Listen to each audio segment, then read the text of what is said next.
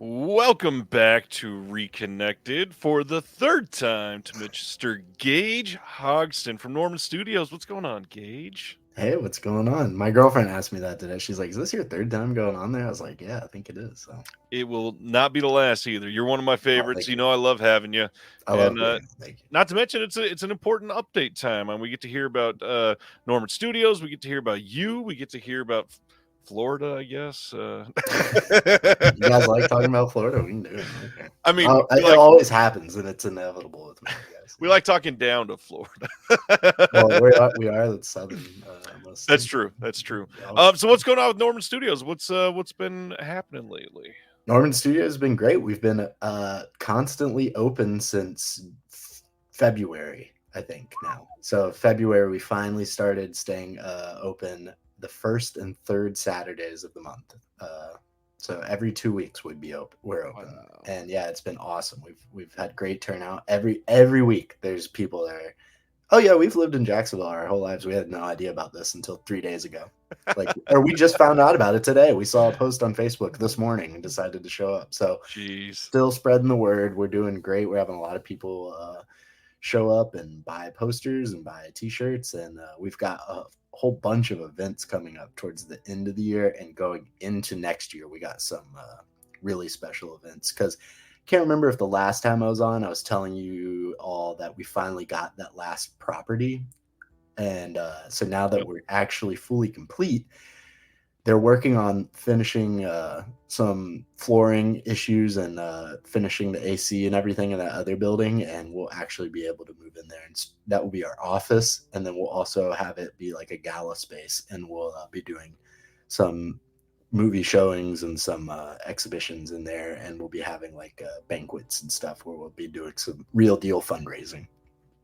Nice. As usual, Josephine has thrown up some first time watches. Witchfinder General is great. Oh, I have on my list.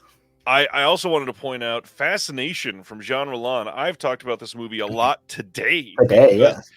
All kinds of people are looking at the the sale over at Orbit, and I've had multiple people ask, "What's the best first title to get into Jean Rollin?" And I got to be honest, you should check out Fascination before anything else, because if you don't like that one, you're not going to like any of them. It's one that will indicate if you're into that style of cinema pretty much immediately. Check out Fascination. We'll talk about that indicator sale in just a little bit. I'm so mad about it. It's crazy how many sales popped up today, back to back to back. That's it's gonna be a busy week. We got a lot to talk about. We got a fun conversation tonight after all of our announcements. Our theme this week is back to school. Today was my kid's second day back to school. Thank goodness. So stoked on that. But we're gonna talk about our 10 favorite films related to school in any way. It's a very vague category on purpose, and I think I narrowed it down to 15 films, so we'll have to talk about. Okay, I had a whole bunch on mine too. Yeah, at first I'd said to you, I was like, "Man, I don't know," and then I was like, I got into it. I was like, "This is a great, great topic." Yeah, there's a lot you could choose for this one. Let's discuss these. Oh yeah, so my great friend Reek Bentley modeled these for me. He's a coworker with me at the car dealership. He is the man. He's actually a former Missouri State football player too. Here next to the woods, Nice. yeah, and he was very nice to help me do these photo shoots, and we also used his super nice Sony A7 full frame camera to Very shoot nice. these, which was very nice.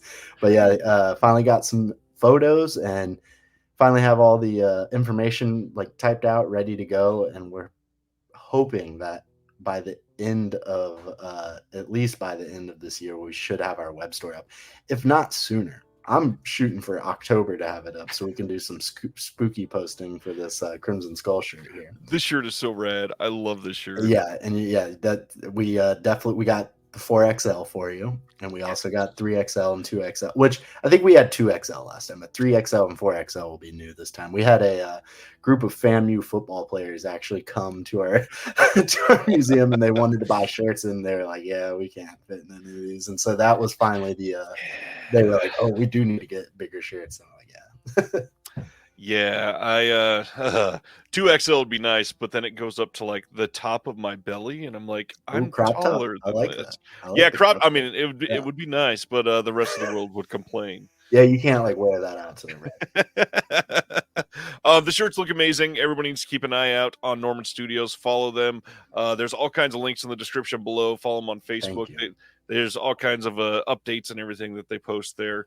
Not to mention, though, if you're ever finding yourself near Jacksonville, go check it out. It's near the top of my list of all of the places that I want to visit that are related to this hobby somehow, and dying to meet you in person, dying to come see this place, It'll happen. dying to see film history in person. I can't wait. Yeah, it'll happen for sure. And if anybody, I'm in the Discord, and if anybody's in Jacksonville, you can always hit me up, and I can give you a tour whenever. Even if we're not open, we could try to make something work and get you a tour. Because I understand sometimes it's hard to, if you're only here for a few days or something. If you're here on a weekday, I can always make it work and try to get somebody in here. So sweet. I mean, that's a very generous offer. I love that. Oh yeah, I mean, I'm very lucky. I'm pretty flexible with my job, and so like if anything ever happens, I can try to get somebody a tour for sure. Amazing. So let's talk about some recent things for us. We got some pickups and some watches to go through. First off, let's go through some watches. What have you been watching lately? So I actually grabbed a lot of stuff this time. This Nice. is my new setup that I have, by the way, everybody. I got my closet here. Gorgeous. The 2.5 Billies. This is like all my Criterions and Kino, Warner Archive, and then studio stuff that's like not that flashy. And then this one will be all the Vinegar Syndrome and partner labels and Mondo Macabro and Severin. Nice, And then nice. the half Billy right here is like Arrow. And then I have stuff like my oversized stuff like my A24 stuff. My girlfriend got me this awesome shirt and these Stop Making Nice. Sense 4K for our 4-year anniversary a month ago. So I still want to know why that Stop Making Sense 4K was so expensive. I know, which is a great anniversary gift. She got me the shirt and that. I was like, damn, that's cashed out. But we're gonna go watch it over at my bud's house because he's got the Atmos set up. So we're gonna go watch it over there. So I'm excited to check that out. But lately, I mean, you wanna swap one off at a time, or do you Sure, go for it. Yeah, I guess we'll start with this. I got Hot Saturday in, which is a Cary Grant movie. I've explained before, he's my favorite actor. So Kino's got a whole bunch of these one-off Cary Grant movies from the 30s mostly. They have that box set too of 3 of his films, which is awesome.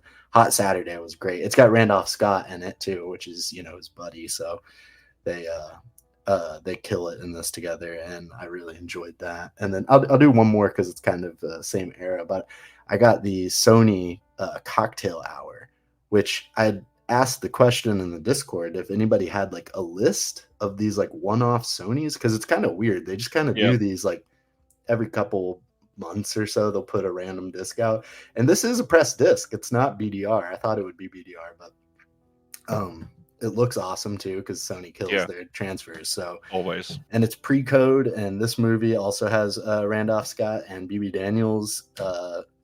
Awesome movie. It's great pre-code. There's even a section of it that was so pre-code is cut and does not exist anymore, but the audio does, and they play the audio and put like production stills in for it. So, and it's a cruise ship movie, so like I love like movies that are on cruise ships or trains or stuff like that. So those are my two 30s if you want to show off some more stuff. Sure. I wanted to show Got in a Wounded Fawn. This was a Shudder release through Vinegar Syndrome. Had to show this one to remind everybody that I interviewed Josh Rubin for this movie. It's up on the channel, and I mean, this movie is one that was very popular for like a month on Shudder, and then everybody forgot about it, and it never got a physical release till just now. But the movie's pretty rad, and it's telling a story that we don't get a lot of adaptations about this. It's about like the Greek mythology in a modern sense, and it's pretty damn well made. I really wish more people would check it out. It's pretty great. And then the other big one from OCN that I wanted to share, I think everybody needs to check out the poetry of Li Chang-dong. Film Movement has quickly been releasing some great stuff. We've got a nice booklet in there with this one. It's a lot of writing, but a lot of pictures as well. I wish they would have done a little bit better. But of course, this is a 4-pack of films. and it's got Greenfish, Oasis, Ooh. Peppermint Candy, and Poetry. This is on the slipcover that is in that slipcase. Really nice looking release. I am very eager to watch through all these, and this thing is heavy. I This didn't release, realize that it was one of the thick boys like that. yeah, I it is. didn't. Yeah. This is the outer slipcase, and Oh, then yeah. the slipcover on the inside with the book that goes right in there up against it. But yeah, this is a thick release, nice, heavy, very, very substantial feeling release. That was on my top 3 of that month's releases for sure. And I think that the Wounded Fawn sold out on their website, right? Very quickly. Is that set sold out, or is that? Ooh, I've That not. should be. They usually do pretty high numbers. Film movements like over 2,000 usually, right? So I feel like their stuff doesn't really sell out as quickly. This one is showing just under 1,000 left. Okay, that's not bad. I definitely want that Super Soul Brother set. Yeah, because that's a Florida man set too. Yep, so. yep. Li Chang Dong was limited to 2,000, so yeah, they're shooting for the fences with those. Okay, that's cool. I did want to say just to everybody in the chat, thank you for saying hi to me, and Stan, the suit in the thumbnail. That's I don't have social media, so like when he was like, "Hey, can you send me a photo?" I was like, I took that photo trying to be funny, sexy, send it to my girlfriend. Me and I got that suit for a wedding. I spent like $600 on this suit, and but my friend helped me out with it, and I was like, I'm gonna use this like as much as I can, and I sent that to him. But also Josephine DeMarco. Also, I love seeing everything that she posts that she watches. Yeah. That's always a highlight for sure.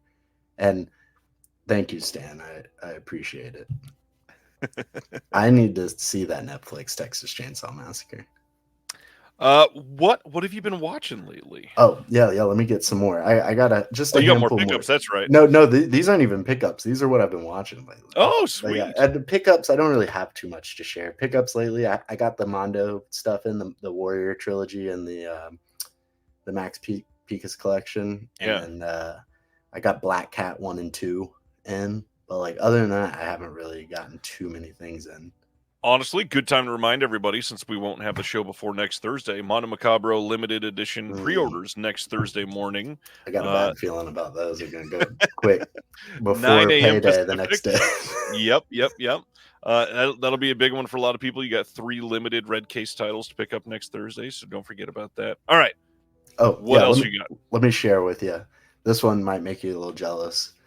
I don't know if you have this one, but I know you're a big fan of these. This movie is so good. I want to buy it for my friend for Christmas. So if he ever sees this, the same one that helped me get the suit, I want to get this for him for Christmas. But I got it when it went on sale, the 30% off on like 420 or something earlier this year. And I wound up getting this in Chameleon Street. So I still haven't watched Chameleon Street, but I'm very excited to watch it.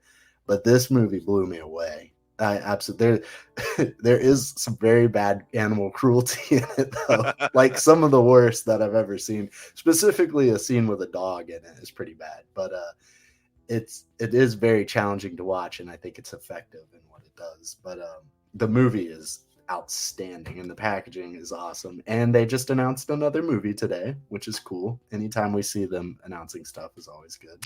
I did not get to post that one yet, so we won't be talking about that one until next Thursday. But did you not post that yet? Not yet. Nope. Oh, I swear I saw it through you. You're usually who I see stuff from. I guess someone else. But yeah, and then I guess I'll run through just these last 4 things I've watched. Take your time. I watched Topaz, which could have been a movie that I could have talked about tonight because it's a school movie. John Barrymore is a teacher in this movie. It's got Myrna Loy in it too. Good pre-code. Keynote. That's like one of the ones that was like $5. Like get it before it goes. Right. And then the last 3 I'll talk about quickly here that I watched. Hell Comes to Frogtown. Holy shit. This movie's wild. I love like, this movie so much. I was like, this would work as an anime. Oh, yeah. I'm not an anime person really, but this as an anime would rock people. It would have like high marks on every review site if they made an anime out of that. Just the sensibilities of it, the way the people communicate with each other. I think that would really work that way. And then another one that could be talked about tonight, Malibu High. love that movie which this too. movie kicks ass. I loved this a lot. And then the last thing I'll talk about that I watched lately was actually two. One that I have, and then one that I saw in theaters. Two of the biggest movies that were on my to watch list. This one was pretty high on there, but the next one was like the number one movie that I needed to see. But I finally watched Blood and Black Lace. I watched it on a Thursday night at midnight, and it was pouring down rain outside, and it added to the atmosphere of this movie. This movie is so fucking cool. It's like from the opening credits where you got all the models and the mannequins and everything. It's absolutely amazing. And the 4K from Arrow, of course, looks great. And then the last thing I want to talk about that I was able to see, I actually saw in theaters for the 100-year anniversary of Columbia. I was able to see Lawrence of Arabia on the big screen, and it was my first time seeing it too, which it's definitely like that, Gone with the Wind, and the Lord of the Rings movies are probably like the top three like movies that's ridiculous that I hadn't seen yet. But Lawrence of Arabia, I mean, I knew I'd like it, but it also exceeded all expectations. David Lean's the man. Bridge on the River Kwai I liked a lot. Summertime was one of my favorite movies that I watched for the first time last year, and Lawrence of Arabia was just super special. It's an epic in every sense of the word. Every sense of the word. It's like 4.5 hours, and like it goes by it's paced well, and it was awesome. They had the overture play at the beginning, and then they had a intermission at the intermission, and we got to go re-up on our soda and get some candy and go to the bathroom. And I was like, man, if more movies did this, I think it's it would perfect. be a hit. I mean, you make the people go back and buy more stuff. Like, it makes sense, right? So I really enjoyed Lawrence of Arabia. I got to get the 4K from Sony now because I don't have that volume 1 box set. It is a great looking 4K. I don't know how I've suddenly been able to keep up some theater watches. I usually have not been able to do that much, but over this last week went and saw Alien Romulus in theater. Very divisive film. I am shocked at how many people are flat out not just, man, I didn't like this one, but are flat out, this is an abomination to the Alien franchise. I thought Alien Romulus was pretty great. It had some great visuals. I loved how it tied into a lot of the lore from the series. It not that it like cleaned up storylines or anything, but they reached in and shared some things that were important with the first film. The only thing that I didn't like, of course, is this whole AI deepfake character that they leaned into in this movie. But everything else about it was pretty great. Very happy with the ending, especially.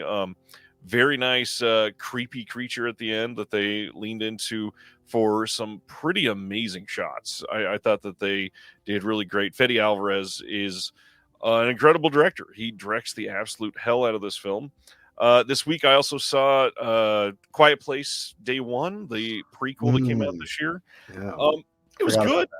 It's a good movie, but all I'll say is it just felt like every other Quiet Place movie. All three movies have been basically the exact same movie, just in a different location. I dug the first one. I saw it in theaters. I thought it was fun. Like, that was like, I mean, I feel like we're still kind of in that string of like new generation horror movies. Like, I always say, like, Cabin in the Woods kind of started of this like new generation horror, and I think, which is funny because that movie's 14 years old now, I think. But which is crazy. But I really dug that first one. Never saw the second one or the new one. But that's in theaters right now? No, I got to see it at home.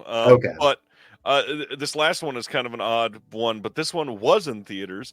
As I revealed last week on the show with my wife, I went and saw the first Twilight film last time in a theater. That made me so happy when you broke that on her. I was cheesing. I was like, let's go.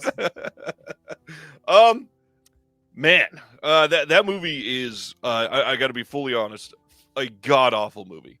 There is nothing that makes sense in this movie. However, entertaining beyond belief. I laughed so hard during that movie. I don't know who that was made for. There were choices in that film that I shouldn't even give them credit. I don't think they were choices. They were just like, let's, I think, move the camera and see what Oh happens. my gosh. The amount of time that they could have cut out of this film just because they wanted people to move parts of their mouth and not say anything made zero sense. And for everybody that's seen that movie, what in the hell is that baseball scene? I've never seen it, so I don't know. But that sounds great. It's so bad and so entertaining. I do not regret it. I thought it was hilarious. Very, very glad that I could go through that with the wife and make her happy. It's the first time she's seen it in multiple years, and it was my first time ever. So absolutely worth it. That's great. I've still to this day, I only have seen, I took my high school girlfriend the opening night of the last one. And that's so I went into it completely blind. Way to dive into the deep end. Yeah, but it was like because it was opening night and like Right. we're both like whatever 17 or whatever, and so it's like just filled with a whole bunch of 17-year-olds just screaming, going crazy. It was an experience. It was. I enjoyed it, but it was like, what the hell is going on? Very soap opera-y, visually more than it. It kind of has like soap opera look to it. Yeah, somebody comes to the door and then they lean hard on them for a reaction for no reason. It's just for the drama. Yeah. Absolutely ridiculous. Yeah. But I do want to shout out support local cinemas, support local rep theaters, art house theaters. I watched this in local Kansas City theater called Screenland Armor, which is fantastic. It is an old-timey styled theater. They've got the marquee out front. When you go inside this theater, they've got this giant curtain and then this giant robot that actually cranks to open the curtain. Yeah. It's just perfection. They put on rep screenings that are amazing. This weekend, they're putting on something called Cage Fight. It's 5 Nicolas Cage films back to back. Oh my God. It's that type of things that makes me want to be like living 3 doors away from this place and always supporting them. So I will absolutely be going back more and more. That's awesome. I will say that our last one here in Jacksonville just closed last month, which is so devastating, and it literally got ripped away from us like within a month. It was just like, nice. Oh, we're gonna close. Sunray Cinema here in Jacksonville. We had 2. We had a San Marco theater closed about 3 years ago, and then Sunray, the building that they're in, that area that they're in is like the trendy hipster area and has been for the past 20 years, and like it's starting to become too popular, and so couldn't afford to stay there anymore. And so we're hoping that they open up somewhere else here in town, but as of right now, they're just closed. And now that that's gone, we don't have any local theater here. And they did some, I guess, local podcast or something called like Cauldron of Emotion or something. That's some Nicolas Cage podcast, I guess, that's local to Jacksonville, or maybe, I don't know. They did a Nicolas Cage screening monthly. And I got to see Con Air in theaters there like a year ago, which was really nice. But Con Air is one of the ones playing this weekend, by the way. Oh, really? Let's go. Gage, you're in Jacksonville. How does it feel to? Oh, dude.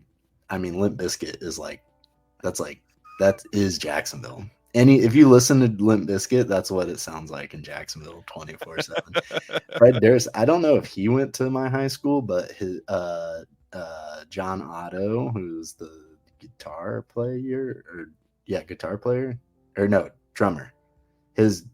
My dad went to school with his older brother, so like they are there. I mean, they're local. I don't know if y'all are familiar with moving to Jacksonville right now. The Significant Other album cover, like the guy with the whatever. That I actually just saw a huge mural of it painted on the side of a building down the street from where I live. So I'll take a picture of it and post it in the Discord soon. I was like, dude, I am so doing photo shoots there for all my friends. But yeah, it's sick. But that is both incredibly surprising and incredibly unsurprising at the same time. And I don't know. Yeah. I wish that they repped Jacksonville more than like people from Jacksonville love Limp Bizkit, but they like never. I mean, he's known for wearing a red Yankees hat. And like he never talks about and he never wears a Jaguar hat. Like, come on, bro. Or like when we made it to the Jags made it to the playoffs a few years ago, I was like, man, they should get them to do the halftime show. show. That would be sick. And then we got like Sean Kingston to do the, and I was like, this is, which they're not as cool. And now he's in jail. And he, he's sent, his song "Beautiful Girls." He says they'll have you suicidal. He doesn't say that anymore. He says they'll have you in denial. Oh, good. Yeah, they censored they changed the way. That's probably a better choice. Well, now he's in jail, so I don't know what that guy was going. He can sing himself to sleep then. Yeah, exactly. But I wanted to say about Sunray though. I guess this could go for recent watches. The last two things that I got to see there in August, or I guess late July, I saw Aggro Drift there, which was awesome. Nice. I was plugged up. It was awesome. We had crushed like a whole case of White Claws before we left the house, and then when we got there, all bought a bucket of beer, which was like 5 beers, and all had our own bucket of beer while we were watching it. And then we went out afterwards the next morning. It was bad, but that was a lot of fun. And then the last movie I got to see there. Luckily, I've got to see so many cool things there, like Grey Gardens, Texas Chainsaw 1 and 2 on 35 millimeter double feature. Sweet.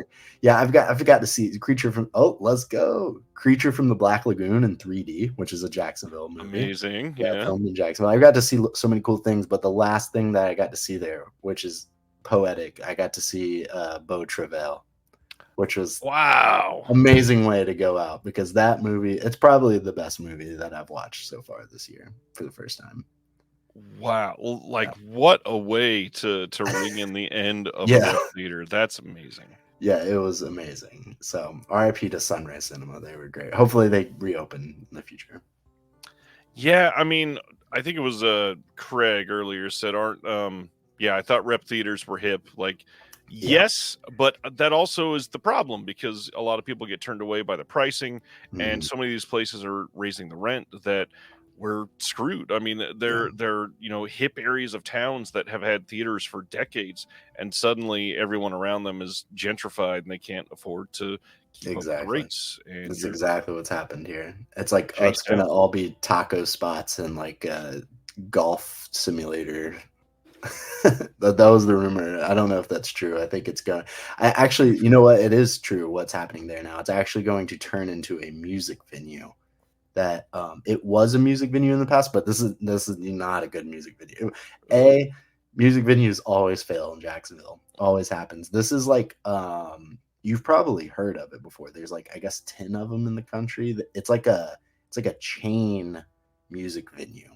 They're popular in like Nashville, and I think there's one in Kansas City actually, or St. Louis. They're kind of in the Midwest, but I don't want to say it's. I mean, I guess it's like some kind of like, not like a franchise or something, but like it's just like it's like a chain of music venues. And so like they'll have like, I think like a 2,000 seat like concert venue kind of size. So you'll get like, it'll probably be like a bunch of like the Hawk Tuah girl when she starts her country music career, like that's where she'll perform at, like that, like that's gonna be headlining at Jacksonville. Exactly, like that's what it's gonna be. Or like Morgan Wallen Jr. Like it's gonna be like Morgan Wallen cover band. Yes, will somehow sell tickets. That's exactly what it's gonna be. So like it's not that cool, but whatever. And it's probably gonna fail just because that's how Jacksonville is. And this is one of the reasons why I love you having, time to be on the show, because we get into some of these random tangents, but like I could talk about small music venues not being able to be supported in a way that we need in 2024, and it fucks me up. Like Kansas City had a place here called the Riot Room that was great. Like I saw bands that were popular like 15 years ago in this room in the last 4 years, and they were great, big sold out show, and they only fit like, it's an 800 cap room, so it's not huge, and it's got a nice bar, and then they also have a little outdoor venue outside too. But of course, about a year and a half ago, or somewhere around then, it might have been slightly longer, somebody was coming down the road, and this road curves right at the Riot Room, and a drunk driver ran through the wall, and the whole place caught on fire and burned down. Oh my God. Now they're never going to replace it, of course, because they're like, they got the insurance money and got the fuck out of there. And they wanted the venue gone. So this was like win-win-win for everybody involved. Except for the people that live there that wanted a music venue. Yep.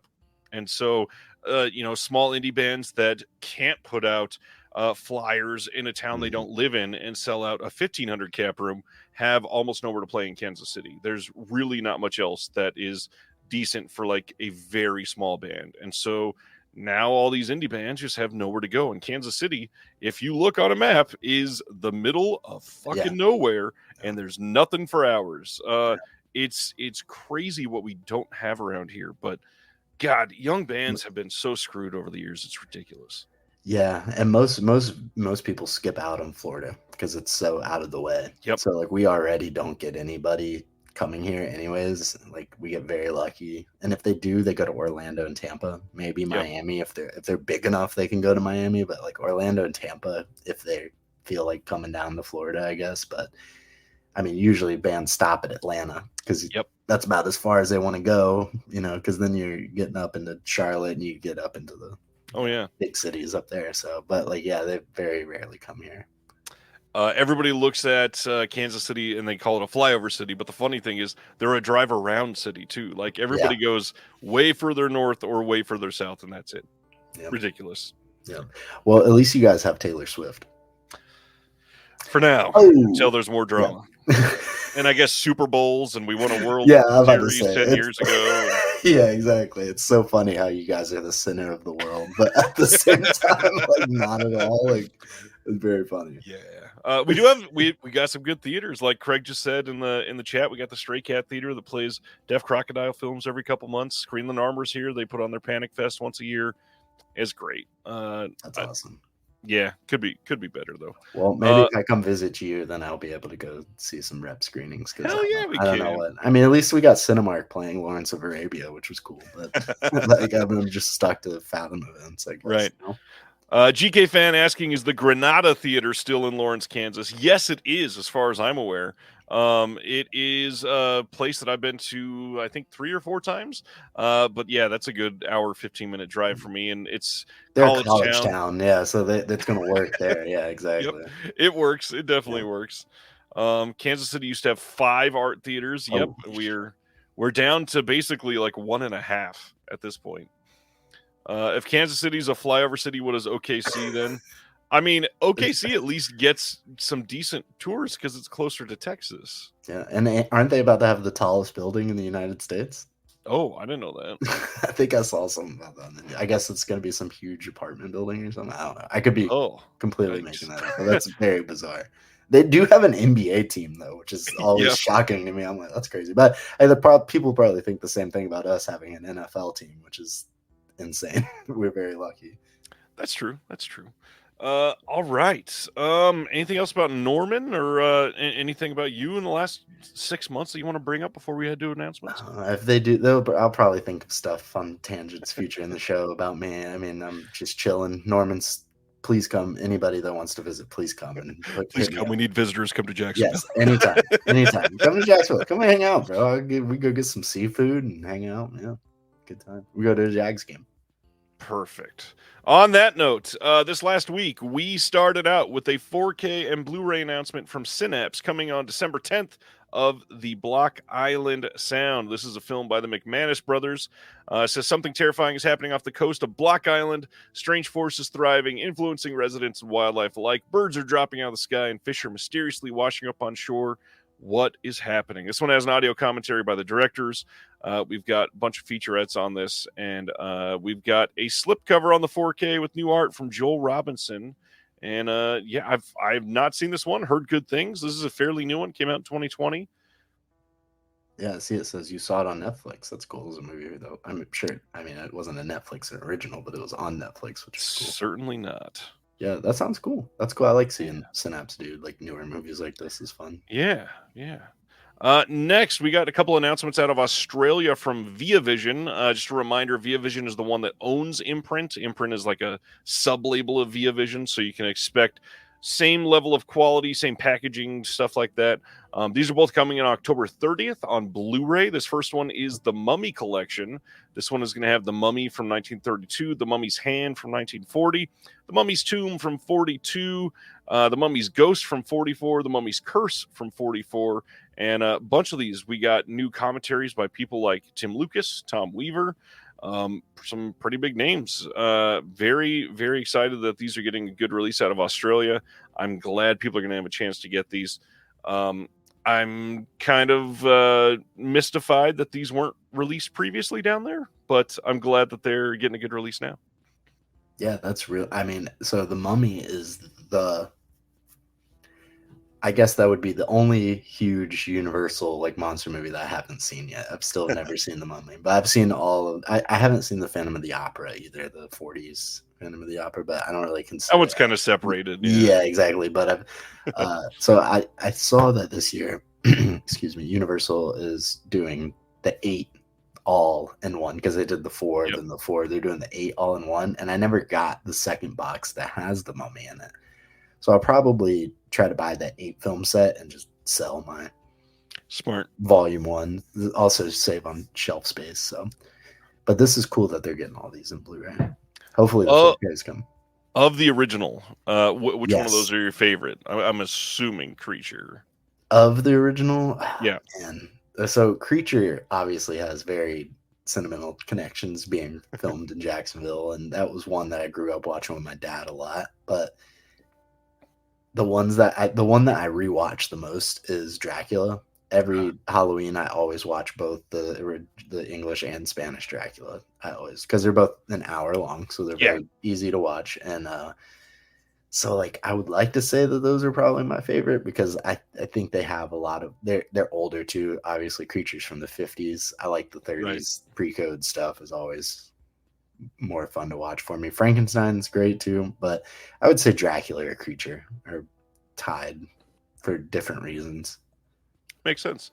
I don't talk about it much. I adore The Invisible Man. I think that movie is way ahead of time. It is. So The Mummy and The Invisible Man were like the last two that I need to see, not counting The Phantom. The Invisible Man I watched for the first time 2 or 3 years ago when the 4K set came out. Nice. That was my first time seeing The Invisible Man, surprisingly, and it is awesome. It's so good. It's I couldn't believe hilarious. It. It's so brutal. Funny. Like so many fucking people die in that movie. Yeah, he's just so angry. It's funny. Yeah. It's so good. It's, oh my god, I had so much fun watching that. That was part of my spooky season watching probably 2 years ago.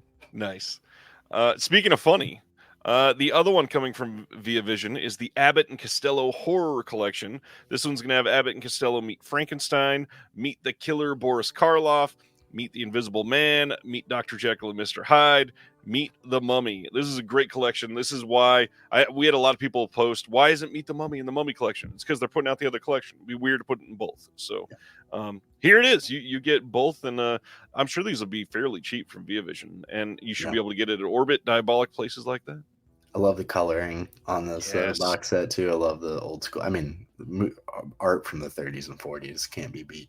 Unless the 20s through the 40s, I should say. That's all good stuff. But the Abbott Costello movies, these were like staples of the My TV local antenna cable stuff. So I've seen almost all of these in bits and pieces throughout the years. I don't know if I've ever seen any of them from beginning to end. So but I've seen like every part of all these just because they were always on TV.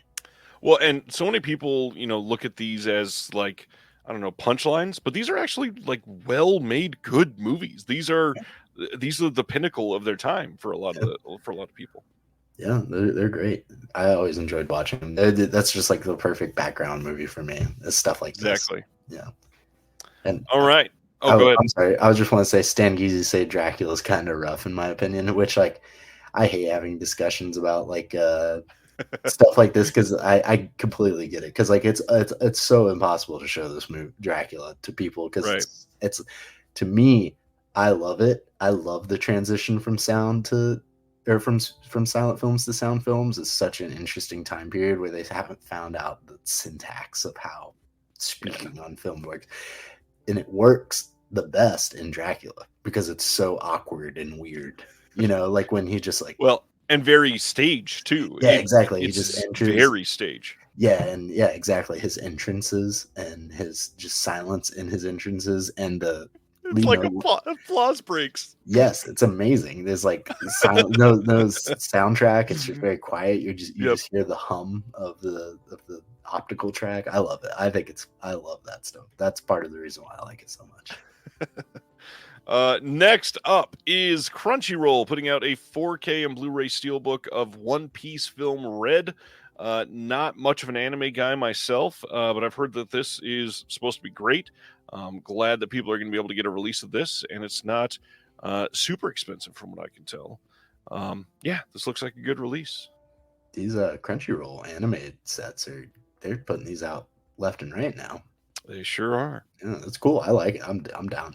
I would like to get a lot of stuff from Discotech because they put out like a lot of anime from like the 70s and like mini series animes, where it's like only 8 episodes, stuff like that. That looks really cool. So stuff that you couldn't see for a long time too. Yes, exactly. And it seems like they do a pretty good job.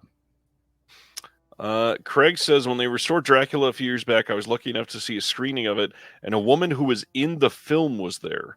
She was helped up to the stage and talked about what she remembered. Damn, that is great. Sick. That is awesome. 102? Oh. She was 102. Amazing. That's insane. That is so cool. Oh, wow. We'll talk about that later. Next up, coming on October 8th. What was it? All I said, ways to support Disconnected. Okay. Go on the Patreon, link in the description below. Oh, yeah. Change your Amazon bookmark. Come on the show if you ever want. Let me know. Buy the Physical Media Advocates. I feel like this issue just came out, but we're already. I have mine. I should have grabbed it. We're already putting out issue 12 in 9 days. So it's get so ready. Cool. The Physical Media Advocate, 10 out of 10. I love it. I was like so hyped when I opened it up. My first one was issue 10. Was the that's a crazy one to start on. Yeah, I was like, this is so cool. You have the word search and the crossword puzzle, and I was like, this is awesome. I had so much fun just reading through that. The day that it came in the mail too, I watched Stalker and Devil in the Blue Dress for the first time. Damn. I know, I had a great day that day. That was awesome. Day. Yeah, that was a day. Devil in the Blue Dress, by the way, also fire movie. I was saying that's like if the Coen brothers directed a Rockstar game. Yeah. It's so crazy. It's so much fun. But yeah, your Physical Media Advocate is so cool. This is the best YouTube channel. I know I saw Jared tout you off the other day too. I thought that's what this was going to be about, was about that. But you by far the best physical media related anything on the internet. You're the man. You're turning into a mogul. You have like 20,000 podcasts now. They're all kick ass.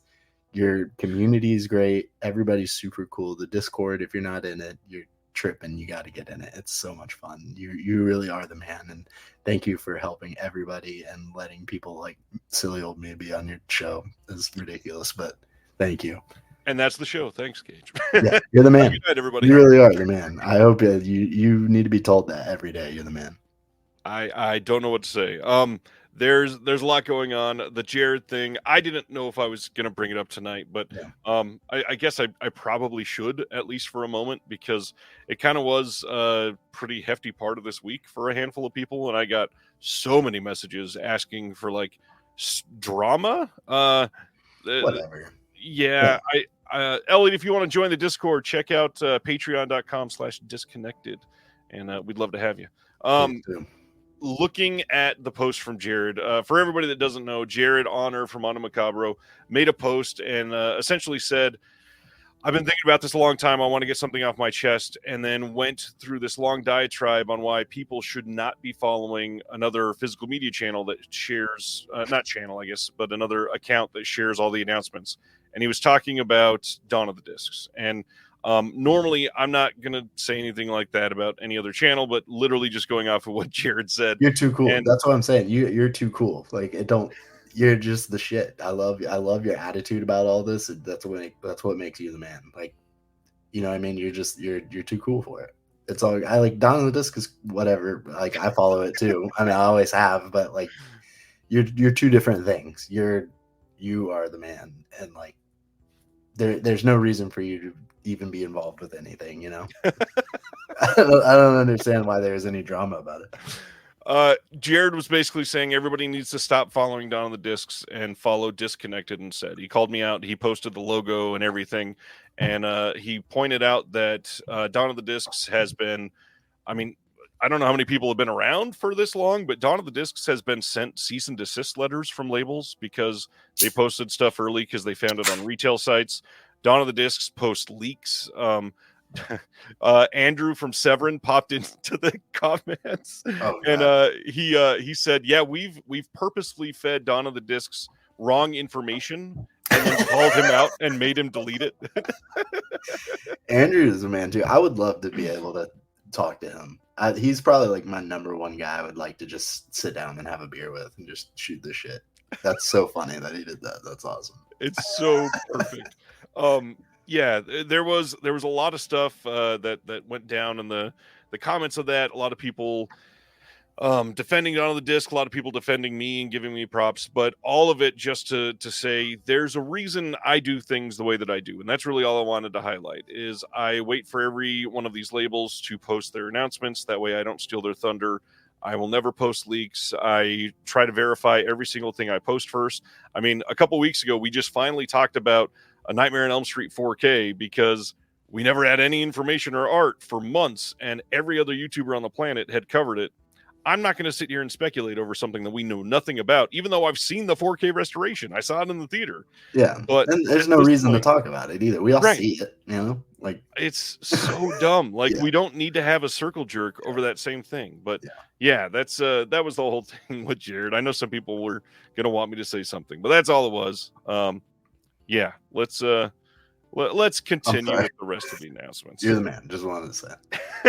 Zpam is right. Yeah, there's always more drama about Disc Father and fucking the president of physical media than Dawn of the Disc. That guy's an awful person. I never followed him, and I've heard randomly. Does he like pop? He like pops up and disappears and stuff, right? I don't even really know much about him. He has changed his name 3 times. Originally he was called Geek Gab, and then he changed his name to the Disc Father, and now he's the president of physical media. And he changes his name when he gets caught lying about something or when he attacks somebody too hard. He has literally gone on and he doxed somebody's 2-year-old daughter and was internet bullying this person. And yet directors of major Hollywood films are following this person because he posts fake leaks about 4K titles coming. James Cameron's a huge fan. No, there's not enough AI over there. He's like, yeah, you get these fucking nerds. All right, let's get back to the announcements. October 8th, Blu-ray from Kino. They're putting out Youngblood from 86 with Rob Lowe, Cynthia Gibb, and Patrick Swayze, and Up the Creek from 1984. These are both reissues. Up the Creek, it's the exact same disc. It just got a slipcover. Kind of crazy. The Youngblood, it's the same transfer as the 2019 release, but it got encoded slightly higher, so it might look slightly better. But it also got a slipcover. Frank Tarzi has basically come out to say people are not buying our discs unless they have the slipcover, so we're reissuing a lot of them, which is crazy. But I will say that they do. Most of them do have subtitles added on, which didn't have subtitles on before, which is huge for a lot of people. Slipcovers are cool, and my bisexual lighting that I got going on right now. Thank you. But and then also they usually move them to 50 gigabyte discs, which is cool. So it is. I mean, at least they're out there too, which is cool. They're still available. How to print, But yeah, I would like to have both of these. They would both be fun, especially the other one, the Up the Creek. I love this cover. That's a great cover. Yeah, that's awesome. All right. Oh man, we're going to talk about film noir for like the next 4 minutes. There's a lot going on here. Film noir, The Dark Side of Cinema 22. We got some details on this. This is coming on the 15th of October. We got an audio commentary for The Enforcer and the Scarlet Hour by Alan K. Rode. Audio commentary on Plunder Road by Jeremy Arnold. And only one of these is getting a trailer. But I know you like some of these, right? Yeah, I've never owned any of these. I need to start getting some of these because I love film noir. I actually have Columbia Volume 1, 2. No, I'm missing 2 from Indicator. I have 1, I think 3 and 4 maybe. I don't know. I can't remember, but I have a handful of those, and I have the Universal Volume 1, which is nice. These I need to get, and I don't think there's any crossover between them because I think these are mostly Paramount, Universal owned Paramount titles, which is cool. So, I mean, 22 of them now. That's pretty impressive. And I see that a couple of these that got announced, I think have these. I see this has new 21 and 22 4K scans, which is good. So they got to look great. Yes, and then Alan K. Rhodey is one of the best. He's one of the very few people that I watch commentaries for. He's Wow, nice. yeah, he's awesome. Because he's like golden age Hollywood stuff. He's always on the old stuff. So like his stuff on the anytime you see one of his on the Warner Archive discs of like I think he's on Dr. X and Mystery of the Wax Museum. Those are both great commentaries, and both those movies are so short that it's easy to watch those commentaries. So he's the man. I need to get a solid release. Yeah, this is great, and this has Humphrey Bogart on it. So it does. That's and cool. Nat King Cole and Michael. We actually have. I'll take a photo and post this in the Discord too. We actually have a framed photo of Nat King Cole in our living room. Nice. Yeah, he's the man. My girlfriend loves him. His Christmas album is probably her favorite album. Well, if that wasn't enough, how about Film Noir: The Dark Side of Cinema 23? How about 22 with the last? I thought you were gonna do 22 and 21. Let's go. This one we don't know when it's coming, but again, brand new 2019 to 2022 HD scans by Paramount. They're all 4K scans. We got Rope of Sand from 49 with Burt Lancaster, Peter Lorre. Kiss Tomorrow, Goodbye from 1950 with James Cagney on that one. Love it. And then Never Love a Stranger from 58. That one's got John Drew Barrymore and Steve McQueen. Let's go. That's an all-star studded 3. And then Rope of Sand, I think, just had an Umbrella release too. I believe it did, yeah. Which I like Umbrella. I just don't own anything because I know eventually it'll come through Kino or somebody over here. Right. And but that's really cool. Those are all great. James Cagney, awesome. And good looking set. I do want to point out, considering we're 23 sets deep in here, if you've never checked these out, let your definition of noir get a little loosey goosey. Yes, because Kino certainly has. Which I mean, it is understandable too. It's a very it's not a genre. I was just having my good friend Adam, which I need to send him the link to this so he can start watching right now because I got him into collecting discs a couple about a year ago. But him and he had texted me the other day. I forget what movie it was, but he asked me like, you know what it was? He asked me if neo noir was a real genre or if that was just some bullshit like tagline that people. And then I was like, well, technically noir is not a real genre. It depends on how, you want to break all this stuff down. So yeah. Noir, I mean, what is film noir? 23 of them just from a single studio. They're just, I mean, you could just put a crime film in it and call it film noir, I guess is what they're doing at this point. But as long as it's crime in black and white, it's film noir. There you go. Girl and a gun. That's all you need. That's all you need. That's what Goodard said, right? So we got some questions on these. Stan says, anybody know what the prints are like in these sets? I mean, they look pretty good. Most of the ones, especially if they've gotten brand new HD scans in the last 5 years, they're good enough for standalone releases. They just wouldn't sell. And so you put them together in a set, in a box, and collectors will go crazy for them. So, yeah.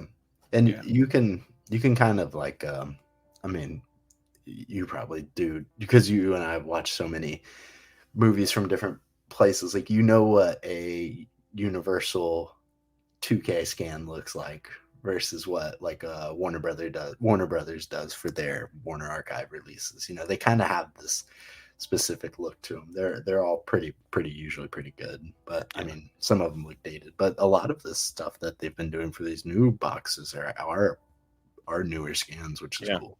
So. Then Simner's asking, here's a question: 50 to 100 years from now, what's the type of movie or series that you think Kino or a Kino style label would put out that would be like this? That is a great question. I guess earlier we were talking about like the whatever we're calling this like new gen horror, like Ooh, like I'll put Cabin in the Woods, like Get Out, Don't Breathe, like Quiet Place, like this kind of like trendy cerebral horror kind of, like whatever like this like trendy thing is like that. I feel like will be the future noir. Like people will look back at that time period and be like, in the 2010s and 20s there was all these great horror movies coming out that were, but like this specific kind of educated horror, I guess, right. is it, for a lack of a better word. I'm going to go out on a limb and say very low budget found footage horror could Mm, absolutely be supported like that, because there are 10 or 12 every single year that are just not good. yeah. And they all look very, very similar. And you could absolutely put out 23 of those boxes. 22 Seth Rogen, James Franco box sets. That's funny. All That's the good. covers are just identical. Yeah, that's funny. All Real right. quick, I will say about that. You remember back when like Pineapple Express came out, right? And everybody wanted a second one, and then they did This Is the End too, and they were like, "This is the closest you're gonna get to a Pineapple Express 2, because like we're all so big now, and like we're all so busy, and like all the contracts would be so much money. Like they could do a Pineapple Express 2 now. They could, Absolutely. they could do it now." Absolutely. And they would make a lot of money. It would kill. Yeah, it would be funny too. I'm sure it would be great. Spaghetti says whoever takes over the distro rights to Full Moon. That's funny. Oh, man. All right. Going on from film noir to film noir. Let's go. I just wanted to let that sit in and make people realize we still have too. another one. Yeah. 2018 to 2021 4K scans on these. Union Station from 1950 with William Holden and Nancy Olson. Jennifer from 53 with the one and only Ida Lupino. And then The Crooked Circle from 1957. Yet another thing. Yeah. Exact same thing that we could say. 1957, like getting late for true noir, right? But yeah, it's called Crooked Circle. That's a noir ass title. I mean, I've never seen it, so I can't say, but it's a post neo noir realism noir. there you go. All right. Ida Lupino too, which is cool. Exactly.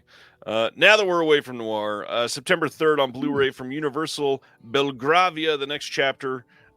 This is something that I'd never heard of, and I guess this is a spin-off of the original. And this is from the creators of Downton Abbey and The Gilded Age. You can check this one out on Blu-ray.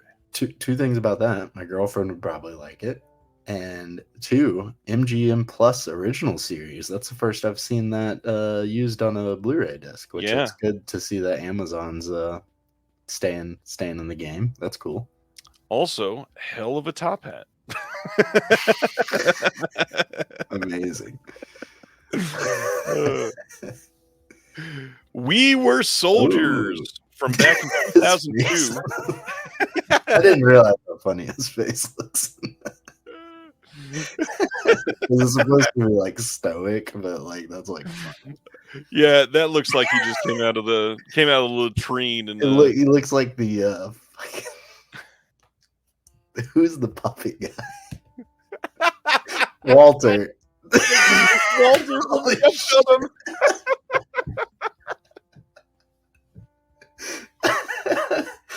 Oh my god! They let his mouth be like that on the cover. We Were Soldiers from 2002 getting a 4K release from Paramount on November 5th. This is Mel Gibson vehicle. Obviously, that he is the main driving force behind that.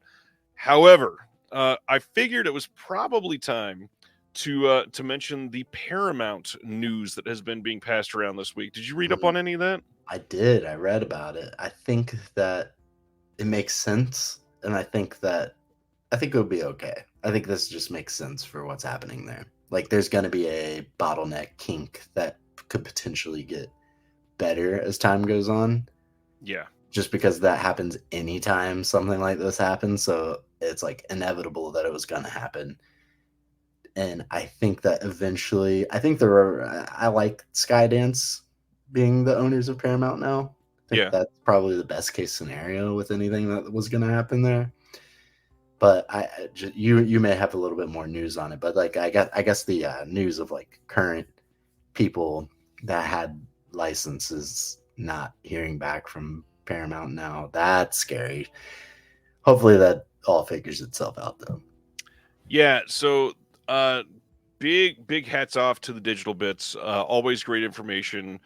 Bill Hunt over there, somebody that has tons of contacts in the industry and all that. So essentially, word is getting to him that there are a lot of people that have been working with Paramount. They were suddenly just facing a complete freeze on new licensing from Paramount, which is not normal. People remember I don't know, 2020-ish? I was about to say it was before 2020. It was like no Paramount stuff ever, and they've really Paramount opened did up. nothing Yeah, at all. And then Imprint really seemed to be Mhm. the ones that greased the doors on this. And Paramount has been doing a lot to get out there, allow people to license a lot of their back catalog. And the Digital Bits came out with some coverage that said they sent out some inquiries to sources in the industry. And as it looks now, based on the recent sale of everything, they reduced their US based workforce by about 15%. And based on that, a lot was going to be impacted. And so, looking at home video, they are saying that there may be a months long drought in Paramount Blu ray, DVD, 4K disc products, not just from the studio, but also from deep, back catalog licensing, which is not great. A lot of these companies, Imprint, Vinegar Syndrome, Vinegar TerraVision, Syndrome now, yeah. TerraVision. Oh yeah, TerraVision. a That was a lot of big, these companies have get been for doing them. some Yeah. Paramount stuff. Yeah. So that could be a big disruption. But the other big thing is they are saying potentially like if you don't get something on the first wave of releases, it might not get a reprint for a few months because it will be stuck in this. So there's a lot of Paramount stuff that That we're talking. Chinatown that's like in and out of stock. I might Yep. have to get that. There's a lot of Paramount titles we're talking about tonight, and if it's something that's one of your favorites, I mean, I'm not gonna like say, "Hey, you should buy this immediately," because I would never say that. However, if it's one of your favorites and you want it, you may want to pre-order it, and also you may want to pre-order it from two places and just be prepared to cancel Not, one not when the other Amazon. one ships. Yes, exactly. Don't pre-order from Amazon and think you're safe because you're not safe. I never pre-order anything from Amazon. No, and not only will it be damaged, you just may never get it. You'll never get it. Yeah, I was about to say it won't even be damaged because you'll never get it. Yeah, exactly. go to the sources we all go to. So this is the first big one tonight. If this is a bad one to say this, but if you're a big Mel Gibson fan, I couldn't even say it without laughing. That's funny. If you're never mind. I don't need to make that kind of joke. If you're anti-Semite, no. Like, what were you gonna say? Yes, if you're an anti-Semite and you really want this movie, buy it now, and make sure you use my affiliate link. There you go. I do want to see this just because I know that this was a big movie at that time. Like I remember, like this 2002 would have been 7, 8 years old. So like this is like my earliest memories of going to Blockbuster is like going in there and seeing this being like all over the place. Right. So like to me, and I just remember this being on TV a lot. So this is a movie I'd like to see. Well, and this was before Mel was out of everybody's good graces. He was still very respected by a lot of people. So, yeah. Check out We Were Soldiers if you want to watch it. November 5th, 4K from Paramount. This one is kind of surprising.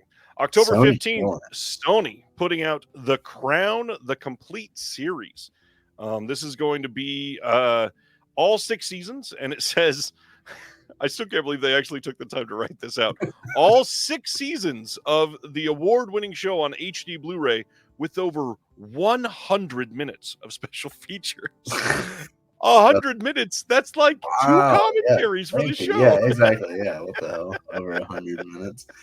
I mean, because what's funny is that like I'm gonna say that it's probably actually is cool because it's probably like they saw it as probably like, wow, we got 10 different like little things, and then we got Right. these 4 like other things, and then 7 we got, that's a lot. Let's just put 100 minutes, but like not thinking that, people don't think that way, because if they would have said we got 12 special features, they'd be like, oh, that's a lot, that's good, but They're yeah, each only 4 minutes. It would just yeah, be exactly, featurettes. featurettes, yeah, exactly. Yeah, obviously this is cool for a lot of people that love this. I think this was a co-production, so it was technically a Netflix original, but also a Sony Pictures original. And That's so, based on great. that, there's something different in the contract, and they're able to put this out on physical media. This is going to be a lot of discs. Obviously, they had put this out previously, so this isn't truly a surprise. But if you've got the other ones, the first 5 seasons, they are doing a standalone release of the 6th season. That will be available on September 10th, but the whole complete series will not be out until October 15th. And again, a lot of discs. Be prepared. Packaging on these things generally not that great. Yeah, but it looks nice. I mean, from this, It does. they did a good job with the artwork and everything on Yeah. here. It looks cool, and they've been doing more of these, like the Three Stooges set.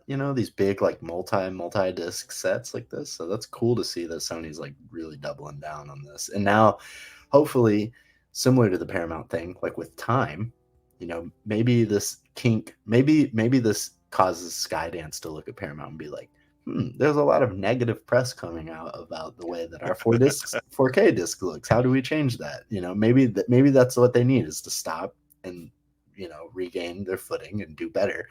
And maybe hopefully we see stuff like this from Disney with Sony in the next in 2025. With their whatever their deal is. The whole problem with that deal, though, is the only aspect of the deal that was different was Sony was going to manufacture their discs. Disney was still making the choices of what to put out, and so somebody just needs to light a fire under Disney and say, that's what I'm saying. Just open the damn vault. Hey, let's just do a couple. That's all they need to say. Look, we know that Halloween Town looks as SD or whatever, but if we put all of them all on a fork or a Blu-ray disc together, it will sell. If you put all 4 Halloween Town movies on one Blu-ray disc, it will probably be the top seller of the year. You have the entire Disney and Fox catalog to reference, and you say, put out a Blu-ray with all 4 Halloween Town movies. That's what the people want, man. Oh, man. I am so happy you're here, Gage. Thank you. Oh, my God. Let's go. Oh, I love this show. I felt dirty reading the name of this the other day. I didn't see the poster. I saw feels kind of not on the up and up. I saw the Blu-ray.com forum post for this and just saw the name of it, and I was like, "What is that movie?" And then I was like, "Oh, Raccoon. Okay, interesting." So, Screambox and Bloody Disgusting put out a movie called Say it. Crackoon from 2023. You said that as perfectly as possible. You did a great job saying that. This is obviously to ride on the Cocaine Bear coattails, hilariously. This is coming on Blu-ray on October 29th, and I don't even know what to say anymore. Like, we are getting a collector's edition Blu-ray release of a streaming-only title called Crackoon.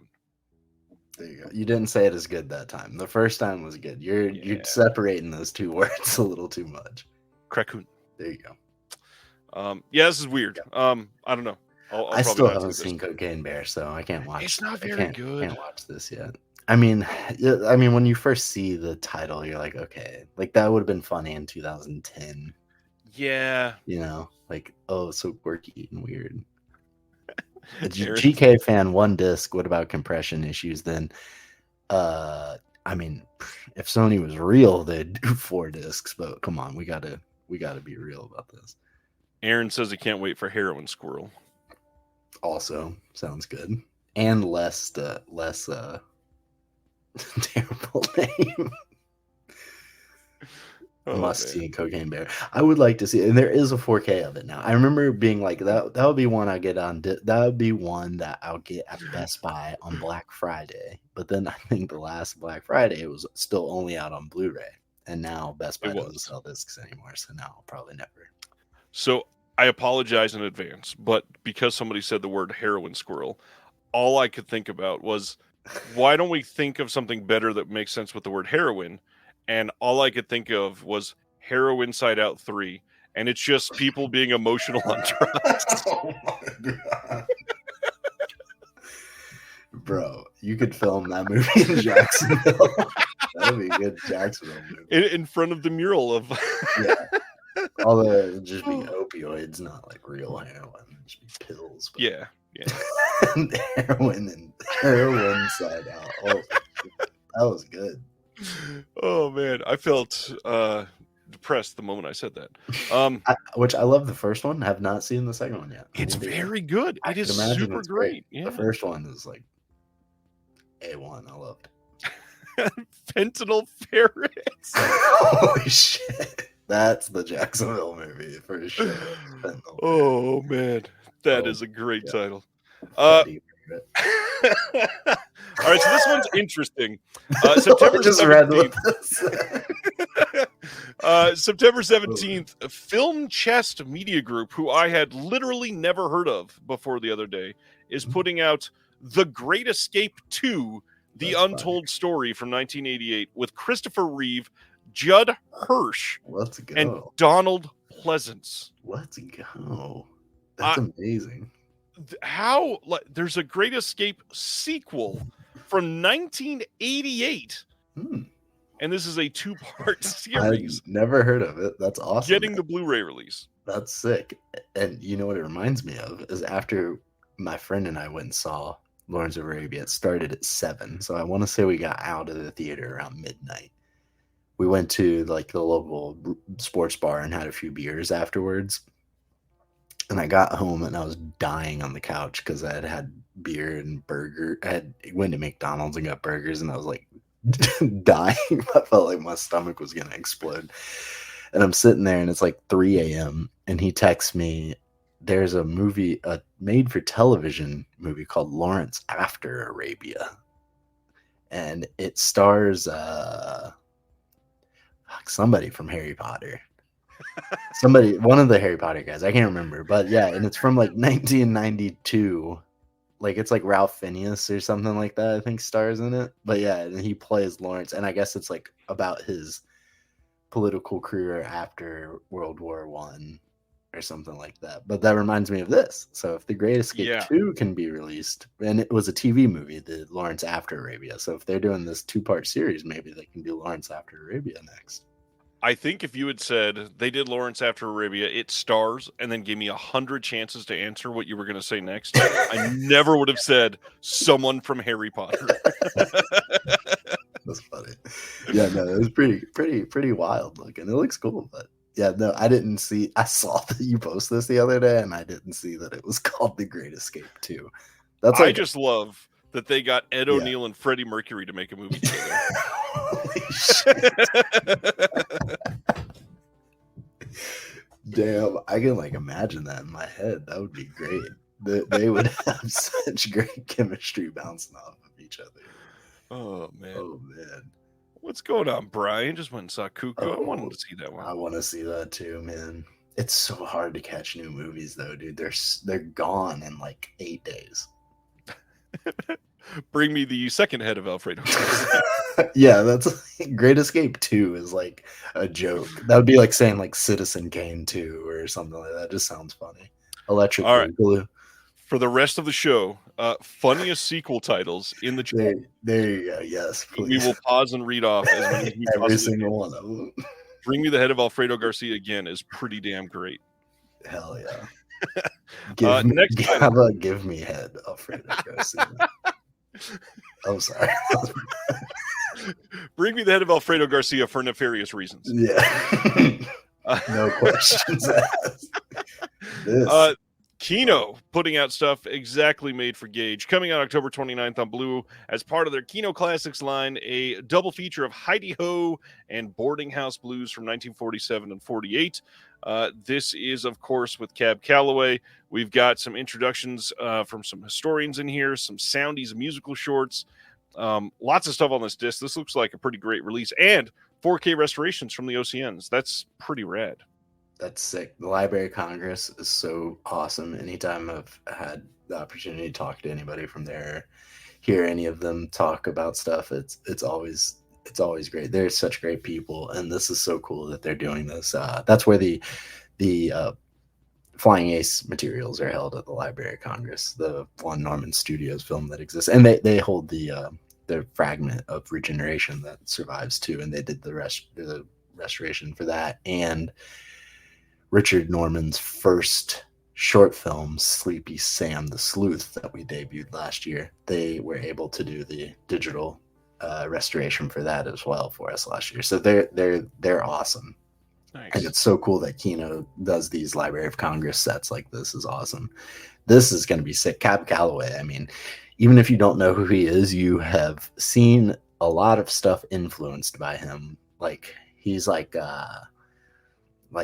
notorious, like not notorious, I guess not a good word to use, but like he's like his dancing and singing style has been like reverberated through cartoons and stuff that we grew up even in the 90s and 2000s stuff still was influenced by him. So this is cool that we're getting 2 films in 4K restorations. Is like kick ass. When I saw this the other day, I was like, this is going to be one of the rare times I pre-order a Kino movie. Nice.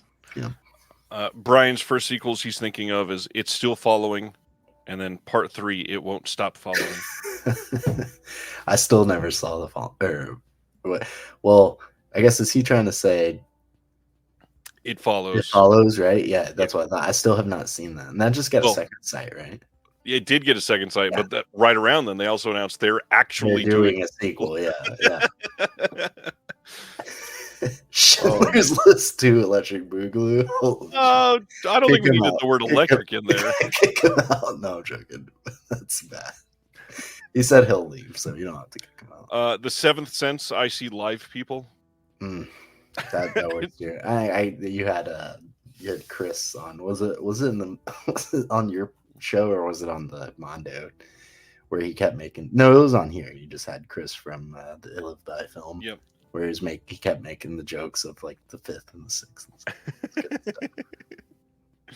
6th. All right. Next from Kino, catching up to Eureka a little bit. The Cabinet of Dr. Caligari coming on 4K as part of the Kino Classics lines on October 22nd.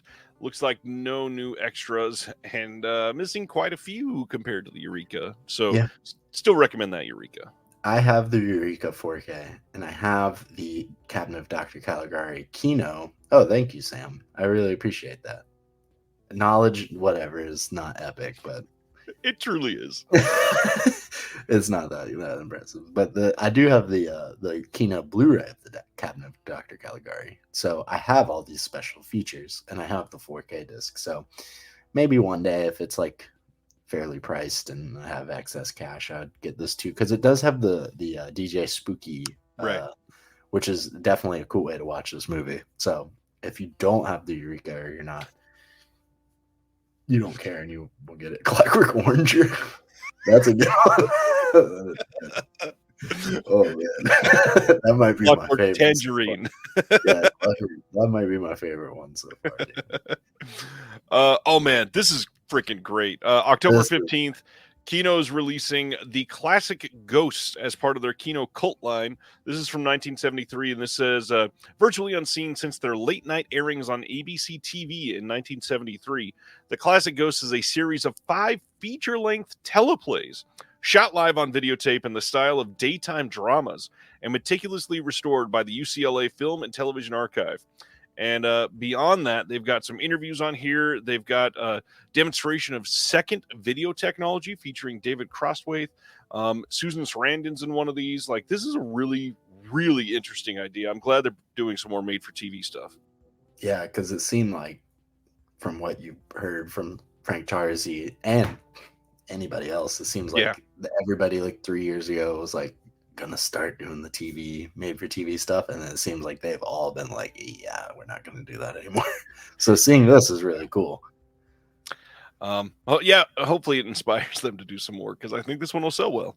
I do too, and I think putting it in the Kino cult line, smart.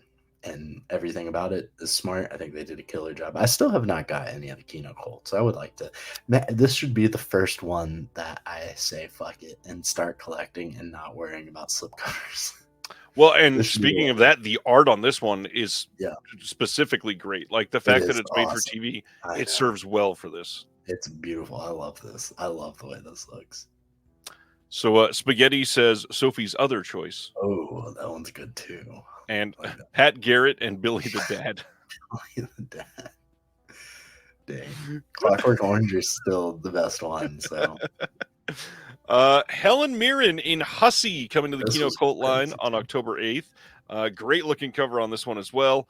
This one's got an audio commentary by the one and only Kat Ellinger and a trailer on this. This had previously, if I remember right, gotten a Twilight Time release back in the day, I think. Sounds right. And that one, of course, has been out of print for quite some time. So the fact that this is coming back out, it's a nice change. The Twilight Time release was one of the newer ones. It came out in 2019. So even then, it still sold out fairly quickly because they always did. But yeah, glad this will be there for everyone now. Helen Mirren, like one of the best of all time. So and a Kino Cult too, which is cool. Yeah, and it's a well-known movie. So yes, exactly. That's really cool. Chris pointing out it's got a better indicator release. Yes, it does. Okay, does this have an indicator release? That's crazy. I believe it does. Usually, I remember stuff like that. That's cool. Indicator is the best. They're the best. I love them right now. Came out in September of 2019. Okay. Cool. That's awesome. Yeah, I definitely want to get some of these Kino Colts. And speaking of Twilight Time, sorry, another tangent. I know you probably remember this. Somebody just announced that they are re-putting out the Moby Dick from the 1956. Oh, that is Sandpiper. Sandpiper's doing that? Okay. Yeah. Because I know they've done a few of the Twilight Time stuff. So Twilight Time, Scream Factory titles, Olive. Yeah, they've done quite a few. Yeah, I really want that Moby Dick for its unique look that has that crazy like bleached film stock look or whatever that makes it look like an oil painting or whatever. It looks really cool. So I definitely want to get that. I missed out on all. I don't have any Twilight Times.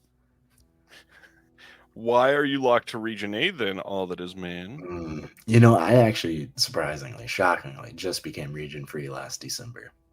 I remember you saying crazy. That. Yeah, that's crazy that I waited. I owned several Region B discs. Some that had been out of print for a long time, like the Columbia Noir Volume 1. Baby Daddy Driver. Okay, that's my favorite.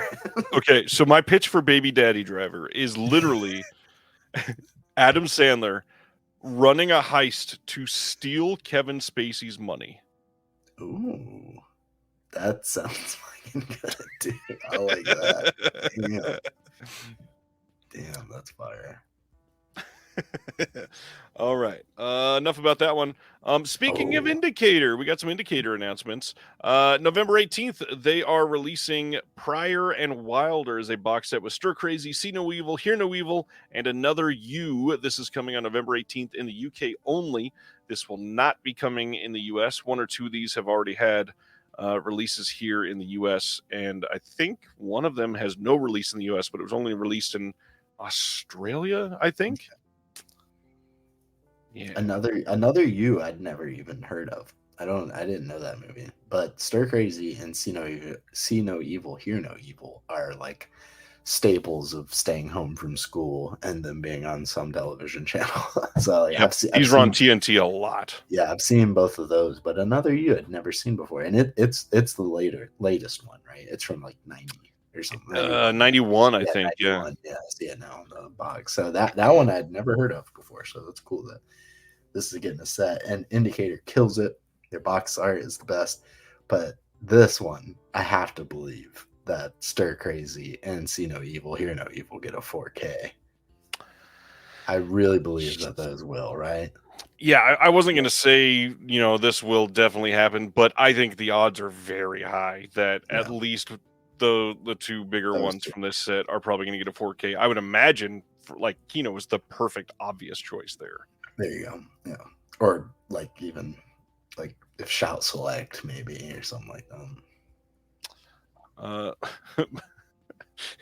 Blade walking. That took me a second. Like, And then I was GK picturing man, Wesley Snipes just walking. I was like, what the? I don't know if this joke was meant because of this, but 4 brothers becoming 3 brothers That's because one of good. them passed. Yeah, that's good too. Spaghetti, I don't know if you saw, they just announced Toy Story 5, not just Yeah. Toy Story 4. Did you see T-Pain's post about that? I saw that on like No. Reddit somewhere. I guess like T-Pain posted like the kid that's like looking at the iPad was like watching like booty shaking videos or whatever, and it was playing T-Pain music. I was like, that's awesome. On this box set, lots of stuff, lots of new commentaries on all these. We got a bunch of making ofs, and then of course they have a 100-page book coming on this with a bunch of new essays. If you are a big fan of these movies, these will likely not get a better physical presentation. Sure, they might come on UHD later, but it'll likely not be with this much respect. So if you really love either one of these people or these films, I recommend this one, but of course it's region B locked, so be prepared with it. For sure. And that's I 100% see Stir Crazy, See No Evil, Hear No Evil coming out in 4K, but they will likely be Kino discs with nothing on them. And I guess it'll be a 4K with the new commentary, and that's it. Yeah, exactly. And I've been seeing a lot of negative stuff about Kino's newer 4K stuff not being as good as their older stuff. So yeah, they've it feels like they've been cutting some corners. Yeah, I'll which say is which is sad to see because I know a lot of their earlier 4K stuff. Like I just watched another one recently. It was a big one. I watched Some Like It Hot for the first time. That 4K looks amazing. It really does. And I always say this anytime in the Discord that someone says no HDR. The In the Heat of the Night 4K does not have HDR, and it's like probably one of the best 4K discs I've ever seen. It's so good for resolution. However, if it had proper HDR, it would look better. It would so have been much even better. I know. Which, how do you feel about these? Like, I'm sorry, another tangent. Like, no, this, take the time. I know. Seven Samurai. I'm like, should I buy the BFI disc now? Yes, because it has HDR. You know, and then same way with the Seventh Seal. The Seven Seals UK disc has HDR, Criterion's does not. And the Trial also UK disc has HDR. And and beyond that, Eureka, Studio Canal, and BFI have all been doing better encodes than Criterion. So on top of that, it's not been something that Criterion's really been able to keep up with. Yeah. I think I'm gonna do it. I think I'm gonna go ahead and just get the BFI now. Yeah. Speaking of that, I was on Cine Journeys. I was on the Criterion Now episode 152, and I felt awful because they bring me on to talk about the Criterion announcements. And all of them, I'm there's just like, well, there's a better one. I know when I take my friends that are like just getting into disc collecting, and I'm like, well, there actually is a better 4K disc of this that came out in the UK. They're like, what are you even talking about? Right. And the hard part is not only are they better discs, a lot of the time they're cheaper. Cheaper and have more special features on them. Right. And better packaging. I mean, I got the BFI of Targets over the Criterion one, and it is so much better than the Criterion one. It is so much better. It's got multiple shorts on it. It's great. Yeah, that might be one I need to upgrade to. I mean, I know anytime the Arrow is pretty much 100% better than the Criterion, and I've always gotten the Arrow stuff, so I need to go and get some of these BFI discs for sure. All right, more Indicator. Family Life coming on Blu-ray on November 19th in the U.S. from Indicator. This is from 1971, and this has got Sandy Ratcliffe from Hussey that we just talked about, actually. The big one, this is directed by Kenneth Loach. A lot of people love Kenneth Loach stuff. Brand new interview with Jack Claff on this one. Lots of archival features on here, plus Looking East from this year, British and Central Eastern European film specialist Michael Brooks' visual essay on the rare overlaps between those cultures. And then let's see, it's got a booklet on this one with a new essay by Rachel Pronger, some archival cast and crew interviews, in-depth look at Ken Loach. Yeah, this looks like a pretty strong release. I didn't even notice, though, that was a Kenneth Loach movie. That's cool. The Eighth Samurai. Pryor and Wilder Must Be Mine, says Dan Mullen. I know a lot of people are going to be after that one. It'll probably sell pretty quickly. I would assume so, too. November 19th, they're also doing Left, Right, and Center in the U.S. First off, I probably should point out, really stoked that they're focusing on the U.S. quite a bit this month. They've not been doing much in the U.S. for a few months, so it's nice to see them come back strong with these 3 titles. Yeah. Alistair Sim on this, and Ian Carmichael, and as usual, bunch of special features, audio commentary with Michael Brook. We just talked about him. Some interviews, some archival short films, new and improved English subs, and then, of course, booklet and indicator. Just kind of quietly, always amazing. Yeah, them, Deaf Crocodile, and Mondo Macabro are probably my 3 favorite. Nice. 3 favorite labels right now. I want all their shit. Scratching 3 very different itches. Yeah. I guess they also they just speak to what I like more than anything, I guess, because I like what Mondo does with like the super obscure shit is really cool. Deaf Crocodile. I mean, Craig was out there restoring for the last half hour. Haven't said anything. He heard you say Deaf Crocodile. He went, Deaf Crocodile is the shit. I think they are probably the best company doing what they're doing right now is like especially with their new stuff with Diabolic. That you having him on the other day and announcing all that stuff the other day got me so bricked up. I was so like, let's go, dude. I'm so excited. I still need to pre-order the there's 2 out now, right? Both there's 2 out. Savage Hunt of King Stack and the so and so has not had dinner yet. Adela has not had supper yet. Yes, but beyond that, 3rd title getting announced next Friday. Well, I mean, it's been announced, but in the Moscow slums will be up for pre-order next Friday, and the art on that alone looks is going to make some people very, very excited. It looks so good. They're absolutely killing it right now. Everything they're doing is sick. And I got my friend into him too. I got him into him, so he's been checking them out. Also, I saw that Sunray Cinema. I saw the Deaf Crocodile restoration of Assault on Precinct 13. And in the big screen in there, which was really cool. We need that on disc already. I know, it's crazy that it's taken this. I saw that in theaters 2 years ago, I think it was. And Craig, when did you finish that? That had to have been like 4 years ago. Was that even pre-pandemic? Maybe. Yeah. It had to have been right around then.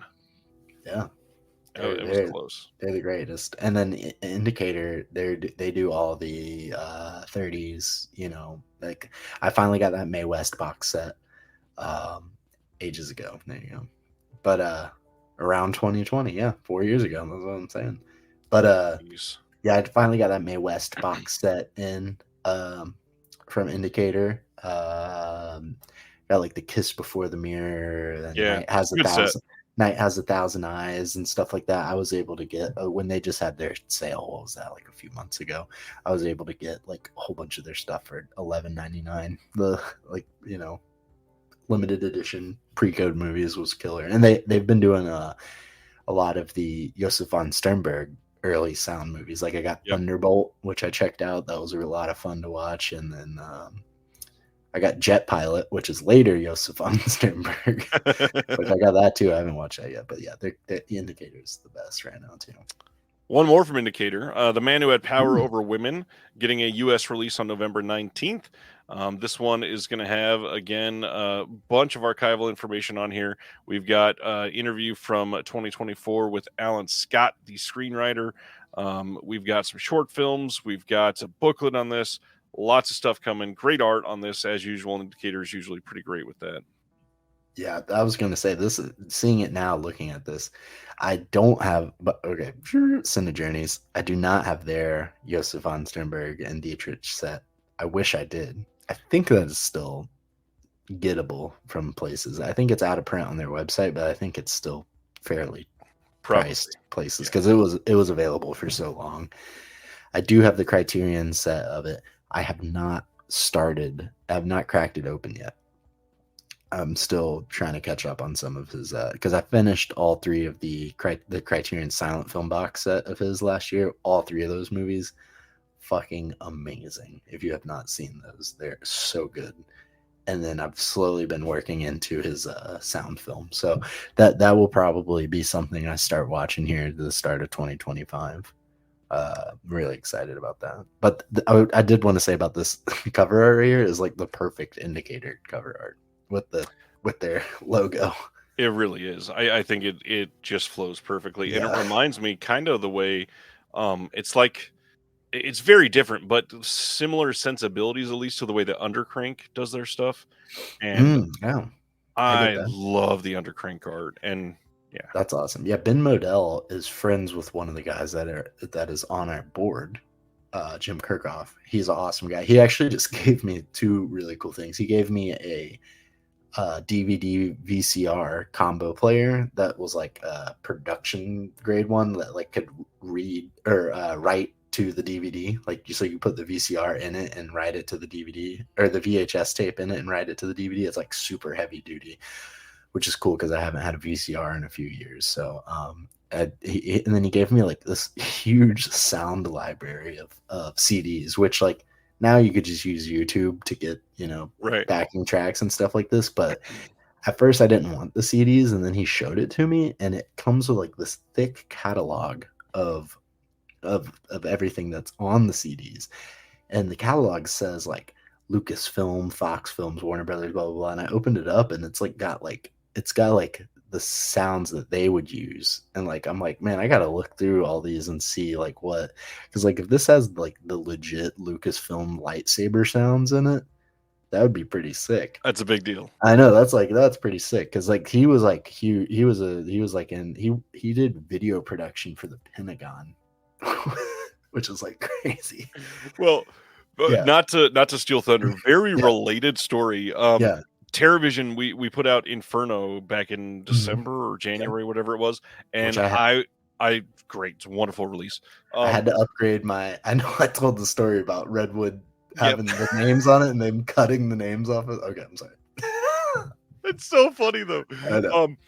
We were putting that out, and there was a little bit more room in the booklet, and I was like, well, I kind of want to reach out to Ben Modell, like with what he does for the scoring, and we have 4 different options on scores. We should get him to say something. And so I emailed Ben, and I was like, "Hey Ben, this is my number. If you don't mind, give me a call. Want to talk to you about a pretty cool project." And he emailed back within like maybe 3 minutes, and it was it's so random. He goes, "Well, I'm about to perform at the Met Yeah. in New York City. Do I need to tell them to delay for a few minutes so we can talk, or can we talk like in 2 hours?" And I was like, "Ben, go play at the Met. Fuck, Yeah, we'll talk in I'll a be couple okay. hours." Yeah. He's cool. I have not been able to meet him yet, but we're hoping that when we relaunch doing Silent Sundays at Norman Studios, we're hoping that we be able to get some of his work to be able to play at Norman Studios, and hopefully have him. We want to start That doing would like be great. guest speaker series kind of deal, where we'll have him come and actually perform and speak at a film showing and stuff. Yeah, so hopefully we got it in there because we know one of his homies. So. But yeah, I've seen his interview with you. Is amazing too, by the way. He is one of the people that I've interviewed that was so just like I appreciative that somebody knew that his work existed, and I love that about him. It's like you're doing such an important service, and you think that you're kind of doing it for nobody, and yet you're still so passionate about it, and that's why I wanted to talk to you. Like that is amazing. He's the man, and he has I believe they're DVD only, of Marcel Perez, who he is a silent film actor that most of his career was here in Jacksonville, not with Norman Studios, but with I believe he actually, I forget the studio that he did most of the stuff with, but the studio that Norman Studios is, before it was Norman Studios, it was a studio called Eagle Film City, which I think I spoke about that whenever I was first on, because it didn't become Norman Studios until the entire film industry had left Jacksonville. But when it was Eagle Film City for a very brief period of time, Marcel Perez made films at Eagle Film Eagle Film City at the properties. So he actually made films there, but I don't think that any of the films that are on Ben Modell's Marcel Perez collection were shot in Norman Studios before it was Norman Studios. But I know he has 2 volumes of his stuff out, which is really cool. Yeah. Ben Modell does great work. Everybody needs to check Frank. Yeah, please go check his stuff out. That was a huge tangent after tangent after tangent about this cover art kind of looking like. Which is why I love having you on. Yeah. Speaking of indicator and great cover art, let's talk about modern horror steelbooks for Imaginary. Oh man! I saw this somewhere. I may have been your thing, and it said, "What a nothing slipcover." Somebody in our Discord said, "Hey, just like Vinegar Syndrome tried, they finally invented the invisible slipcover." October 1st, we are getting an Amazon exclusive 4K steelbook from Lionsgate for Imaginary, and of course, this is going to piss a lot of people off because they just put this out on Blu-ray. Why are we doing this on 4K 6 months after the Bluray? Makes no sense. Makes my skin just crawl. do it Makes day me and so date. angry. I don't get it. But I did warn everybody this was absolutely going to happen. Mm-hmm. I got to be honest. The steelbook looks decent. It's too bad. I've heard the movie is absolutely terrible.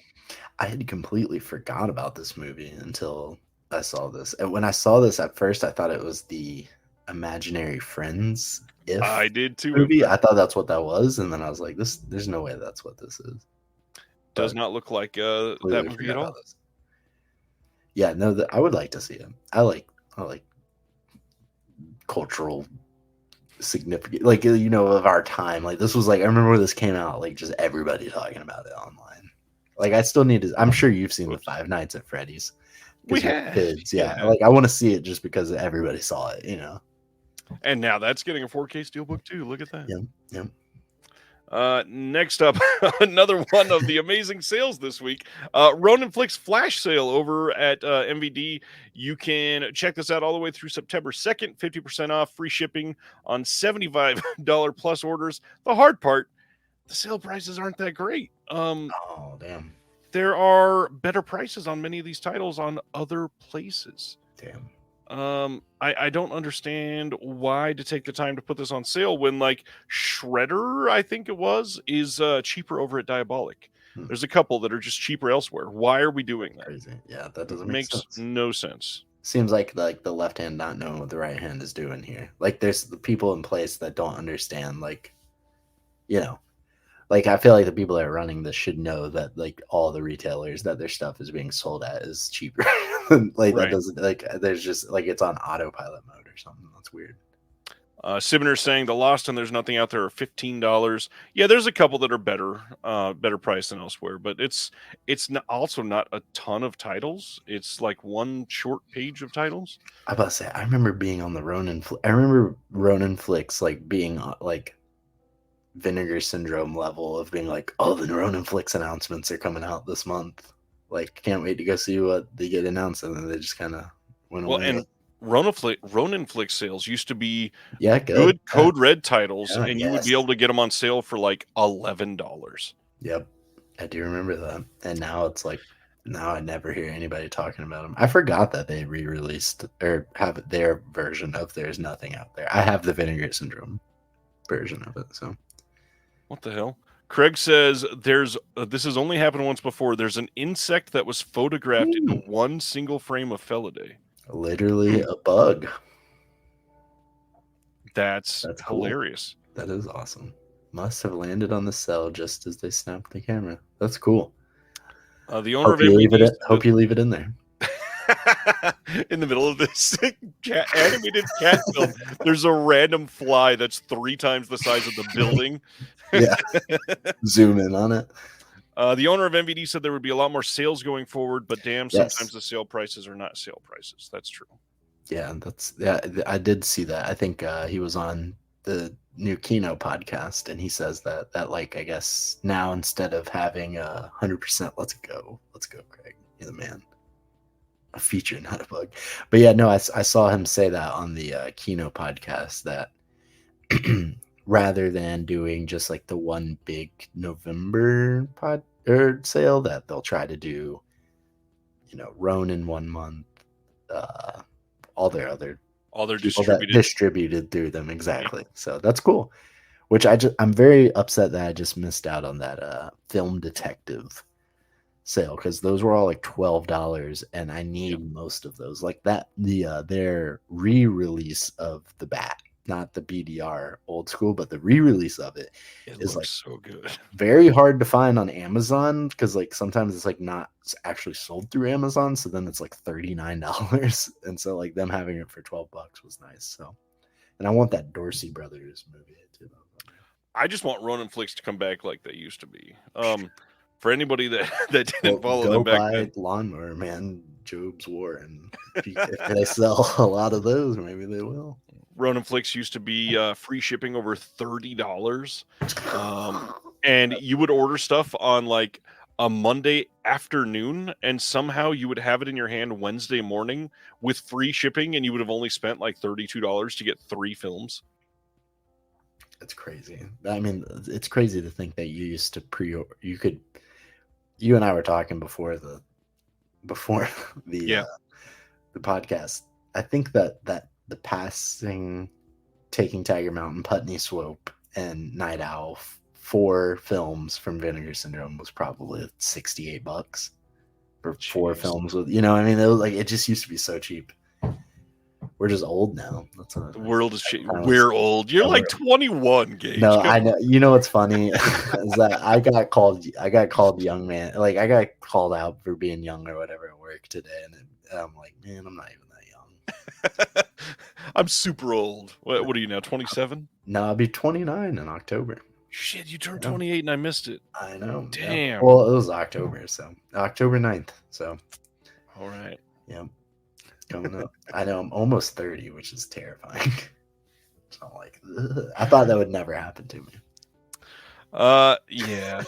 Speaking of rough Paramount 4Ks, coming on November 12th as an Amazon exclusive 4K steelbook is Planes, Trains, and Automobiles. Now, yes, this is literally the identical steelbook for the one that they put out on Blu-ray. Now, everybody is always very upset in the comments about this title because from what they've heard, the 4K is atrocious. Yeah. Let me reiterate here for everybody who has never picked up this disc and just believes whatever everybody says online. And I know that this is ironic considering I'm saying this online. The 4K for this, yes, there is some DNR and it looks too smooth in some scenes. However, it's still the best it looks, for sure. If you don't remember, the Blu-ray for this was one of the worst Blu-rays in existence. And the 4K for this is miles better than the Blu-ray. It is still a really great 4K compared to the Blu-ray. Could it have been better? Much. However, still way better than the Blu-ray. Yeah. This movie is so funny, too. It's a classic. See, this is one of the reasons why you need to join the Discord, is because you could see there was a great conversation between two major label people having a discussion about this movie and about the way that it looks. One saying that they would get it if it wasn't so DNR'd, and the other saying that they didn't care because they love it so much. And here he is. Here's one of the people. But yeah, no, I mean, like it's the same thing with like the James Cameron stuff. Like we're just upset because we know that it could have been done the right way, you know. Right. And it's like, I don't think we're not the bad people for knowing that it just could have been done the right way, but it looked fine enough to watch, for sure. Jim says we are. Yeah, that guy is, I don't know, he's crazy. Whatever. That's why he is who he is. He's a crazy person that makes the most watched movies of all time. Right. Also, shout out to Joel here. This release is absolutely worth it for the deleted scenes alone. There's, I don't remember the exact number, but there's like 58 minutes of deleted scenes that was never released previously before this 4K, and they are stupendous. It's like another film of comedy, basically. It's so good. It is It's like 30 plus minutes, right? It literally almost an hour, I think. Yeah. Yeah. It's crazy. Which and before that 4K came out, it was unavailable ever before, right? It's absolutely unavailable anywhere else. That's so cool. I love it. Sibner saying there is no right way. The filmmaker wanted it that way, so that's how it goes. Exactly. Like the Wong Kar-wai movies, which I've only seen the new versions of them because I saw them all in theaters. Yeah, that makes sense. Which, like, they're the best they've ever looked for sure, but they're just different. It's just we would like to have the original versions as well, but the original versions as we know them were outdated because they were old digital transfers anyway. So it's all Right. it's so many mental gymnastic, word gymnastic that you have to go over, and that you can move the goalpost on either side of the discussion. So it's like almost impossible to have a discussion about. I love how we have a 10-minute discussion on planes, trains, and automobiles, and just wait until we get to the Severin box set. Dude, I Like was 9 posts long. I was looking at at the time, and I was like, I told my girlfriend, she was like, "What time do you think you'll be done?" I was like, "I'm just gonna say 3 a.m. just because." And she's like, "How long does this show usually go?" I was like, "I don't know." I was like, "I'll be okay. I got work tomorrow, but I don't care. I can go in." So, but yeah, I was thinking about that. I was like, "Damn, we got that Severin box set. Let's go." All right, we can speed through the rest and be done by maybe 3:30. Okay. But Gage never seen the original Star Wars trilogy. That's not true because they were on the VHS tapes of the whatever. But I remember my cousins having the VHS tapes, so they were the VHS versions. But I have seen those original ones. But my cousins that owned them, that was the first way I ever saw them.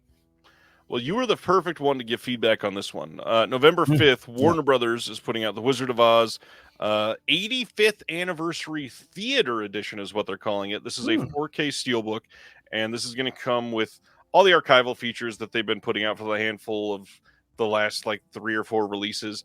It's not much, and I'm honestly surprised they're not putting a better package of features together. They do have stuff from the old DVD that is missing, I believe, from this. But beyond that, they are doing these collectibles that they've not done on this before.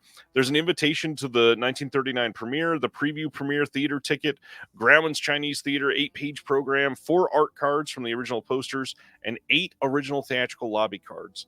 How do you feel about the art on this? How do you feel about the rest of the package? So this is getting a US release, right?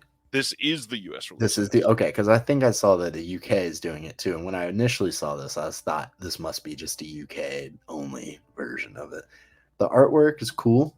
I'm down with alternative artwork for Wizard of Oz. I have the Steelbook 4K, which was her laying in the red flowers. I like that one. That's like my all-time favorite cover art for it. But that 4K disc, it's one of the older, first kind of year-ish of 4Ks, I think, first year and a half-ish. And it, from the get-go, has always had an issue reading on my Sony 4K player. Oh. Yeah, it just always has. And actually, I'm a liar. It didn't even work on my Xbox either. So I've always, and it may just be my singular disc. I've wiped it off. Weird. My Sony, I know, has issues with playing 100 gig discs. I know that's a known issue with it, but yeah, this one, it just for whatever reason, it's always been bad, and like from the beginning credits. So I think it's something just wrong with the disc. So I've always meant to replace the disc. So maybe this is the way I go, because I mean, I bought that 4 years ago. I'm not against spending money on the Wizard of Oz again. This is cool. This is like, I feel like if Arrow did the Wizard of Oz, this is what it would be, right? You'd get the art cards and all the posters and stuff like that. The artwork's cool. I dig it. I like the hand, the green, kind of gives us that like 40s horror vibe-ish, Yeah, they're clearly leaning into Wicked for this. Oh, 100%. And that's why they're calling it the theater edition. Not even just because it's a movie theater, but they're trying to catch that theater crowd. And so I dig it. I do want to see Wicked when it comes out. I've never seen anything with Wicked before, so I've never seen the play or heard the soundtrack or anything. I mean, obviously, it's going to be a big deal for Wicked this year. I'm sure that film is going to do gangbusters. But yeah, I'm curious to see how this does. But the biggest thing, you talked about this in the very beginning. This is the first one that I can remember of Warner doing a big like package like this in the U.S. That's not the U.K. Exactly. Like this could be a good sign. Yeah. Yeah. No. Hopefully that's what we get. Hopefully we get this. Hopefully we get a Nightmare on Elm Street collection of box kind of deal like this, and hopefully we get the Exorcist. What if they do the Exorcist this Halloween or next Halloween? If they do the Bible version The here, man, Bible people would version? go fucking Oh insane my after spending god. $250. Yeah, people would go nuts, but that would be good though, That'd be good. Yeah, maybe they'll print 14 of them this time instead of 6. Exactly. But yeah, no, hopefully this is good. And hopefully that we get more because okay, another thing about this is constantly talked about, and I know it's talked about in your show every now and again, about like re-releases and stuff. The Wizard of Oz should always have a copy. There should be a new version of Wizard of Oz every year or two that comes out, because the studios that release this is one of the best ways I think about it, because I'm a WWE guy, I like wrestling, right? And when I was in this, the reason why I have my burner Facebook account that I follow you on is because I was in a action figure selling group during COVID when I got let go of my job. I legit lived off of going to Walmarts and getting I would go right when they opened at 6 a.m. during COVID lockdown and go in and get figures and go and because you remember collectibles were huge during COVID. Oh yeah. And I would get them for $17 and I would go and sell them in this group for $50. And so like that's how I was making money. But anyways, one of the greatest you like wrestling. Oh, but I like all wrestling. I'm from Jacksonville, so I'm an AEW fan. But anyways, one of the best things I heard from Mattel is that they have to continually make John Cena figures, because if somebody gets into wrestling, like if your son gets into wrestling and they like John Cena, right?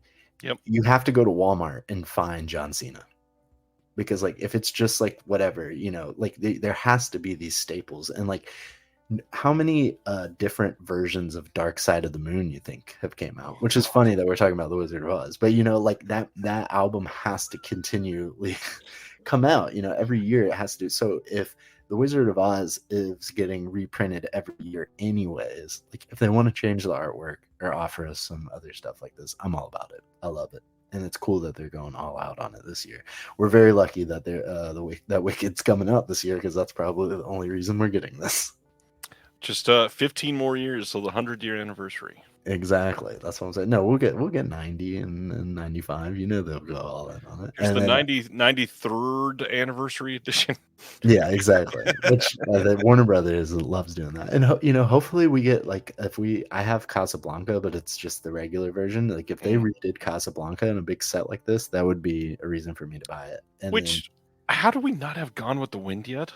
So exactly, that's that. So now that I've watched Lawrence of Arabia, my number one movie that has eluded me now is Gone with the Wind, and number 2 is Lord of the Rings, which my girlfriend and all my friends, because to them Gone with the Wind, I might as well be watching like hieroglyphic projections or something. They're like, that's so old. Why do you even care about that? Blah, blah, blah. But like to me, for like American film canon, it's super important. But yeah, no, that movie, I mean, I think we all know one of the biggest reasons why it hasn't got a release. I think they may be a little scared because of all the stuff. Remember, it was pulled off of Max for a few weeks or whatever. So that, and then I truly believe that it's just a very expensive project, because they want to do it. They're going to want to do it right. And that's a 4-hour film. That's 3 strip Technicolor. So that's like probably the same price of restoring 9 movies. Yep. So like, probably I know that they just finished North by Northwest, which I'm assuming probably was a huge undertaking, and so that's probably next. I've tried 3 times to get through Gone with the Wind, and it's too boring. And I hear that a lot too. People say that, but people think Dracula's boring too. So we're talking about that. Point. So I'll have to see it myself. Warner Brothers also putting out Captain Planet and the Planeteers, the complete franchise, on October 15th on DVD. Now, I know that the DVD thing is off-putting for some people. However, this is 2 complete series of animated shows. You're getting so many episodes on this. This is fantastic. Like, there's so much coming on this. I'm so glad. When I was, I think, 4 years old, I met the guy that voiced Captain Planet and thought that I'd just seen God. And it was a monumental moment in my life. And I'm actually considering putting this on my wish list on Amazon and very much looking forward to this. This is so cool, and I'm very happy that Warner Brothers is doing this. I am disappointed that it's not on Blu-ray, just because, duh. But like, whatever. Like, even if it was on Blu-ray, like, I just because of what I get, like, I may have not have gotten this for a while. So like, I obviously can't get everything. I'm not saying that I don't want this, but like, I do wish this was on Blu-ray. But it is very promising to see that Warner Brothers even doing it to begin with. But dude, did they include the Don Cheadle? No, I'm joking. Because have you ever seen that? Yes. That is when I saw that, I thought So that was funny. the funniest thing I've ever seen in my life. And Stan Yeezy, I know, I didn't say that you said it was boring. I did say, even when you said that earlier, though, I said that I know, like a lot of people that I know think Dracula's boring. Joel's pointing out this was out of left field, but these have never been released on disc other than the very first season. So Really? yeah, this is a big deal. Damn. Gage, I wasn't alive when this came out. No, but it was very prevalent on television when I was younger. Which, like, I would say, like, I was born in 95. So Jesus Christ. I was born in 95. So like 2000, 2001, 2002, like stuff like this was still on TV. Like this was on every day. I remember this. This would come on at 5 o'clock every day. This came on the same time that because my mom babysat for a living. So when I was growing up, I'm an only child, which is always cause of discussion because like it has such a stigma attached to it. Everybody's like, "Oh, you don't seem like an only child," and I'm like, "What's that supposed to mean?" But you don't hate everyone. Yeah, I'm like, what the hell? But Gage has so many years to not watch his Blu-rays. That's funny. That's good. I'm trying hard. But the Captain Planet, my mom watched kids for a living. So at 5 p.m. every day, that's when everybody was getting picked up. This was always on TV. Like at 5. This was like everybody's going home. Captain Planet's on, sit down and watch this. Yeah, I'm not old. 95. Everybody just heard 95 and now everybody's just complaining. Let's see, I graduated high school, sad face. Oh man. Oh man, I'm born in 92. 95 is young. There you go. Yeah, 92. Well, shit, you're 30, so or over 30, but yeah. You make that sound so much worse. You're over 30. Imagine being over 30. Gross.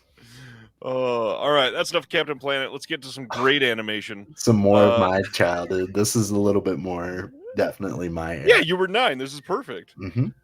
November 12th, there is a standard edition coming of the SpongeBob SquarePants movie on 4K. Now, this is a big deal because the Steelbook came out previously, and a lot of people were worried that it wasn't going to get standard. I normally don't post the standards, but this is getting a later standard release for some reason. Mm-hmm. But again, Paramount release. If you were after the standard of this is a favorite of yours, you might want to pick it on SpongeBob's 25 now, too. He can rent vehicles without the insurance fee or whatever. You can rent a hotel room now. SpongeBob is 25. That's insane. When this movie came out, I was so hyped on it. I didn't get to see it in theaters, but I did get it like the day it came out at Blockbuster. I remember going up there with my friends and renting this. The SpongeBob the movie, the game, one of the better licensed video games. Me and my friends are big fans of licensed video games. They don't make them anymore, but there's actually the first one of the series, Battle for Bikini Bottom, just got remastered, and it's called Rehydrated. You can get it on Xbox and PlayStation and stuff now. We have it. We've played it. It's pretty good. It's amazing. It's one of the, I'm not even joking, it's one of the best licensed games ever. It's like that. The King Kong, Peter Jackson King Kong is another great licensed video game. But yeah, SpongeBob the movie, the game, was the sequel to Battle for Bikini Bottom. So it's like almost the exact same kind of stuff in it. Hopefully one day that becomes available. Yeah, glad this is coming out. Glad it'll get a standard. Good looking stuff. We talked about Crunchyroll Steelbooks earlier. This one's pretty damn cool. November 12th, they're doing a Blu-ray Steelbook of Afro Samurai, the complete series and the movie. And this is a big deal, obviously, for a lot of people. This was like the anime for years for so many people. You've got some amazing people associated with this, with RZA. You've got Samuel L. Jackson in this. You've got Mark Hamill, Lucy Liu, Ron Perlman. And then some of the classic voice actors like Tara Strong. I've still never seen Afro Samurai, and I need to. I've never seen it, but another one, the Afro Samurai video game, is awesome. If you've ever, I've heard that is great. Yeah, it's through Xbox 360, PS3 era. It's a little bit later, but it's an awesome video game. Video game kicks ass. Yeah, so I would imagine the show is great. Well, we also got back-to-back sales today, so let's go through those.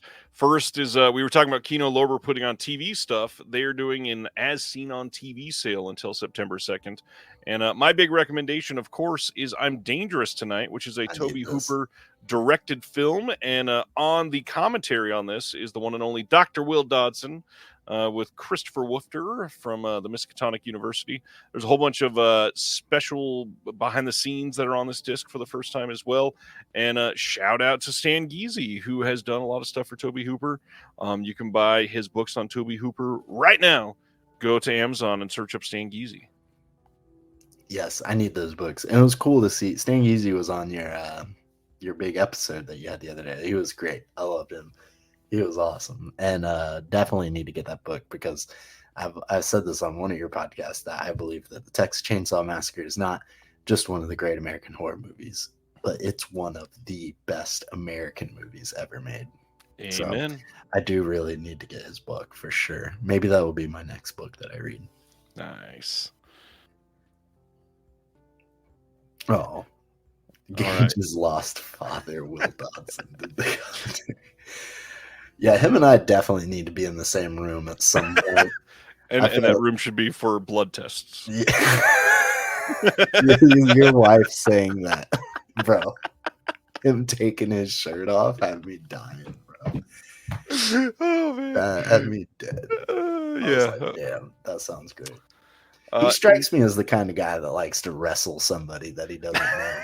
No. He's the kind of guy that likes to wrestle. Yeah, wrestle. Like I can imagine him meeting me and like him like trying to like jab me in my gut. I'm like, what are you doing? Like, hey, nice to meet you in person. Let's arm wrestle. 4 hours, just him and I are going at it, just like trying to put each other in a headlock. I could see that happening. The next sale is the indicator sale over at Orbit. That is on now. This goes until August 25th. And the big thing is they are putting on sale the UK titles as well. It's not a ton of titles. It's very much a select list of titles. However, there's some good ones on there. They've got the Genre Lawn 4Ks. They've got the Michael J. Murphy box set. They've got the Todd Slaughter box set, which is the big one that I want. That's what I want. The main thing that you need to know is the 30% off doesn't show until checkout. So it'll look like it's regular price, and it is until you go to checkout, and then you'll get a big discount. And this is the best way to buy some of these. Some of them are like $16 regular, and then you're getting 30% off of that. So it's a pretty good list, and it's Orbit. So 3 free stacks. If you get 3 items, free shipping. I mean, that's a pretty incredible deal. Yeah, I started browsing through this for like 10 seconds at work today, and I instantly got out of it. I was like, no, fuck. I need that Todd Slaughter set ASAP because it's been like about a year, I guess. So I'm always worried about stuff selling out from Indicator, and that is something definitely right up my alley. Lots of 30s. Yep. Horror, British horror. I'm like, let's go. Like, yeah, I need that so bad. So then there's some of the Genre Lawn stuff. I only have a handful. I think I have Fascination, Rape of the Vampire, and that might be it for the Genre Lawn, but I think I have the Cold Eyes of Fear 4K. There's some of their 4Ks I need to get. Like, I need to get that Bruiser 4K as soon as possible because I hear that that's sold out from the warehouse or whatever. So I'm like, I get paid tomorrow. Maybe I'll do some more perusing. Sam is asking what book and what site. Well, Sam, I'll answer that again in just a second. Sibner, this is copied directly from their site. This line right here, this sale does, in capital letters, stack with our 3 free shipping for media mail. That's pretty clear right there. Yeah, I didn't even try. I would assume that Orbit would still do that. I wouldn't think that wouldn't be off. So Sam was asking what book, what episode. The man Stan Geezy was on my big 3-year anniversary stream from Jeremy's apartment in the beginning of August, so 3 weeks ago. And Stan was on camera a handful of times. Stan has written multiple books on Tobe Hooper films. He's got one. Shoot, I might just be able to bring up the link right now. Just do that. It is worth talking about for sure. Yeah, definitely do that. I definitely will try to check it out. I'm almost done with this Cary Grant book that I swear I've been reading for like 2 years now. I very, very rarely read, but this Cary Grant book is the Scott Eyman Brilliant Disguise is what it's called. And it's awesome book. My 2 years of reading it is not because it's bad. It's just because I'm a very bad reader. So Stan Geezy wrote this one, Red Scare, The Making of Tobe Hooper's I'm Dangerous Tonight, which obviously is the film that we were just talking about. And when you go to this page, you can click on this little Stan Geezy author thing. And not only does it bring up his books, but look at all of these things that Stan is an author Wait a minute. of. Amazing. That's great. I got to get 11. Not only did he write Red Scare, if we scroll down past all of these gorgeous magazines, he also did Facials, which is a book of wonderful caricature sketches, including one Jeremy Long, and then Smoldering Embers on the set of director Tobe Hooper's Spontaneous Combustion here as well. And I mean, look at those prices. That's pretty great. Those are fantastic prices. Yeah. Check it out. Stan does incredible work. And let me get back to where we were. Instagram. Damn, he's just flexing his notifications right now. He said, look at all these likes I be getting. You wish. I never even check them. Nice. Let's see. Anybody? Humble brag. All right. Next sale. Speaking of the UK, BFI announced a bank holiday sale, and they've got some Blu-rays from £8.99. Like, that's pretty great. This sale is going on all the way through midnight on Thursday, the 29th of August, and they've got some pretty good sales going on over there. I would check them out. Some of their stuff is legitimately like less than you would expect them to be. They were like £12 for some of the better releasing titles from them. That's good. Pretty great. Yeah, I need to go check that out. I have not browsed through that yet. What's going on, Paul? Is he holding Wolf of Wall Street? He was, yes. Yeah. Fire. Love that movie. Yeah, I'm happy to give you a plug, Stan. You deserve it. You're amazing. You know, just another side tangent, Wolf of Wall Street. That was going to be my backup. Maybe in the next time that I'm on your show, this can be our subjection. It was 10 craziest movies that you watched with your mom.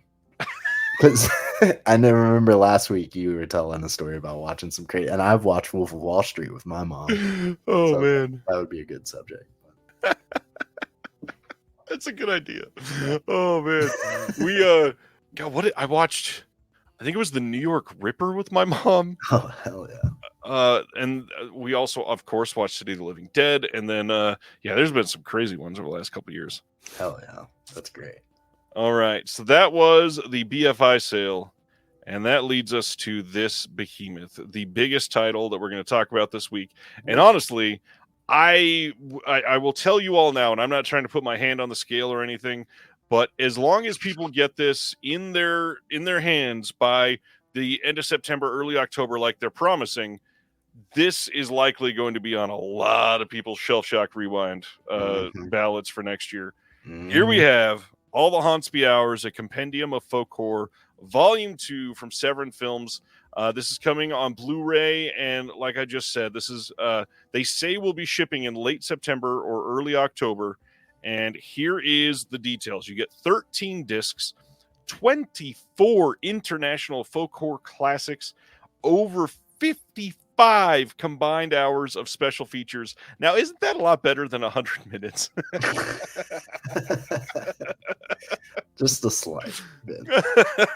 The big thing, a lot of people did not realize that the book comes in this. The book here is a 252-page hardcover of newly commissioned folk horror fiction storybook. And all of this is going to be available from Severin for quite some time. The price on this is, I saw some people complaining, but I think the price for this is kind of great. It's way cheaper. $180. Now, I love Severin. I've worked with Severin. I met Andrew and David Gregory in the last 2 months. I want to point out, no offense to Severin, this box set with 55 hours of special features and 24 films cost the same as 3 copies of Opera. That's funny. Hey, man, they know what they're doing. But how many people want Opera? They knew what they were doing. Let's go. This box set is legendary. Yeah. There's a lot to go over with this box, and so we obviously can't cover all of the titles and features in a way that gives all of them the amount of respect and synopses that they deserve. But I'm going to go through these real quick and list the titles, and then we're going to talk about the box for a minute. So, Disc 1 is going to have To Fire You Come at Last and Psychomania. Psychomania is a biker film that Arrow put out a handful of years ago. Disc 2 is The Enchanted and Who Fears the Devil. Disc number 3 is The White Reindeer and Edge of the Knife. Disc 4 is Born of Fire. Disc 5 is Io Island and Scales. Disc 6 is Bakaneko, A Vengeful Spirit, and Nengnak. And Disc 7 is Sundobelong and Susanna, the Queen of Black Magic. That's the documentary that they've been advertising for the last week or so. Disc 8 is Beauty and the Beast and The Ninth Heart. Disc 9 is Demon and November. Disc 10 is Latan and Blood Tea and Red String. Disc 11 is Nazareno Cruz and the Wolf and Ancalare. Disc 12 is From the Old Earth. Disc 13 is The City of the Dead and The Rites of May. Now, all of these have new special features. We'll list out some of those afterwards. But first off, how do you feel about this? What's your first reaction? So my first reaction is that obviously they teased this a couple days ago. I was almost certain this was going to be the Black Friday thing. So that the fact that this is coming, that's funny. One CC40, that's funny. But I almost was certain that this would be the Black Friday thing. So now that knowing that there's going to be something else for Black Friday is super exciting. I posted in your Discord the other day. Now that we've gotten Opera and Enter the Clones, we've gotten a lot of the rumored teased Severin stuff out. I was like, what is going to be next for Severin? You know, right. This was kind of one we kind of knew was definitely happening. So now that this is announced, it's like, man, what the fuck are they going to do for Black Friday? I can't wait to see. They are killing it. I think they're having the best year like ever right now for Severin. They're killing it. I know that is the Opera snafu bullshit, but whatever, like shit like that happens. I did get Opera. I almost got all the Hans Bjar's Volume 1 in the set, but I wound up going with the Eurocrypt of Christopher Lee instead. Now I kind of wish I'd gotten all the Hans Bjar's more, but I'll probably still wind up trying to get it soon. I'll probably even get it before the Black Friday sale, because I know that even during their sale, it wasn't even that cheap. It wasn't like you could still get it for about the same price on like Orbit and stuff like that. So definitely still want Volume 1. Do not have it yet, unfortunately. This set has a lot of films in it that I do have wanted to see for a while. Craig from Deaf Crocodile said that he had his eyes on White Reindeer. That's been out from Eureka, I believe, in the UK. And that has been on my like top want list for a really long time. So now I will be getting it in this box set. And then November, isn't it, right? Is that the 2019 film November? Yes, I believe so. I've been wanting to see that for a long time. I remember when that came out, I wanted to see it. So that's really cool.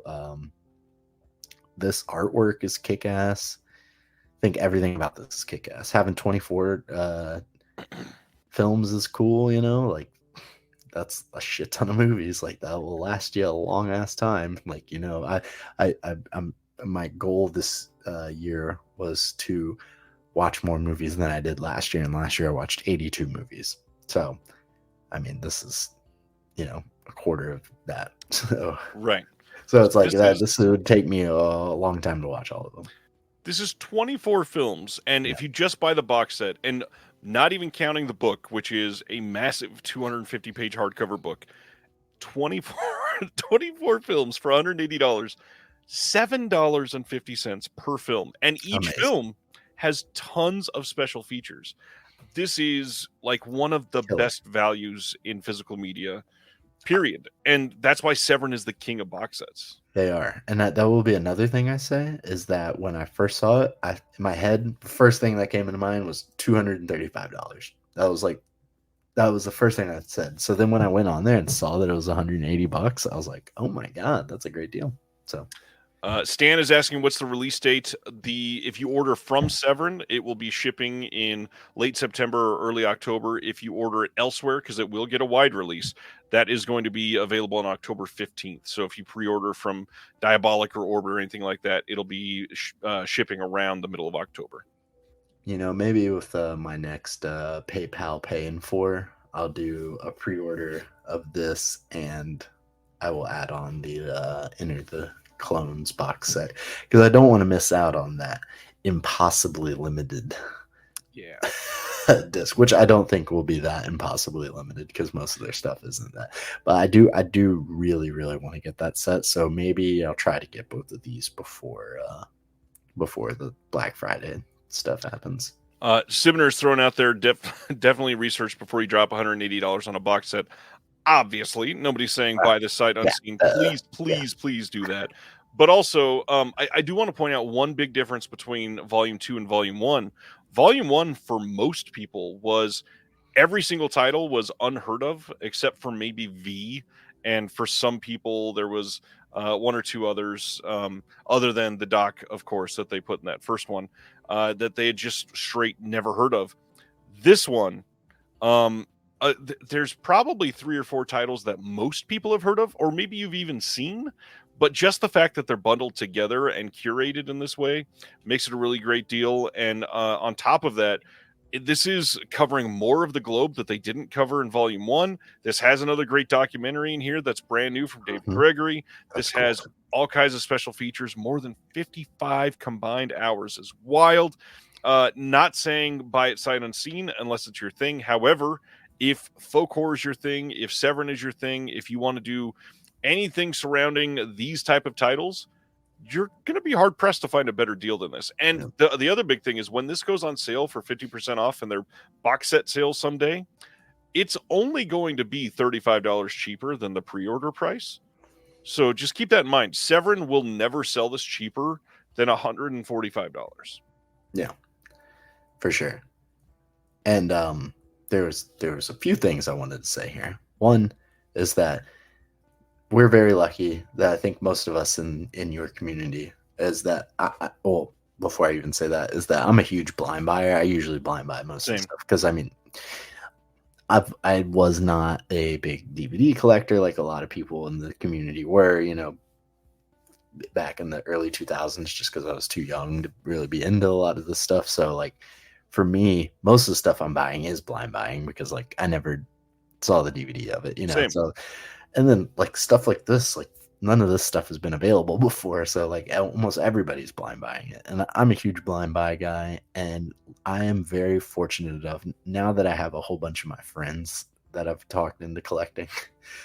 It's something that I've realized is a very good blessing, is that I am comfortable enough in my film connection that I know what I'm gonna like, and like I'm very open to most things. Like I pretty much watch everything, so like I'll never be disappointed with what I see. And like, you get this, and if 80% of them are good and only 20% of them you don't like that's a pretty good hit, right?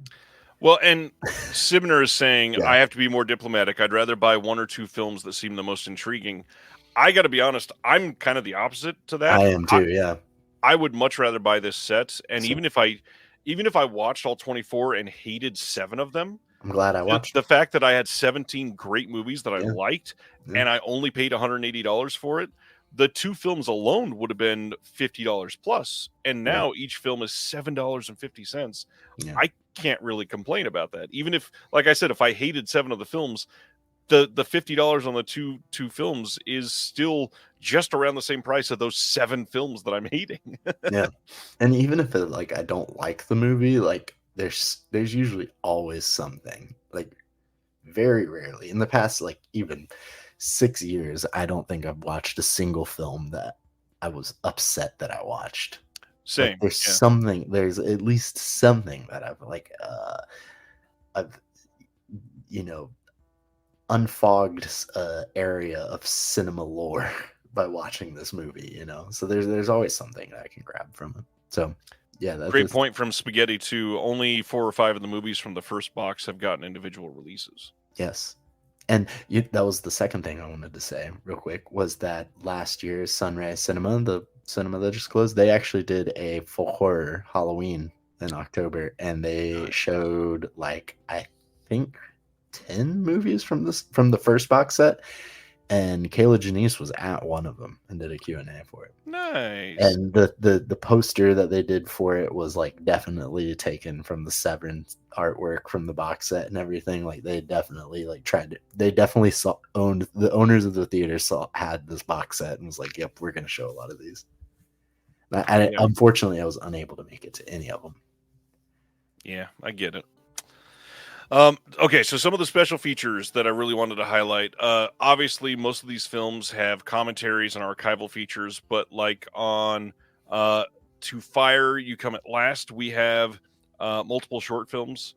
For Psychomania, like all of the stuff that was on the Arrow disc is on here as well, I believe. We've got new commentaries on a lot of these. We've got new interviews on a lot of these. They've been working on the set for years, just like they did the first one. There's alternate openings for some of these. There are more short films than you could even really expect. White Reindeer has a projection booth episode by Mike White and Kat Ellinger. And I mean, again, I could spend the next 20 minutes just reading off every single special feature that's going to be on here. 55 plus hours. If you are into this genre, if you are into Severin, if you are into folk horror in any way, this is the movie release of potentially the year. And I say that with some hesitation because I know a lot of people are not into horror. Because you're a paid shill. I saw that. Oh yeah, I love being accused of that. This is just I don't know, for me, like this speaks exactly to my tastes. And the first box set was stupendous, and everything I've seen out of it has been mind-blowing, and I'd learned so much from that first box set, and just absolutely happy with it. No, Chris, White Reindeer is not the one that got the Vinegar Syndrome partner release. The Vinegar Syndrome partner release is a modern Christmas movie. I forgot about that. Yeah, that was a movie that came out. The White Reindeer is I think it's a 59 title, something like that. Yes, it is 58, 59. It is 50s for sure. Yeah. This again, Gage is going to get me in trouble. Love this release. Love what Severin does with their box sets. If you have any questions or want to know anything about it, reach out. I will absolutely help you out. Oh, you were being silly. That I missed that, and I apologize, Chris. Simner says if it was Giallo, I'd be more inclined. See, man, I am the opposite. A lot of the Giallo films, they tend to blend together for me after a while. These films are like the opposite. They're all so, especially because it's a worldwide box set release, and they're covering so many different types of culture and folk, like mysticism that's been passed down for so long. These are just very different, I think. Very, very stoked on this. Yeah, I'm super stoked on that. And I just recently starting to even get into Giallo. Honestly, I guess Blood and Blacklist would probably be the first Giallo I ever really watched. I don't know what other Giallo I've seen. Wow. might be the first one. So I do have volume 1, 2, and 3 of the Forgotten Gialli box sets from Vinegar Syndrome. So I didn't want to watch those before I had actually started watching, the bigger films in the genre. So now that I've watched Blood and Black Lace, I'll probably try to watch Bird with the Crystal Plumage next. Nice, good choice. I have seen Suspiria, but I didn't know that's not a giallo.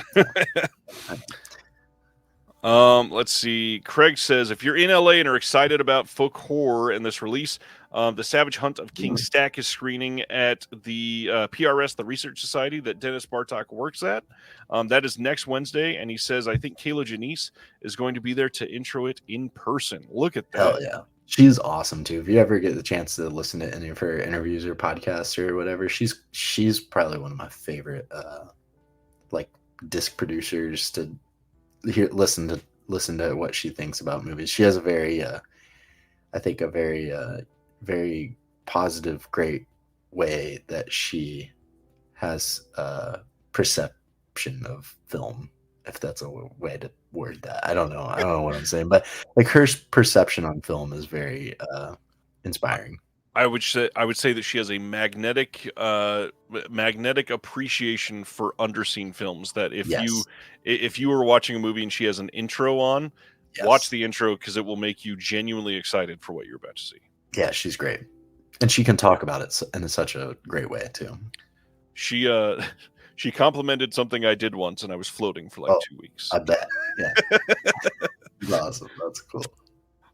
If that is not enough for you, they are also doing one of their gigantic bundles. And dude, I want that diorama set thing really bad.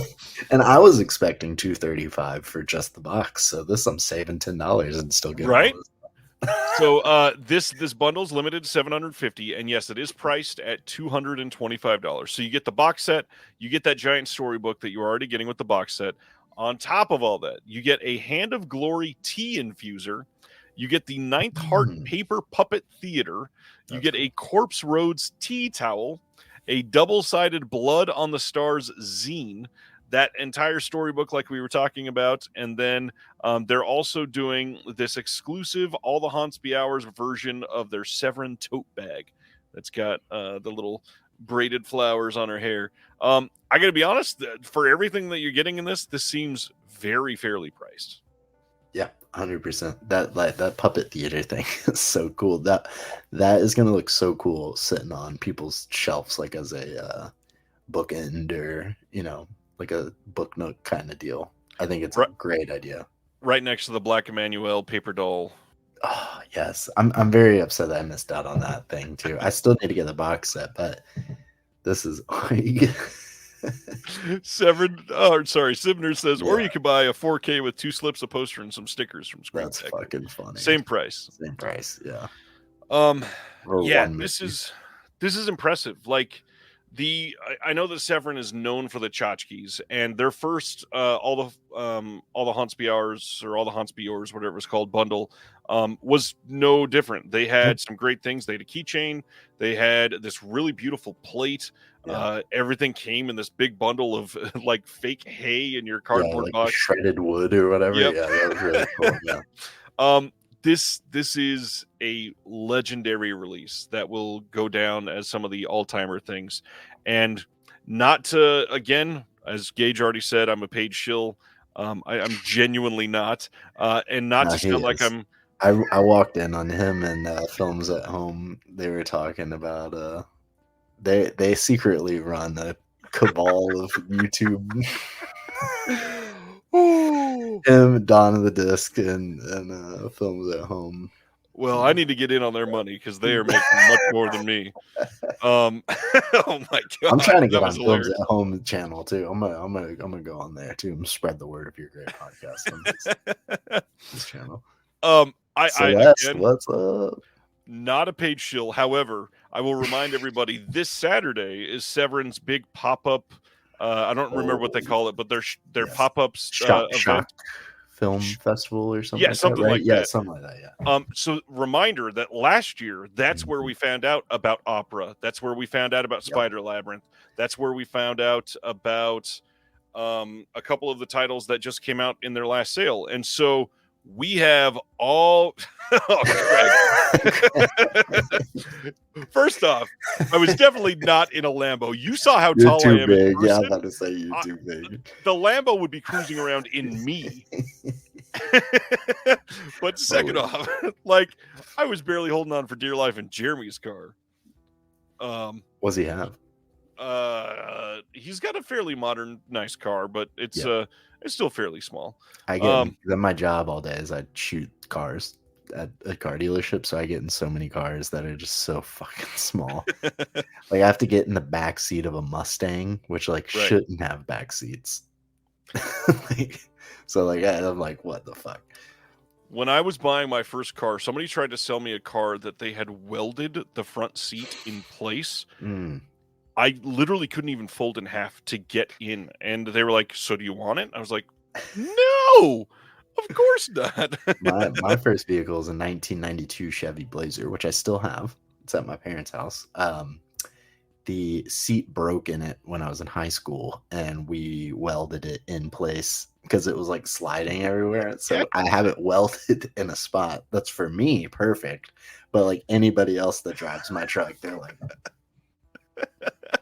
yeah. So that was great. What was I saying? Oh, the Severn thing on Saturday. So yes. Just keep in mind, we're about to find out a lot more. I'll tell you guys, if you're excited about this bundle and what they've been doing this year, and how could they outdo some of that, just wait for Saturday. Saturday is going to be sick for multiple reasons, and every year it's always around the same time, and because it's on the West Coast, and they're doing like movies till like 10 o'clock or whatever, like we're going to be getting like Severin like leaks and stuff going on until like 4 a.m. Yep. Because it's all on the West Coast. So it's awesome. And this Saturday is the start of college football, which is my favorite thing in the whole wide world. It's like up there with movies, and wrestling is like my favorite things. And there's games on because there's a Hawaii game that kicks off at 11:59 Eastern time. I will be up till 4 o'clock in the morning watching the football games on my phone, waiting for more and more Severin leaks. So I cannot wait for that, because not only the films that they show at the theater for the festival, but also they do like trailers and stuff of things that they're going to be doing. So we usually get lots of like leaks and stuff for that. So I'm very excited for that. Chris, you missed that Saturday's the Severin pop-up shock film festival thing where they're revealing a whole bunch of titles. Is Jeremy going? Doesn't Jeremy he go? is going, and so is Alex. Goes. So he's got to spill all the tea. In the, Alex. Oh, there you go. He says it right there. If I could read. Yes, give me all the info. Gage, are you a fantasy football guy? I am. I'm in 2 leagues. I was almost going to be in a 3rd league this year, but it wound up being a $200 buy-in with all my managers at work. And I was like, I need a raise before I can do a $200 buy-in to college. That's a big buy-in. Fantasy. I already am doing a $100 buy-in. That's more than a 24 film box set. Come on. I know. That's what so, but if I won, I would get like $2,000. So I could get I could get the Vinegar Syndrome subscription. I could get a whole bunch of stuff. You could buy like 3.5 Criterion box sets. That's funny. That set. I mean, there's nothing that needs to be said about that set. Like, it's cool that's coming out. Whatever. That's the last. The amount of testosterone that just emanated from you just listing your interests canceled out by HRT for the day. I can't wait to be on Celeste on her channel. We're supposed to be doing that soon. I can't wait for that. Because I feel like we talked about it. We have a very similar sense of humor, and I feel like ours should be a Patreon exclusive. Like it shouldn't be for the public. Oh man, that might have been my favorite comment of the That is good. That comment was almost as good as Baby Daddy Driver and Clockwork Orange. Okay, we're still doing Okay. announcements. Yeah, we only sorry. got 2 left. I'm sorry. Okay, hold on. One last thing about that Severn box set. I'm so sorry. Is all the tchotchke stuff? I love it because you know why? Because my mom would love it, and your mom would love it too. Everybody's moms would love it. So next time you see people making fun of all the tchotchke stuff, just know that your mom would like it. Well, and beyond And I that, like dig it because of a that. lot of the Severn stuff is genuinely useful. Like, I would use the tea diffuser for sure. yeah, a tea Yeah. infuser, a tea cloth, the tote bag. My my oldest kid goes to sleep every night wearing the eye mask from the. Is it on the pillowcase of the Oh my god! Please don't tell me they're using that pillowcase. They do not have the pillowcase. Okay. But yeah, Jonah, for anybody that's watched the channel, Jonah goes to sleep every night with the eye mask from the other box set that they put out, the House Psychotic Women. Uses it every single night, and I love it. That's awesome. Absolutely love it. Sam says, "Who is dropping those leaks?" They're not leaks. They're announcing them. They're not leaks. Yeah. I'm just saying they will leak out. They don't necessarily make the announcements, but the announcements leak out. It's all part of it. They know what they're doing. The Birdemic coat hanger. So yeah, Sam, I'll be posting those announcements. I promise. Yeah, they have the fetus jar that they throw around them. Oh, we've got one of those. Yeah. Oh, nice. Oh man, that was a loud laugh. I'm sorry. I probably just hurt like 12 years. Closest to football I'll get is the color scheme of our podcast page. Oh, I just followed that actually. It just randomly popped up on my Spotify thing. I saw. I didn't even know you announced that. It was like nobody has. It's been on the slide. We haven't done the first episode yet. Okay, so yeah, Spotify put me on game before it even thing. Yeah, so I saw there was like the 1 minute clip on there. I didn't click on it yet though, but I did follow it on Spotify. That was just so I could get the podcast loaded, and that's just me being an idiot for 13 seconds. I dig the color. I mean, the Deaf Crocodile logo. I'm gonna make a fucking Deaf Crocodile team on the team builder for the College Football 25 video game. That's gonna that's great. I'm gonna do that. Plan 9 said I was picturing your kid in the opera glasses. He would love them. He's walking around every day right now in, oh my god, these god awful, fully plastic, like highlighter yellow Little John shit sunglasses that are just the little shutters. Yeah. What is the point of that for a 9-year-old? I don't know. That's tight. Love it. Greg, I just found it myself online. I didn't know it was up there. I mean, low key, if you follow the show, hey, announcement. There's a Deaf Crocodile podcast coming. Ta-da! Ta-da! That was the leak that I just came in with. What's up? All right, 2 more titles. Enough Rope. This is coming from Kino on October 15th. This is from 1963. Brand new audio commentary with David Del Valle and Dana M. Reams. This is in French with optional English subs. And I know nothing about this. I don't know either, and I saw it announced today, and I loved the artwork for it, and I love that it's got a new 4K restoration, which is good, and it's a scope 2351. So I was like, this sounds sick. Do you know what TF1 is? I do not. I was going to look into this, and I did not get to do it. Craig, do you know what TF1 is? You likely do. 4K restoration by TF1. I'm assuming it's probably an archive in France.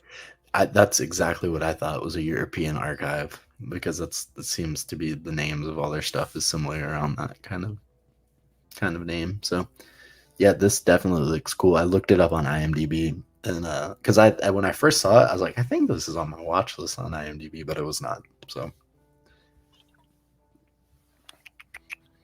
the fine inner positive, huh? Maybe no, it's not a 4K. No, it's not a 4K restoration by the fine inner positive. It's about autoerotic asphyxiation. Craig says, yes, it's a French company. There you go. Perfect. All right. In France. Last one of the night. Let's go. I didn't know that there was a second one. There's a second one, and it's supposedly much, much better than the first one. October 8th, Walmart exclusive Blu-ray Steelbook from Scream Factory of Winnie the Pooh, It's the day Blood and before my Honey birthday. 2, the sequel. Let's go. Yeah, check it out. October 8th, Walmart exclusive. We're ending on this, and that feels very anticlimactic. There you go. I would like to see both of them. But yeah, I'll watch them both. Yeah, I'd like to watch them. Not a high bar. All right, that's it for the week, and then we always look at what is coming out next week in case you forgot before we head into our discussion. Next week is that Drive 4K Steelbook coming from I think that's a Sony Steelbook, right? Yeah. Yep. And then all the Vinegar Syndrome stuff is going to be listed. Obviously, that's been out for a little bit, but these are the wide release dates. Kingdom of the Planet of the Apes 4K, Poltergeist 2 4K, Sudden Death 4K from Kino. Sorry, I'm still coughing from that laugh. Desperado 4K Steelbook from Arrow, and Alpha make myself laugh harder. Alphaville 4K from Kino, Real Life 4K from Criterion, last year at Marienbad 4K from Kino, Succession, that complete series Blu-ray box. That's another one of those big TV ones that I honestly didn't really expect. Yeah, that's really cool because I know a lot of people I've seen people saying like, they'll never come out, and there it is. Like the series ended just this year, right? I think so, yeah. Yeah, so I know all my friends are like, you gotta watch it. The TV, I know, like Gone with the Wind and Lord of the Rings and Indiana Jones, not seeing those is ridiculous. Right. But the amount of TV that I have not seen is, I don't even want to talk about it. Like, I still need to see Breaking Bad, The Wire, Sopranos. We're watching The Sopranos right now, so you're not the only one. Yeah, I need to see it bad, yeah. Why are you so sorry for your coughing? Comment. Vance says Winnie the Pooh has the word poo in it, and I feel educated somehow. Get it together, Ryan. You're alive, pal. That's funny. Oh, man. I was laughing way too hard at that. Mother 4K from Criterion, High Crime 4K from Blue Underground, Pee-wee's Playhouse getting a reissue from Shout Factory, Watchmen Chapter 1 4K, Focus 4K, The Watchers 4K, that's Shyamalan's Daughters film, Empire of the Ants, and Frogs, and Food of the Gods, and Kingdom of the Spiders, and Squirm, all Kino cult titles coming out. Big week. Double Jeopardy 4K getting its standard release, Star Trek Discovery, the final season.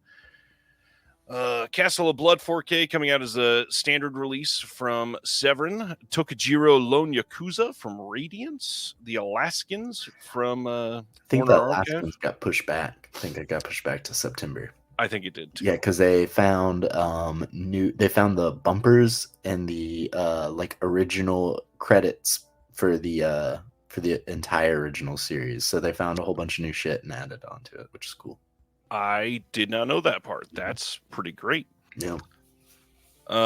Stan is saying, what is Nuts? Nuts is the first release from Cartoona, the new, maybe it's not the newest now, one of the newest OCN partner labels, and it is supposed to be pretty great. That place Sunray they showed that there at Sunray, nice. And I saw the trailer for that movie. I'm not even joking, probably 50 times. Like every movie that you went and saw for like that year, I swear they showed the trailer for that movie on it because they had showed it several times. Right. Thank you, Celeste, for leaving a 1-star review. At least it'll be the first 1-star review that doesn't call me a libtard.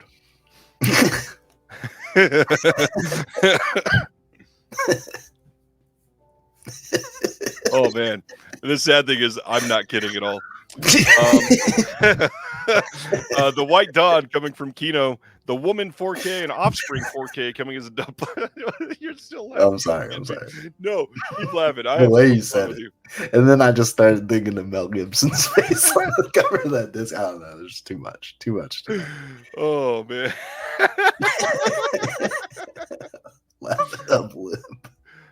I I do want to point out Door to Door Maniac here from Film Masters Mm. coming next week. That is a Johnny Cash starring film with a bonus feature on there called Right Hand of the Devil. So it's another one of their double feature discs. And Will and I did a visual essay on Right Hand of the Devil. We talk about the life and oeuvre of one Aram Catcher, who is the director and star of Right Hand of the Devil. And we got I laugh really hard because we got our most praise-filled review of one of our extras yet, and I posted it today over on all the social media because it was a pretty good review, and the review literally said 2 words about our bonus feature. That's it, and it was, quote, quite enjoyable. There you go. Nice. Love that. Well, I think our first review ever that came out said that we were adequate. Adequate. That's funny. What did Francis Ford Coppola say about it? He said that it's just it insists upon itself. Oh, there you go. Too political. Your show's over. Yeah, it happens all the time. Lots of Warner Archive next week. Hillbillies in a Haunted House from VCI. I forgot about that. Proud Rebel. This is I don't even remember who's putting that one out. Yes, it's a newer company. I remember you talked about Real Vault. Real Vault, yes. Real Vault. What is that? Yeah. Beetlejuice 4K Steelbook coming back out. Aces High from Kino. God, there's a lot of stuff next week. Viva la Muerte from Radiance. This is a big one. Maybe we should talk about that for a second. True. Memento Mori, the however you say his name, Jorg Buttgereit films got delayed because they accidentally region B locked all of the films in this set for the US release. So Arrow is delaying this for a handful of weeks, and you will be getting that later. I want to get that. I want to get that for my friend too, because he's recently got in. My friend Matt's recently got into collecting discs, and he's like super into like he'll buy shit that even I have never even heard of. Like he'll just randomly buy like some random like German bootleg of some extreme European horror movie from 2005, and I'm like, all right. So I think he would like that. I want to. Celeste, God damn it, you were way too funny. Celeste says it's Jorg Buttgereit. That's funny. That's great. Oh God, that's good. Oh man, I didn't mean to start laughing while you were describing that, but that was hilarious. That is good. I've heard What You Wish For is really good. That's also coming out next week. Oh yeah. Terra Firma is releasing next week as well. Ride from this year getting a Blu-ray release. I believe that's from Wellgo. And that's everything. There's obviously a lot what coming. Was that thing down there way at the bottom? What did I skip? Kitty's Salacious Sensations. Okay. Yeah, we don't usually cover the hentai, but if you really want me to, I can. What is that? Any of these that you are either already got in or dying to get or have pre-ordered? I do want that Pee-wee's Playhouse. I know that it originally had already had a Blu-ray set released by them. I do want to get that. I remember when he passed away, I was like, man, I really want, because I had one when I was younger. You know, they had Pee-wee's action figures. Yep. There's a little cherry action figure, and I want that on my shelf. You can't see it up here, but I have a few different things. Like I have the Viewmaster from Vinegar Syndrome, and my girlfriend got me a little toy like washing machine. It's kind of like an inside joke between I actually really laundry is like my favorite chore. I love doing laundry, so she got me that. But yeah, no, I was like that. A little cherry action figure would be perfect for my thing. But I want that. I want that High Crime 4K. I also want both of the new Cinematograph titles, and yeah, I mean, there's infinite stuff that I want to get, but yeah, lots of good stuff. All this Radiant stuff that's about to come out looks kick-ass. In other words, it's an expensive damn week next week. I mean, we're getting in. This is the time of the year. September through December is like all the big shit, you know, or September through November. Those 3 months are the 3 biggest months of the year for everybody, for sure. Absolutely. We are 3 hours into this and have not even started our film discussion, and that's amazing. Easy. I love doing laundry. I do love doing laundry. Yeah, Gage is definitely Will's son. What does Will like doing laundry? Will doesn't strike me as the kind of guy that likes doing laundry. I don't imagine No, I so. don't think so. I No, that don't. there's nothing wrong with I've that. never asked. Yeah. Um, so our discussion tonight is on back to school films. Kind of already mentioned this earlier, and this is going to be a big deal because there's so much that could go into this. I mean, you've got Yeah. everything from horror Horror and films. comedy and coming of age and drama, musicals. There's literally, I mean, Everything. this is endless. Yeah, Yeah. it's literally endless. And when we had initially came up with the discussion about what to do for this episode last week, you and your wife kind of talked about how she randomly says that she misses high school, and then you're like, "Fuck that." Yep. I have like a love-hate relationship with high school, because I hated middle school so much, and it was just such a miserable time in my life. But high school, I actually really enjoyed high school. I was very lucky and had a great high school experience. And but I hated school. Like that actually having to wake up and go to school every Right. day. And so I don't miss that at all. And but this time of year, with like football starting up, um, the time is about to change. Fall, spooky season, it gets colder. Like this time of year is my favorite time of year. And it really starts with going back to school. And all of us had that back to school feeling for a good chunk of our life. So, oh, the Triple Lindy, that's a that's a great like all-time Comedy Central late night movie right there. When I saw the title, I thought Gage was in fact going back to school each year. No, I've thought about it at times. That was another question I had for you, Ryan. Did you ever go to college?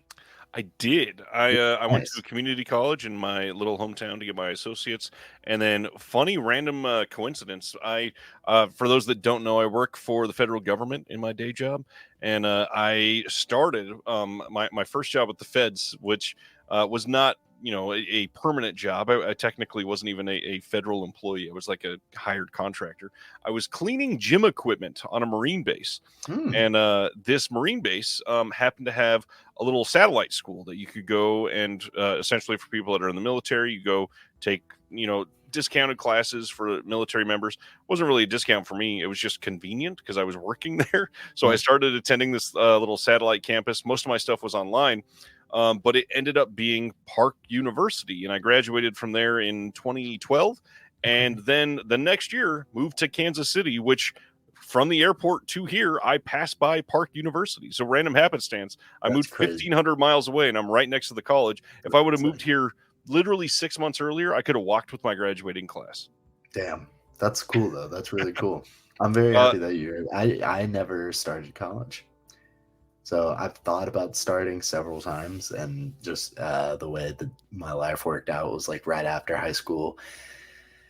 I kind of moved. My girlfriend at the time moved in with me, and like started working with my parents, which is crazy to think of. And then my mom got sick, and then like I was working and helping like out with the house and stuff like that, and it just kind of life gets away from you, and then you join the workforce, and then I'm like, fuck, like I should start going to school, but I never did, unfortunately. my degree from my bachelor's is in psychology, and I never Nice. used it for even one moment. I bet. Absolutely pointless. I mean, technically, I used it to qualify for the job I'm in now, Yep. but it's only because you have to have a degree. A Nobody degree, cares that's literally what it's all from. what it is. Yep, exactly. I've run into problems with that all the time. I did video production for the Jacksonville Sharks, which is like the local arena team here, Nice. and I worked for them all summer, like just like for free, just because I was like 18, 19. I was like just trying to get in and trying to do anything that I could, and like they were like, "Oh man, all your videos are so great," and like getting a lot of attention online with this stuff. And then like I was like, they had some job openings that I applied for, and they're like, "Yeah, you don't have a degree, so we can't hire you."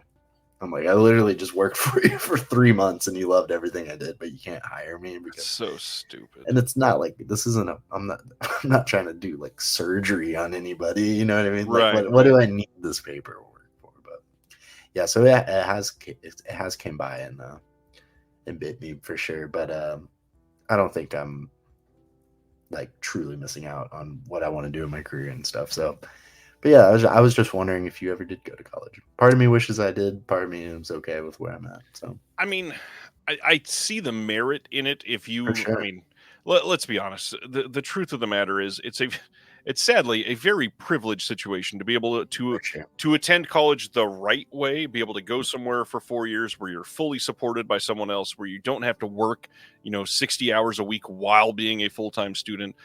I didn't come from that sort of life. Sounds like you didn't either. And, we're in a situation where uh, you just sort of make the best of it. Yeah, And yeah, that's yeah. what happens. It's in a journey. Here's offering some inspiring words. I still think about it. I'm not completely out of it yet. So Right. maybe one day I will. So I mean, there's plenty of people that still graduated, 60, 70 plus. yep. All right. So, back to school films. Anything related to education, preschool, all the way through college. Is there anything while you were doing this that you recognized that you love about school films? Yes, and there's plenty of there, like you said, it encompasses so many genres, right? And there's different ways that you could go about this. When we initially talked about it, we were saying maybe doing high school, but then you said, we should do all of school, which I'm glad you said that because that really, really made it a lot easier. And there's different things that you could look at these to like. Some films are like truly films that are about school, and then there's films that just take place Yep. surrounding school, and then there's like movies that just give school vibes. So it's like there's all different ways that you can attack this, and I wound up coming up with like a list of like 30 movies, so to whittle it down to 10 was fun. And I partly did it in a way that like I wanted to include some stuff that I didn't think that you would say, but then at the same time wanted to include some that I definitely think there'll be some crossover between us. Like a couple of them I didn't even want to include just because like what is there to be said about him because they're such prevalent films, but like I included them anyways just because I was like I want to highlight them even though they don't need it from me. There's a lot here. First off, that I noticed that were very similar for me, and I think a lot of it lies in what you already mentioned, what I said last week with my wife, and that's Yeah. I hated Yeah. school. I You hated hate it? everything about it. I don't want to go back to it, and so a lot of these are comedy based for me because Yes. it's Same. like vicariously living through someone that actually enjoyed it. And I'm like, oh, that looks like you could have so much fun in sixth grade or whatever. And I'm like, that doesn't exist. So a lot of these are very modern because that tended to be a trope starting with like the 80s. A lot of these were focused on school comedies. A lot of these are very modern for me. A lot of these are very like important films. A lot of these are ones that I watch and they hit hard for me, and they've been around for a long time. Stuff I've watched quite a few times. I've got a lot of discards. We're going to talk about these afterwards, of course, but we got our top 10s, and these are, again, 10 favorites. They don't have to be the best 10 in the world. Exactly. I know that there are better movies, like, 100%. sure, The Breakfast Club is amazing. It's not on my Yes, list it's because I not don't on my want to list talk about either, it. but I like the Breakfast Club too, but I didn't want to talk about it exactly. A lot of these are ones that I've never talked about on the show, so I'm Oh, very cool. excited to talk about these. So That's awesome. let's start with your number 10, Gage. What do you got? Oh, okay. We're starting with me. Okay. Well, first I'll say Stan Geezy, Blackboard Jungle, and Heathers. I've never seen both of those. Heathers is definitely high up on my watch list, and D. Sibner Blockers is in my top like 11. Like it was like just missed my list. I It's saw on my that in honorable mention. theaters. It's so fucking funny. And then also Goodbye Mr. Chips I've never seen, or Blackboard Jungle. And I know Goodbye Mr. Chips I think has a Warner Archive Blu-ray, I think. But all right, so I'm gonna start with number 10, and this is definitely some recency bias because it's a movie that I just watched last night. And Wow. or I'm sorry, 2 nights ago. 2 nights ago. It's the last movie that I've seen. So after And we planned the topic, nice. after we planned the topic, and this movie I was already going to watch anyways. So recently I watched earlier I talked about I watched Malibu High and I watched Topaz, which are actually two school movies. and they're not on my list, but I enjoyed both of those. I kind of theme my watching patterns, like this time of year. Right now, I'm watching lots of summer themed kind of movies, end of summer and going back to school stuff. And so this film I have saved for this time period. So even if we hadn't, what? I'm so excited to see what this Oh, is. okay. You're gonna be. It's a stupid movie, I'm sure, but this movie I was going to watch it anyways, even if we hadn't done this. But I was so shocked with how much that I like this movie. It is going to be something that I rewatch every year now, and it is Arrow's release of Girls' Night Out. Holy shit! Have you seen this? It's a fun one, yeah. Oh my god, I couldn't believe it. It absolutely nails that spooky, crisp air fall back to Yep. school aesthetic like perfectly. And like the textures in this film are amazing. Like the brick walls and at the beginning there's the hardwood basketball court. Like I could smell that hardwood, Yep. that school hardwood basketball with the thick lacquer on it. It's just Yep. so great. And this movie has so much pedigree in it. Like the stars in this movie are crazy. It's a Like big deal. Revenge of the Nerds, one of the girls in it that has a smaller role in it, I was kind of crushing on her, and I went and looked her up. She was in A Violent Nature this year, which Oh, she's only been in like 10 movies ever, and like 2 of them were like Friday the 13th movies. This and then like damn. in A Violent Nature, I was like, what the hell? That's sick. Interesting. Yeah, and then this disc also. I knew that this movie had like a very hard restoration because it only exists in prints, and Yeah. so it's like taken from several prints. So this presentation is a very grindhouse-esque presentation on disc here. I love that look, and this is something that Brad just talked about on his YouTube channel the other day about the way that these films look. I think that it enhanced the viewing of this movie Agreed. because of the way that it looked.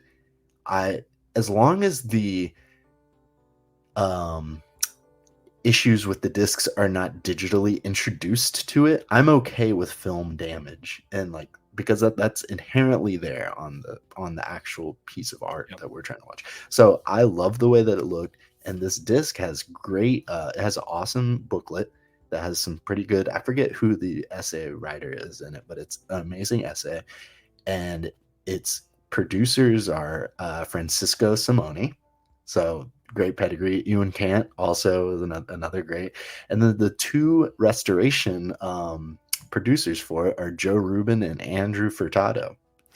So Nice. even this disc has great pedigree to it. This movie kicked so much ass, and the ending of it is like chilling. It's kind of got like this crazy, like it holds on the scenes of this woman's face, and it's just very, very chilling, and they just absolutely nail everything about this movie. I loved it so much. So that's it. That is a great choice. One that I probably should watch again. It's been, oh man, probably just a couple months after it released on disc that I watched it. But it was Okay. such yeah, like you said, like it's a great texture film. It's a Yeah. movie that you can feel, you can sense, you time travel into a completely different a gym, a school setting, into these situations that you can just tell exactly what it is. Yeah, and you're placed there with these characters, and it does. I mean, the movie was made. It was produced by these like 2 like lawyers or something like that. The financiers behind it were these 2 lawyers, and I think one of the guys like directed part of it or something like that. But you often see that in the letterbox reviews, are like, oh, this was just made by 2 guys that wanted to make a teen slasher movie. And the essay actually talks about at this time the slasher genre kind of fell out of favor, so they kind of marketed it several different ways. So there's the scare maker, and there's another title that it went by, so they kind of marketed it in different ways, and it struggled to find its footing. But it's got some pretty unique, or not unique, but just good camera work in it. Like there's some really good like dolly shots and stuff like that. That it's just like you could tell that there was some level of competence in this movie. Oh, and it's got Hal Holbrook in it as well, which gave the financing people the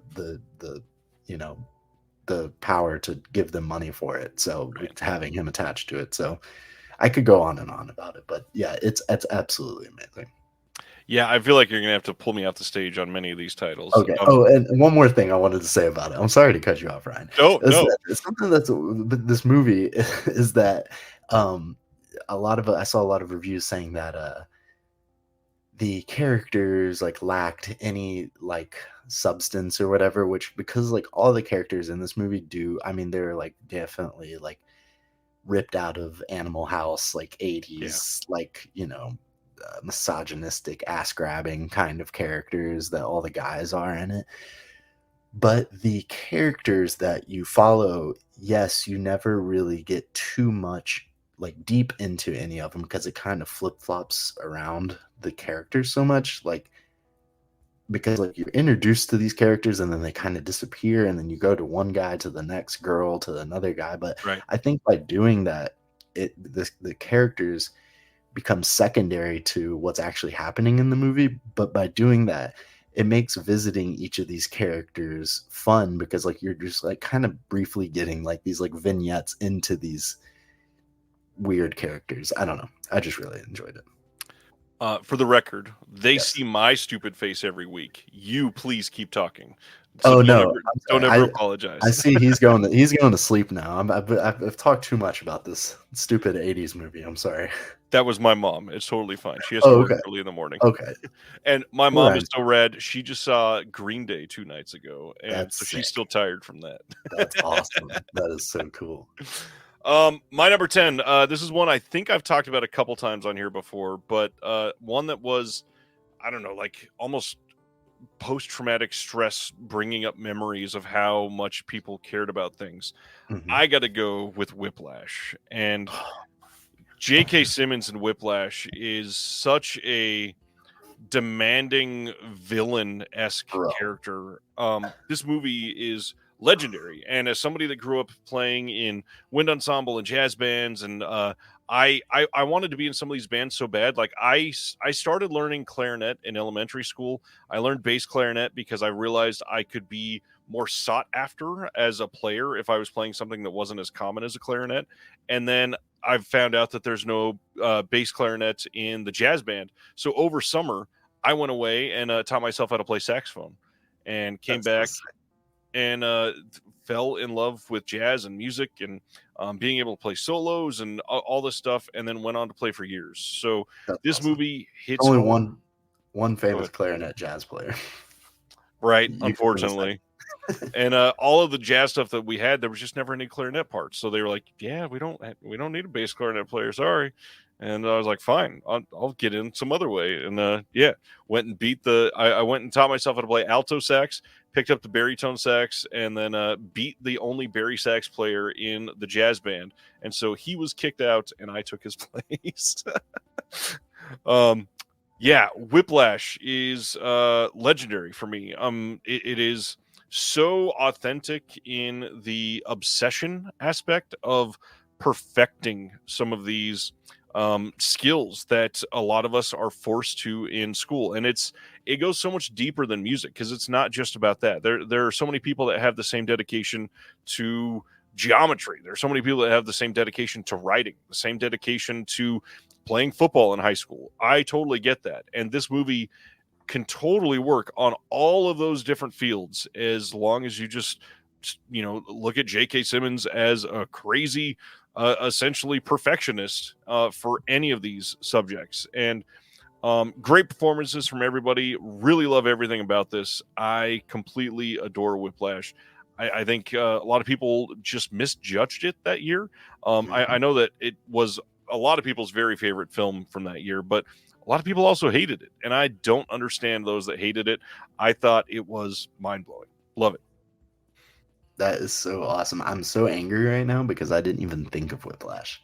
Not only is it my favorite film of 2014, but for the past 10 years, I've been telling people that it's my favorite movie for the past 10 years. And now that movie's 10 years old, which is crazy that I just didn't even fucking think of this. So I played the drums in jazz ensemble. I know we've talked about this Nice. before. I actually got to see it on opening night, which was really cool at the Cinemark here, and me and the two people I went with were the only three people in the theater to see it on opening night, which is just insane. But it was like the 10:55 showing, so Oh my god, that movie is absolutely amazing. Everything about that movie It's is perfect. fucking perfect. It's a perfect movie. And one of my favorite things about that movie that I remember seeing online was I guess he was on the whatever Letterman's show was, but who is it? Stephen Colbert. He has which whatever you can say about him, but I remember I remember seeing this clip online of somebody being like talking I think it's him and Jerry Seinfeld, maybe they did like the Cars and Coffee, maybe. Right, I don't right. know. He says, the movie, I wanted to like it, but I remember, or I had a friend that plays jazz, and he just told me that's not what jazz is all about. It's a free flowing, like, it's a blah blah blah blah blah. And I was like, man, you have never been to like an art school Nope. situation, because that's exactly how all those crazy fucks are exactly like that. Well, and the way Yeah. that they teach jazz is you have to be able to nail the timing exactly perfectly for like 4 minutes straight Yep. before you're allowed to play in the sandbox. Exactly. Once you can do that and you have the ability to annotate it all perfectly, Mhm. then you're welcome to the party. But Yes. it takes a lot to get there. Yes, and I played jazz in high school. I played the drum set in jazz high school. I was never great or anything like that. I was never like, there's so much involved with it, especially with drumming. I would say drumming's probably the easiest thing to do in jazz, because I think drumming is the easiest instrument to begin with. Anyways, people disagree, but whatever. I think it is. But just like being able to, you know, syncopate your left hand on the snare with what the alto sax is doing. Right, It right. takes so much repetition of you and I practicing 3 days a week for 4 months that I can get that. So like that the movie does have a perfect ending, as Craig says. That movie is amazing. And it's getting a re-release for its 10th year anniversary, I saw. So I would like to go see that in theaters again. Yeah. I have the Blu-ray. I do not have the 4K of it. I need to get the 4K. It's a beautiful movie. Yeah. Absolutely love it. Damn, I'm so mad that you just said that and I didn't even fucking think of it. That's my number one now. So whatever I say is number one. Girls Night Out was my number 11. Yeah. That's hilarious. And it was my number 10, bottom of my list. Yeah, that's great. That's my number one. So, all right, number 9 for you. number 9, I do not have the disc of, and I never owned the DVD of it, but we did own the VHS tape of it a long time ago when I was a youngin'. But my 10th favorite is a college football movie, and it's the greatest football movie ever made, and it's Waterboy. Nice. I watched this movie probably 500 times, and Friday Night Lights. I've never seen Friday Night Lights, and I know that that's considered like the greatest football movie, and it's getting the 4K now. So I'm excited. Hopefully, I'll finally try to watch that here soon. But yeah, Waterboy is all time classic. Another movie that is like not much you can say about it because we've all seen it 100 times, other than Down Here in the South. Like Rob Schneider's character in that movie. That's literally every Gator fan. So yeah, just want to throw that out there. And now Chris, he's a Texas Longhorns fan. He's in the SEC now too, so he'll have to deal with people like that on a daily basis now. And slowly he will become that too, now that he's in the SEC. So. That's hilarious. But yeah, Waterboy is all-time classic. I remember my dad at his work had a CRT TV with the VCR built into it, and I remember just going up there when I would have to like go to work with him every once in a while, and I'd just sit in there and watch Waterboy, finish it, and then just restart it, rewind it, and put it back on and watch it again. I watched this tape so many times that this tape like started to have the worst tracking problems. Oh, I bet. Yeah. We wore out this thing so much. And honestly, there was like 4 Sandler movies back to back around that time that it was like that, just on constantly. There may be another one on my list. Ooh, we'll hear about that in a bit. But before we do, I want to hear. I know it's only tangentially related. How do you feel about the fact that they're doing a Happy Gilmore sequel? I'm about it. I don't care. Whatever he wants to do. I don't hate it. I don't hate it either. Happy Gilmore is actually not even one of my favorite Adam Sandler movies. Like, it's pretty good, but it's like not even in my top 5 probably. So I just love that Netflix is paying him a shit ton of money to take vacations with his friends and make fun movies. I know, I dig it. I still want to. I think I'm gonna try to watch the Hubie Halloween movie this Halloween because my friend watched it and he said he It's a enjoyed good movie. it. So yeah, It's a good I'm movie. gonna try to watch that. So I dig it. It's fun. Okay, my number 9 is a hell of a vibe change compared to what we've talked about already. I got to go with like the ultimate classic in the cult side of things, and I'm going to go with Carrie. This is like the ultimate 70s horror when it's anything related to school. Obviously, you could talk about things like Halloween and all that, but Carrie is the horror movie for school. It is so deeply entrenched in the cliques and the vibes of school and all these people being against each other and bullying and picking on people and not knowing about other families. And something about the way that De Palma made this movie obviously comes from a great story by Stephen King, but De Palma's directing in this is like nearly perfect. The performances in this are legendary, literally all-time perfect performances. Huge names that we got in this, and the fact that it made so many waves culturally.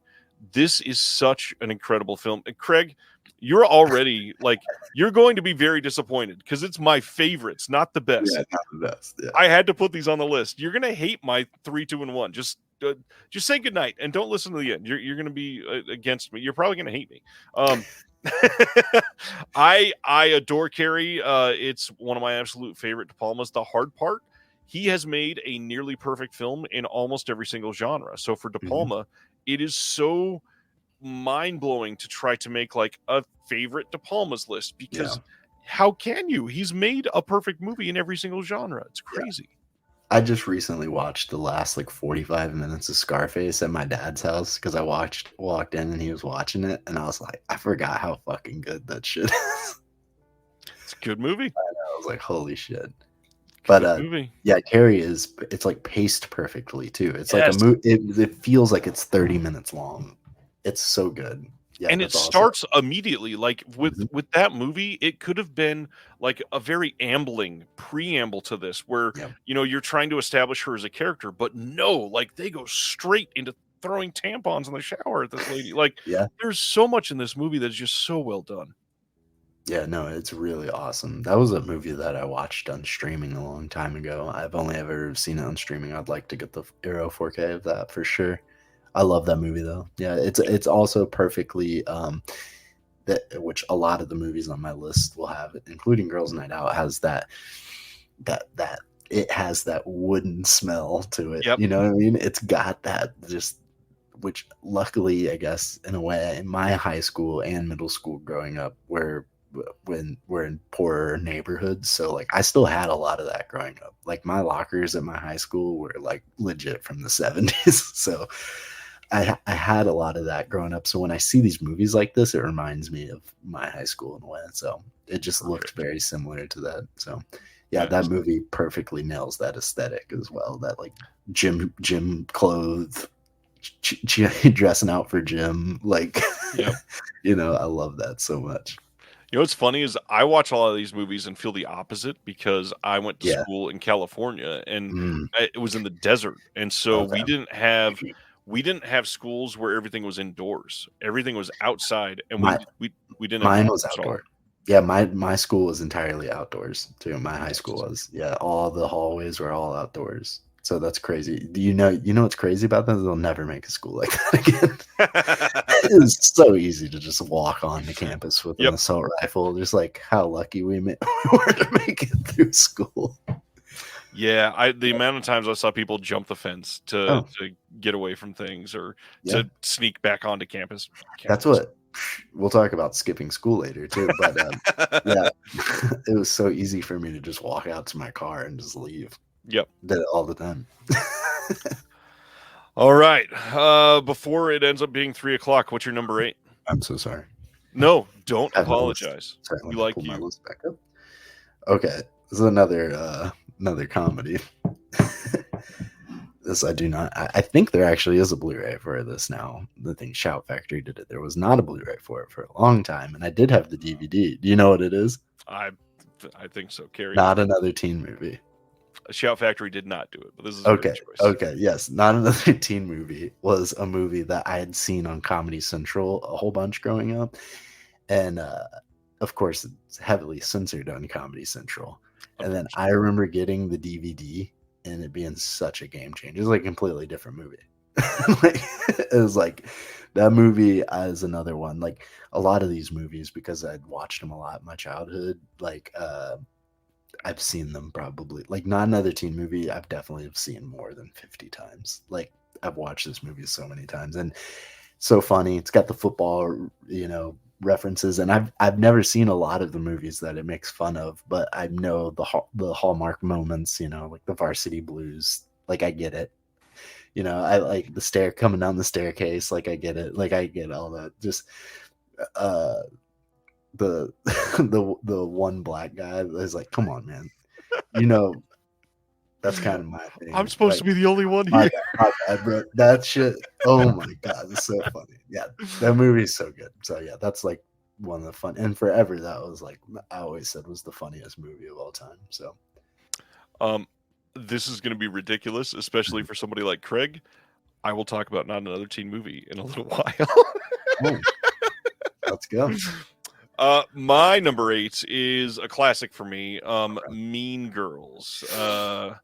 Mean Girls is a perfect movie. It is hilarious. It has an all-timer cast. It is, it literally, just the fact that it has affected so much culturally. It had to be on my list because it has been everything. Like the amount of times that we have quoted things from Mean Girls in my day-to-day life over the last 20 years is mind-blowing. This is one of the most quoted films in my life of all time because it is pitch perfect writing, it is great casting, and it is memorable beyond belief, which a lot of these films are fairly memorable, but this on my list I think is easily the most memorable one. It has everything you could possibly want in this. The film holds up, obviously, because they just fucking remade it.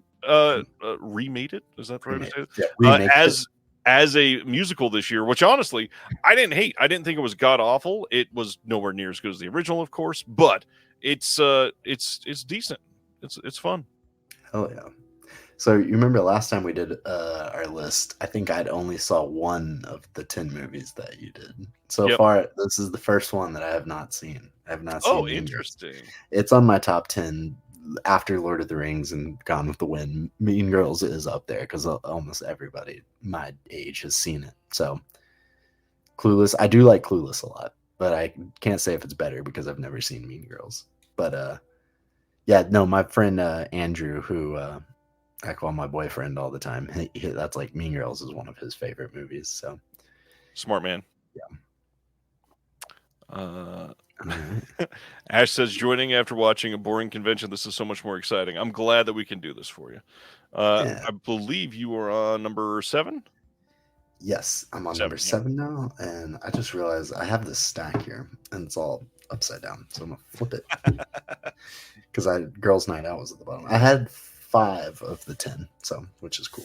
Not too bad. But this is also one I've kind of watched recently, and it's a VSA of Wolfpack. This movie kicked ass, dude. When you hear, have you seen it? I did. This movie is so much better than the reputation it has. 100%. Because when you read, like, satire of, football team for fascism, Reaganism, MAGA, like blah, blah, blah, and you think 80s VHS, VSA, like, oh, you kind of know what you're getting into. But I think it's so much deeper than that. Like, I think it's so easy for it to be like heavy-handed, but it's not in a way. Like the acting is actually really good. The guys that's the guy that stars as the star football player that is the guy that's going for president. He's absolutely kills it. And the way that he speaks is so convincing as that character. Like he doesn't seem like someone that's acting. Like he seems like he truly believes the things that he's saying. He absolutely kills it. And there's specifically one moment in the movie that I want to note is, when he goes and talks to the the TV production Yeah. guy, and they have this discussion in his classroom, and they sit down at the like news set or whatever. The movie changes to feel like it is a news interview style.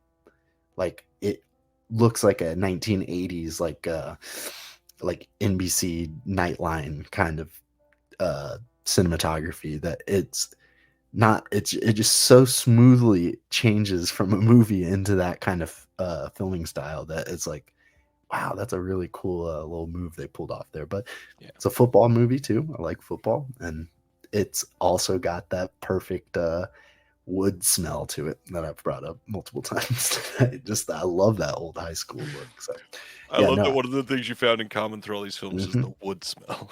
Yes, and another movie that has that same vibe to it that's not in my list that almost made it was Cutting Class, Oh, good one. which also that's like that was like one of the first Vinegar Syndrome movies that when it got announced, I was like, oh, I actually know that movie. I remember that used to be on Encore all the time. You remember Encore, Nice. the I premium do. channel? I remember watching that movie with my dad, and I have the slipcover because I bought it with all the slipcovers. I have Yeah. the him getting crushed behind the bleachers or whatever, Yep. because like that's the scene I remember the most from that movie, and it's Nice. that wood smell, that wood look. So yeah, I love the smell of wood, and I love doing laundry. Those are the two quotes that you guys got from me today.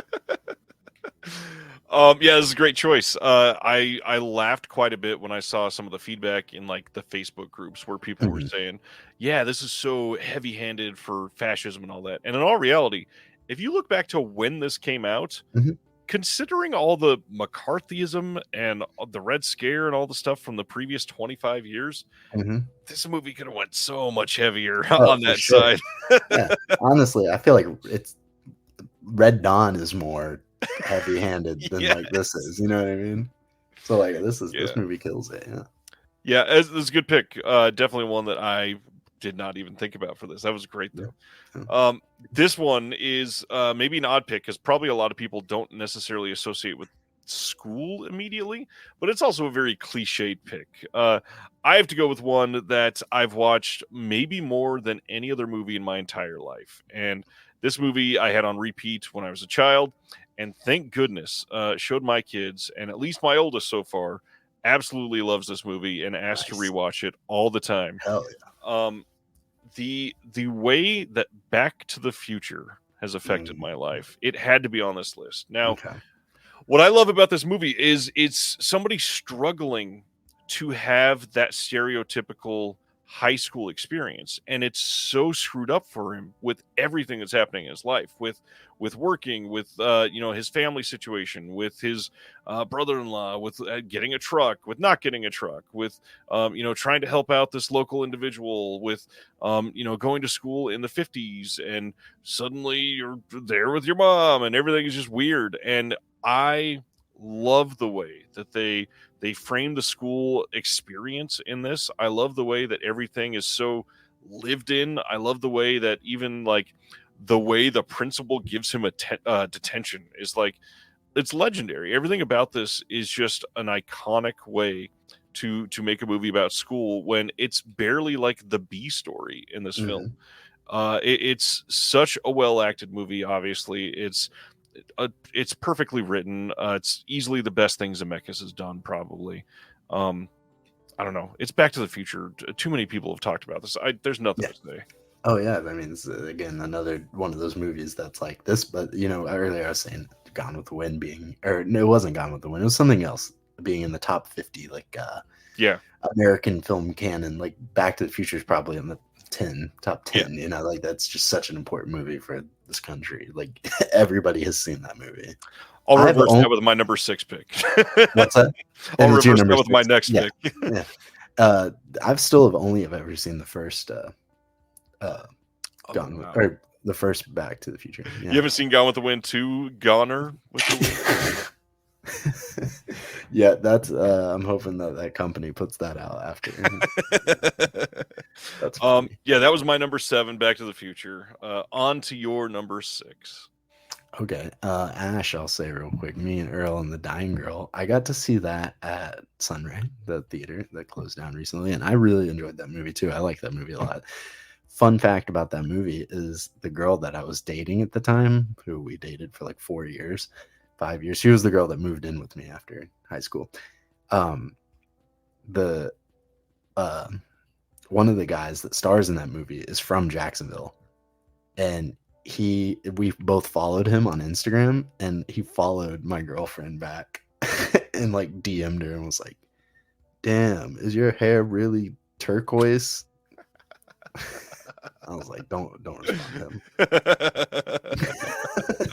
He was trying to slide, bro. Oh man, that's funny. But yeah, that's a good movie though. I dug that movie. It is very sad though. Good. So okay, my next one is another one that I had the DVD of, and this DVD was worn the fuck out. This movie, okay, you just said that Back to the Future is the movie you've watched the most in your life. Probably. The movie I definitely watched the most in my life is Don't Be a Menace. I've seen that like a bajillion times. This movie could be second. It's probably second or third, and you'll appreciate it a lot. And I don't think there's a Blu-ray of it yet. And it was a direct-to-DVD movie, American Pie Band Camp. Yes. This movie is another movie that I would have included on crazy movies to watch with your mom. Yep. Because this movie would have came out in like, I think 05, maybe something like that, 05, 06. So I would have been like 10 or 11 years old. And I remember sitting on the couch with my mom and my dad watching him jerk off into the sunscreen bottle. Just being like, okay. But don't laugh. Don't make it a hint that you know what he's doing. My dad is like, he's like dying laughing, and my mom's just shaking her head. That movie is so fucking funny. I loved that movie. So it's my favorite American Pie movie. It's a good one. Yeah. So that's all I wanted to say about that. I love that we left Back to the Future and Carrie, those lesser movies in the dust to talk about American Pie. He said, D. Sibner says there is a Blu-ray. Oh, I might have to get that. Interesting. It's a good movie, man.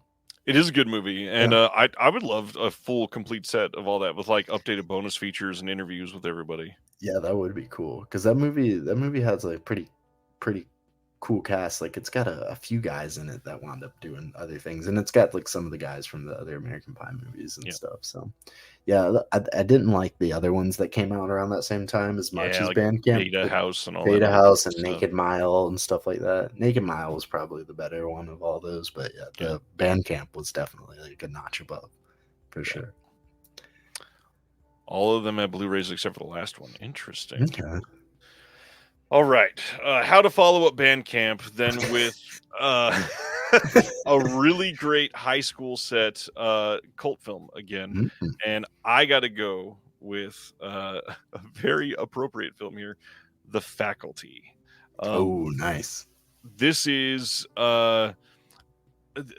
probably my favorite or second favorite horror movie set in a high school, or with high school age kids at least. And the other one, funny enough, is not on the list. It's only in my honorable mentions because it just couldn't fit, and I felt like The Faculty was more important to talk about. Okay. This movie is. I mean, this movie is so much fun. It has such a weird cast, and yet everybody works together so perfectly. I adore the storyline here. It is such an original take on like the invasion idea, and the way that they approach even like it's similar to the scenes like we get in The Thing, where you're testing the people around you. It's an incredible story of like paranoia, and I love the paranoia films of the 70s, where you're getting like people afraid of the government, speaking of the Red Scare and McCarthyism and all that shit. All of that was such a great approach to a film in the 90s, because a lot of those paranoia films were, chalked up to the Cold War and feelings of these other governments. A lot of that, we were kind of out of it in the 90s, and it was scarier for a lot of people because you didn't have all this other paranoia. And so the paranoia, just like in The Thing, was it could be the people right next to you.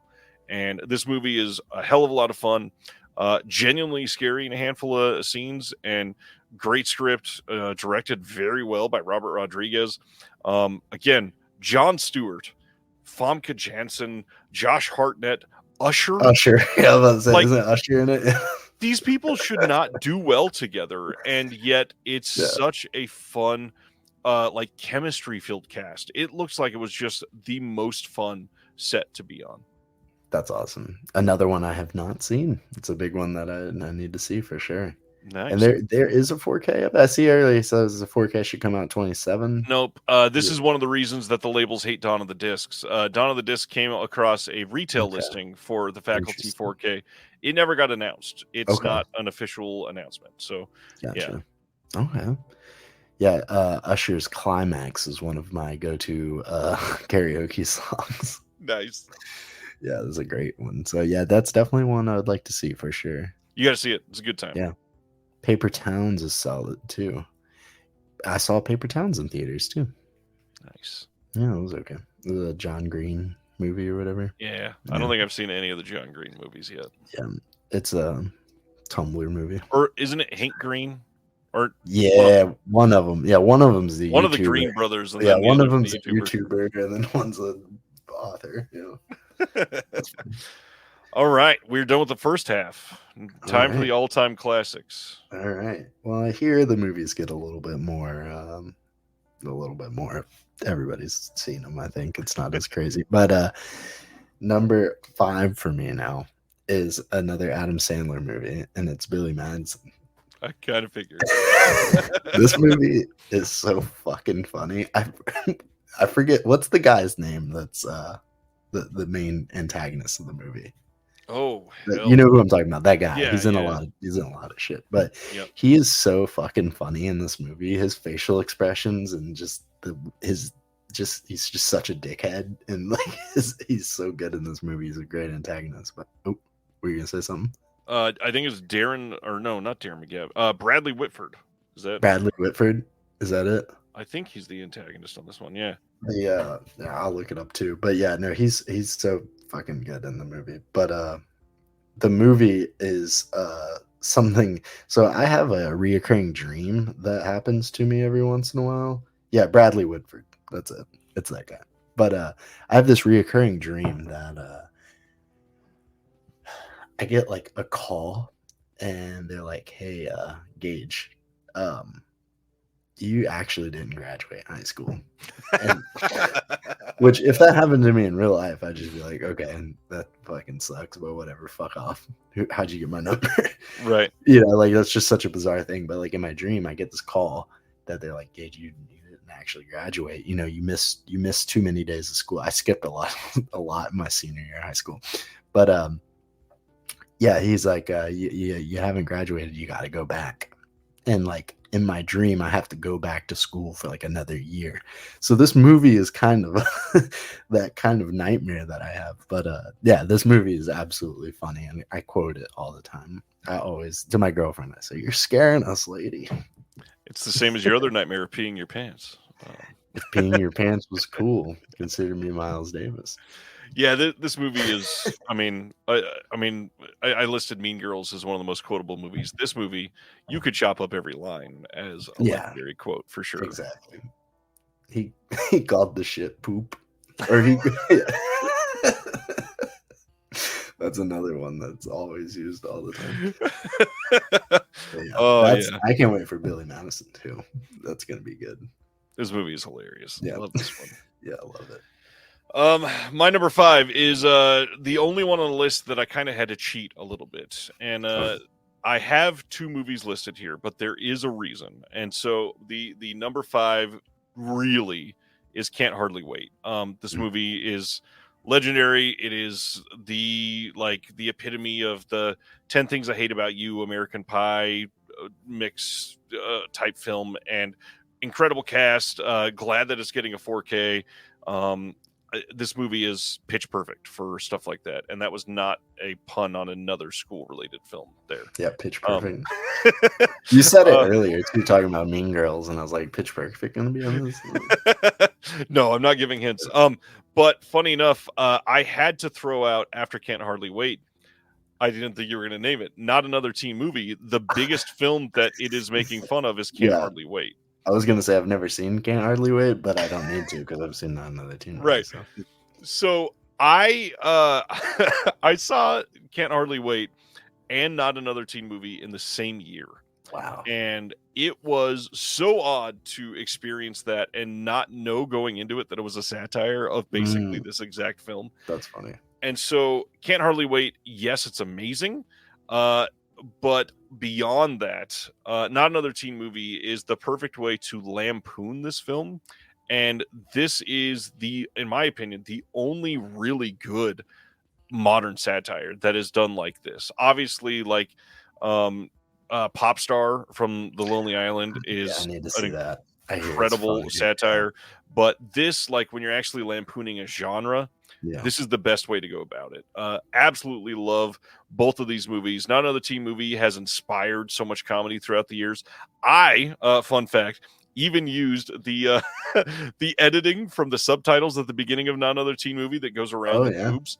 I Yeah. did that in our visual essay Oh, on that's amazing. Papadopoulos for TerrorVision, and it is so damn funny. The foreign exchange student or Yes. whatever. Yeah. Yeah, this That's is amazing. incredible. And yes, Walk Hard is a masterpiece. I I should have was mentioned that. waiting for you to pause. I was gonna say that Walk Hard is I say that Yeah. now after Fan Camp, that was, or was it? No, it was Not Another Teen Movie. I said was the funniest movie of all time. Now I say Walk Hard, Dewey Cox Story is the funniest movie of all time. Perks of Being a Wallflower is definitely eligible tonight, I would say, Ash.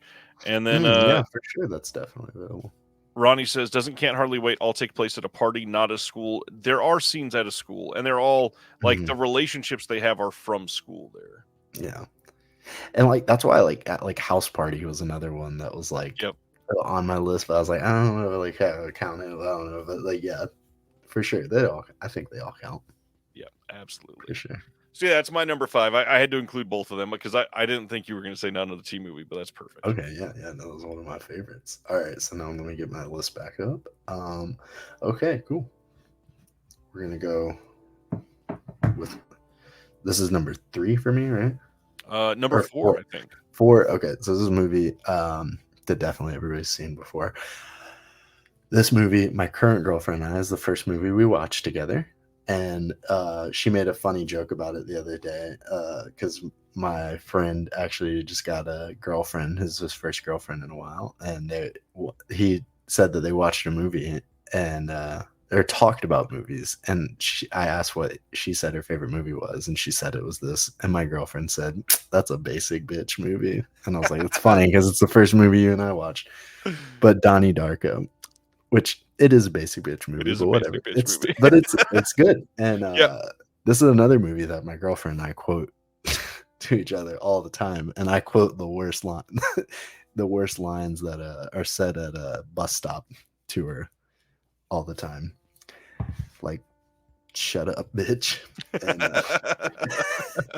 And, my favorite part of this movie is the guy smoking the cigarette. And he's like, "This is some good shit." And he's like, "It's a cigarette." But yeah, no, that movie is, the soundtrack in that movie is fucking 10 out of 10 on both versions of it. Oh, Last American Virgin finally got a Blu-ray. I need to watch that. It's my friend Carl's like favorite movie, and he loves that movie so much, so I do need to get that. But yeah, Donnie Darko, there's not much that needs to be said about it. Yeah, it's been analyzed to death. Yeah, it kicks. I like it. I love that we got Maggie Gyllenhaal and Jake Gyllenhaal interacting in a film in the most pitch perfect, said it again on purpose, sibling way. Yeah, they're the dinner table scene, or breakfast or whatever. Yeah, it's so fucking funny, dude. It's so good. Oh man, love it. Yeah, it kicks ass. My number 4 is a bit of a period piece, and not one that people talk about as a period piece enough. And when I talk about it, I always highlight it as that because it is perfectly done. So I got to go with Greta Gerwig's Lady Bird. Ooh, that was close to being on mine too. This is the perfect period piece for 2002. It is done. The fashion is exact. The music is exact. The interactions between the high school students exactly like it was in 2002. Mm-hmm. All of this is just so great. And then on top of that, you are throwing in an incredible relationship dynamic between mother and a daughter, done in a way that has not done has not been done that way on screen in that realistic of a way in most films. I think the performances in this are far and away better than most of the films on my list tonight, and I think that Laurie Metcalf is one of the greatest actors of all time, and nobody ever talks about it. Yeah, that movie kicks ass too, and Timothy Chalamet is so good in it. He is. Good girl. That shit's so fucking funny. He's so good. That year, that was like would have been like I saw Hostels, Call Me by Your Name, and Lady Bird like all within like 8 months from each other. I'm like, damn, this kid fucking rocks, dude. He did all this crazy shit, and now he's like huge. But yeah, Nice. that Lady Bird was awesome, and you absolutely nail it with it. Kills that 2002 aesthetic perfectly. 8th Grade was a great. I never saw that either. 8th Grade is fantastic. Documentaries could count for sure. Absolutely. But Lady Bird kills that year perfectly, where I think that we're due for movies set around that time period. I think we need, and my friend Carl and I, who want to make movies one day when we grow up and figure our lives out, that's we always joke about, like making movies about that time period, because that's like when we're children, you know. It's like what's that fuck, I can't remember, what's that DJ Qualls movie, The New Guy? You remember that? I do, yeah. Yeah, we were like, we want to make that movie, but just in 2024. Craig says, Jesus Christ, 2002 is considered a period piece. When it comes out in, what, 2017? Is that what it was? Yeah, around that, 18. When it comes out 16 years later, and they're specifically setting it in 2002. Yeah, I mean, I could set it in 2015 and it could be a period piece. Absolutely. Exactly.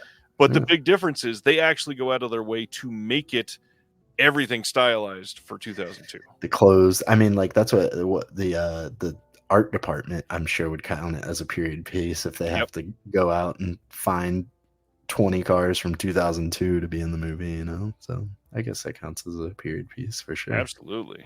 Yeah.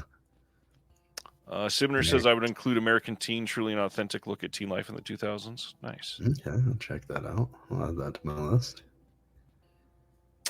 All right, is it my turn? Yes, sir. Okay. Let me get my list. I'm so sorry. Make sure of that. Okay, so we got 3 more left, right? 3 more left, yeah.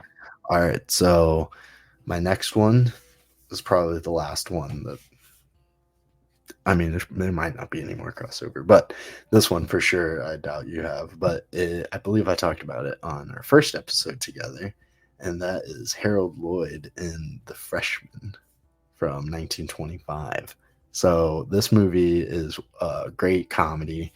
It's very easy to watch if you're getting into silent movies because it's short. It's only 76 minutes long, and it's lots of slapstick, you know, obviously physical humor. It's all football stuff, so you're getting tackled and stuff like that. But Harold Lloyd, I didn't see any of his stuff really that much until I'd gotten into Criterion, because like Buster Keaton and Charlie Chaplin you could find on YouTube all over the place, but Harold Lloyd's kind of one of, I guess, more forgotten.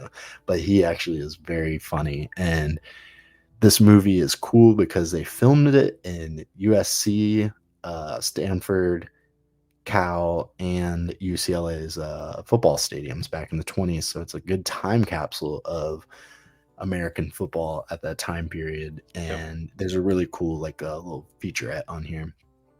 Harold Lloyd gets too overlooked. That is definitely true. But yeah, the movie is awesome. This Criterion box is awesome.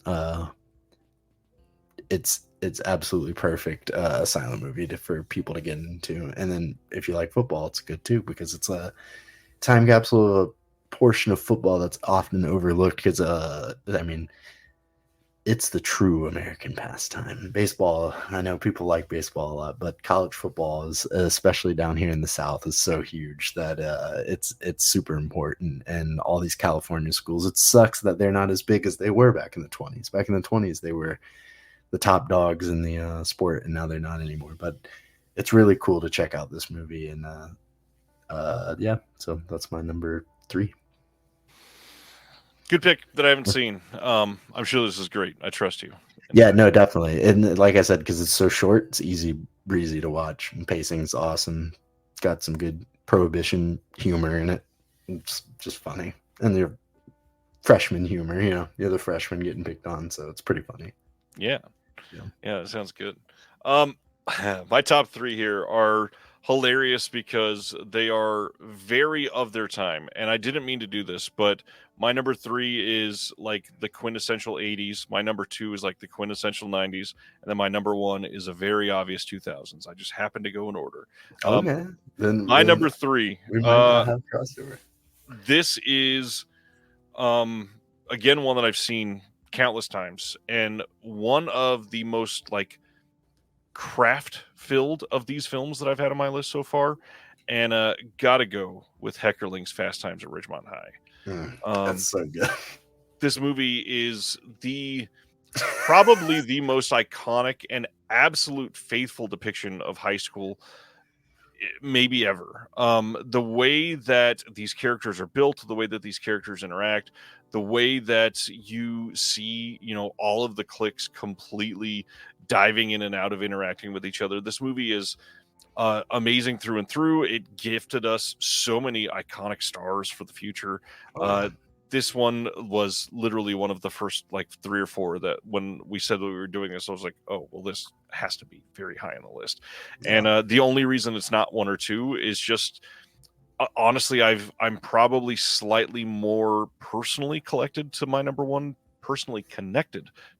and 2. But this movie, I mean, if I was born 5 or 6 years earlier, this was me. Like I totally understand. I would have fallen right into this film. Yeah, this is definitely one I'd caught on TV a whole bunch as well growing up, and then later on saw it uncut, and there's like the real movie. Yeah, and then I was like, oh man, this is a very different movie. And I'd gotten a clip of it to play at a Jacksonville Sharks game on the big screen. This was one of the coolest things I did when I worked for the Sharks was I became known as the movie guy that knew all the movies. So like when they would have the theme nights, they would have me like select movies, and one of the nights was 80s night or whatever. So I selected like 20 different movie clips to play from this, and I played a terrible clip from this movie that was so bad. I put it in there as a joke to the guy that was like running it, and he played it over the screen. I'm not going to repeat what scene it is because it uses a slur that's no longer right. Yeah, so I couldn't believe that they played it in a stadium of 10,000 people. But yeah, the PB Cates getting out of the pool has been replayed more times than the Zimmer film. Holy shit, PB Cates is so beautiful. Oh my god, gorgeous. Yeah, absolutely. Also, love just randomly that Judge Reinhold obviously plays a big part of this movie, and then we got to see him in 2024 in Axel Foley, the newest Beverly Hills Cop film. I always loved him. I wish he did more films. He kind of fell off the face of the earth there for a little while. Yeah, I can't think of anything that I've seen him in like in 20 years. Like, I don't know what else he's been in. Yeah, good stuff. Love the movie. Love Phoebe Cates. Love the characters in this movie. They're just they're so just people. That's another one I'm waiting to buy the 4K of, because I know when Criterion announced it, I was like, it's gonna get a 4K eventually, so I'm just gonna wait. So yep, you know it. All right, so that means there's only 2 left for me now. So these 2, I've waffled over which was 1 and which was 2, but it doesn't really matter. So I'm just going to go with this one because I have it right here for number 2. But number 2 is a movie about the ending of school, and that is Richard Linklater's Dazed and Confused. This movie kicks so much ass. This sadly is just the Blu-ray. Not that you'd be able to tell because Criterion doesn't change the things, but I'm okay with that because this is iconic. That's why they do that. People know what this is when they see it. So, this movie I watched actually right after high school was the first time I'd watched it. And it was a pretty, I think that was a good time in my life to watch it. And I think that I'm actually at a good point in my life again to rewatch it now that it's been 10 years. And, the beginning of this movie has that feeling of that wood smell, like that old locker room, those old hallways and stuff like that. And that opening scene of them chasing all all the younger kids around with the paddles is just so funny. And yeah, no, this movie kicks ass. Richard Linklater's one of the best. Do you know when the 70s were? You know what's funny is, you know what one of my favorite TV shows of all time is that I've watched a bajillion times? I'm going to guess that 70s show? No. VH1's I Love the 70s. Do you remember those shows? Of course, yeah. Yeah, dude. When I was like, my friend Robert, who's like one of the only guys I know that has has seen as many movies as I have. He knows as much as I do about it. Like amongst my friends, he actually also grew up watching the I Love the 70s TV show and I Love the 80s TV show. So we always talk about, man, the show is so good. And we want to rewatch them together, but they're hard to find. They're like not anywhere. Oh, yeah. They're like impossible to find. They did like 2 or 3 seasons of I Love the 70s. So so that is pretty funny though. But I just want to tangentially add on to this. That's not a high school movie, but Slacker.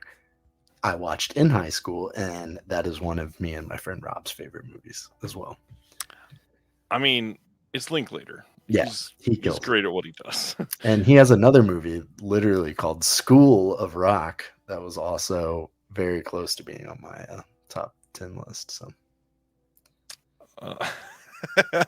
Aaron just came back, said, "Oh my word, you are still live," and I just complained about working late. We do this every time. Gage and I talk forever. Yeah, the divorce of Benefit. Y'all remember Spidey? That's more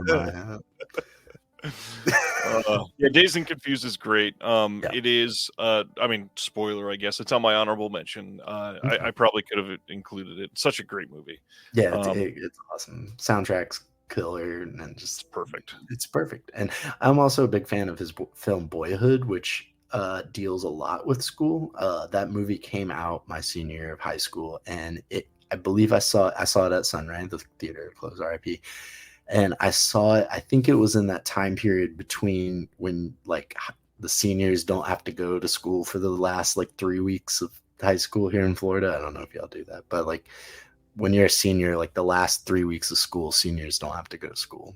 There's like 3 weeks between school ending and walking. It's weird, but I think I saw Boyhood during that time. And like when I saw it, I just remember being absolutely like mind blown by it. I loved it so much. And now, unfortunately, all the discourse about Boyhood is always, oh, I don't care that it took them 13 years to film it. Who cares? Blah, blah, blah. But it's like, that's besides the point. Like the movie itself is such a great coming of age story. So I liked it a lot. And I know that people hated the kid in it, but whatever. I don't care. There's a Linklater film I've never seen that I'm about to watch for the first time. And I'm so stoked on it.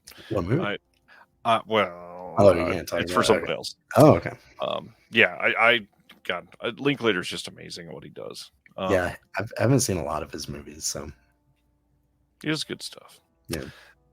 Number 2, this one is hilarious because earlier when I brought up, I think it was Mean Girls, everybody brought this up and said Clueless is better than Mean Girls, and I agree, which is why Clueless is my number 2 because Clueless is great.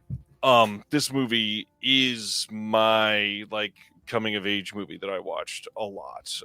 This is such a great depiction of 90s fashion. It is such a great time capsule for music. One of the best uses of one of my favorite genres of music in film, which is ska, and we get the Mighty Mighty Boss Tones in this. Yes, they're in it, right? They're like in. They are in it. Yeah, they're in it. Yeah. The only other one that I can think of that has the ska band in it is Basketball. Love everything about Clueless. I've got Alicia Silverstone, just complete iconic looks etched into my mind. I've got the performance from, literally everybody, but primarily when you've got, the 3 or 4 main cast that are giving everything to be exactly perfect together. This would never have worked if they didn't have that perfect chemistry. And so I absolutely love this movie. I love that it's a Shakespeare tale, and I've got others that are related to Shakespeare on here on my honorable mentions, but this one is the one that I think does it perfect. Obviously, there's some like sort of weird feeling relationships in this movie. Now that stuff's hot now. That's all everybody likes. I mean, yeah, it's number one sure on some very popular websites. But Clueless is great. There are so many character actors in this that just make you excited to see them on screen. And I don't know, this movie was always one that I don't know, I fell in love with early. This came out when I was like 8 years old. Paul Rudd's great in this. But the big thing, you can't really mention this without mentioning Brittany Murphy. This is one of her most iconic performances, gone way too soon, and she's just perfect in this. Absolutely perfect. She's an incredible actor, and I am so sad that we don't get to have like amazing Oscar-winning performances into her 60s, because she would have been incredible. It was my mom's favorite movie of hers was Clueless, for sure. And yes, I said the wrong thing. It's not Shakespeare. It's one of the Bronte sisters. I'm sorry. I was looking at another title that is a Shakespeare title that is on my honorable mentions. I've got a Nathaniel Hawthorne, which everybody probably knows what I'm talking about. That's on my honorable mentions that I absolutely adore too. So yeah, a lot of these that are telling old stories in new ways, I absolutely love. Hell yeah. Stan Yeezy says I need to check out Scanner Darkly. I definitely need to check that out for sure. But Clueless is great. Clueless is awesome. All-timer for sure. Agreed. So am I going to my number one? Number one. That's not Whiplash. Right. It's not Whiplash because that's the real number one. So this is my real number two. Whiplash is number 0. Whiplash is number 0. But this movie is a movie that needs nothing to be said about it because it's another one of those movies that's part of the American film canon, super big, so I'm not going to really say too much about it, but it's a movie I've seen hundreds of times on television when I'd stay home from school, and that's Ferris Bueller's Day Off. I know it's like, that's had cut waves of people liking it and not liking it for many different reasons, specifically because of the principal in the movie of being a real life I don't even know what the terrible, awful person. Creeper. Yeah. But the movie, I'll say I love skipping school. I skipped a lot of school my senior year of high school. I skipped so many days my senior year of high school that a lot of you probably didn't have to worry about this. And it started becoming a thing. My last few years of schools, there's this thing called grade portal where parents can go on and live check in on their students' grades. So you probably do this with your kids. Do you have that? I think there's a way. I never do it. You never do it? Okay. So it started becoming a thing when I was in the middle school or so. And so you could just live look in on your kids' grades at all times and their attendance and everything. And you could see if they missed a specific class or something like that. And I remember my senior year of high school, I had 72 days with a marked skip. So at least one class for 72 days, which you only have 180 days of school. Yeah, so I was skipping all the time, and that's why I love this movie. That's all I'm gonna say. It's hilarious. I told, just like you said for Whiplash, I told people for years that Ferris Bueller's Day Off was my favorite movie. Oh, that's cool. And then it didn't even make my top 10. Yeah, exactly. This is one that gets talked about forever. John Hughes, Breakfast Club. It's a perfect movie. One that I've seen so many times. Again, iconic ending. Literally him breaking the fourth wall. Perfect in this movie. Yeah. Love it. Not much else to say. Yeah, and there's something beautiful about living life. Just like he says, sometimes you just gotta stop and smell the roses or whatever. It's it's just something beautiful about that. It's kind of the same kind of vibes you get from Office Space of just breaking out of everyday monotony. I love it. So too many flair. Too many flair. All right. So my number one was mentioned a few minutes ago, and Oh, that's why I didn't say a damn thing about it. I really only chose this one because I think this is the most fun movie on my entire list, and I had to go with Linklater's School of Rock. Like, this let's movie go. Let's is go. so much fun with my Yes. focus on music and Hmm. my love of Jack Black's wholesome everything. Yep. I adore this entire movie. The people that were in it, the people that are now like giant stars that were in Oh, this yeah. movie as kids, even. Yep. This movie is amazing. It's iconic. It's hilarious. It is a complete vibe. The soundtrack is actually fantastic, It's great. Yeah. and it's just so silly. Like everything about it, it's a complete fantastical film, obviously. But I adore School of Rock. It is something that made me happy as a child when I did not have a lot of happy times, and that alone, it will live forever with me. I adore School of Rock. That's awesome. Yeah, no, I love it too. I've seen it probably 15, 20 times. It's so good. Nice. This is one of my mom's favorite movies too. She absolutely loves it. It's great. Yeah. Is there a 4K of it? No, there is not. There Okay. is only a Blu-ray, and there was a lot of people expecting them to do a 4K because they did a Blu-ray steelbook out of nowhere, and they were like, "Oh, they're Oh, going to do a yeah. 4K next year and put it in that same steelbook. Just watch." They Probably. haven't yet, but Yeah. they can. I figure that would probably come eventually. That would sell, I'm sure. But yeah, no, School of Rock is that is a great, perfect school movie for sure. I love it. You and I could talk for hours on the subject, Oh but yeah. honorable mentions as quick as we can. Yeah, What do you for got on sure. your list? Obviously there's so many more that I could possibly think of, but Halloween Town High. We talked about Halloween Town High. But Drill Bit Taylor. I'm gonna skip over some because like I I have saw Drill Bit Taylor in the theater. I oh don't let's know go. why. That's funny. I have a few of them written down that I won't repeat. That are like Carrie, Lady Bird, because like you said those. Yep. But How High was another one, which Classic. is crazy to think that Method Man and Redman were like big enough to be like in a Hollywood produced movie. It's sick. Yep. Battle Royale, even though that's a So crazy Battle movie. Royale is the third cult film that did not make my list because Oh, okay. it would have been up there for me like number 1 or 2, but I Yeah. had too much horror and I wanted to Okay. make sure Carrie got some love, and There the you go. faculty never gets mentioned. So Okay. And then Super Bad was another one because that's like amazing. I was like 12, 13 Yep. years old when that came out. So that was like the funniest shit of all time. And then the other ones, I was saying House Party earlier too. And then Rushmore. And then the last one I'll say is Pledge Night. Pledge Night is also really cool. Pledge Night. Yeah. Nice. And that movie has really cool bonus features too. Because it has where it was filmed, it was a fraternity at Rutgers. Like the area that they were filming in like had been like that like area of whatever that fraternity row area or whatever had been shut down because of hazing incidents where like kids had died and shit. So it's like it's so crazy. They talk about it in the special features, but the movie's sick too. Yeesh. Yeah. You had multiple ones that I mentioned, like Dazed and Confused and Superbad, so I'm not going to re-mention those. However, I had Summer School on mine. It's a classic. I just never was super connected to it. 8th grade.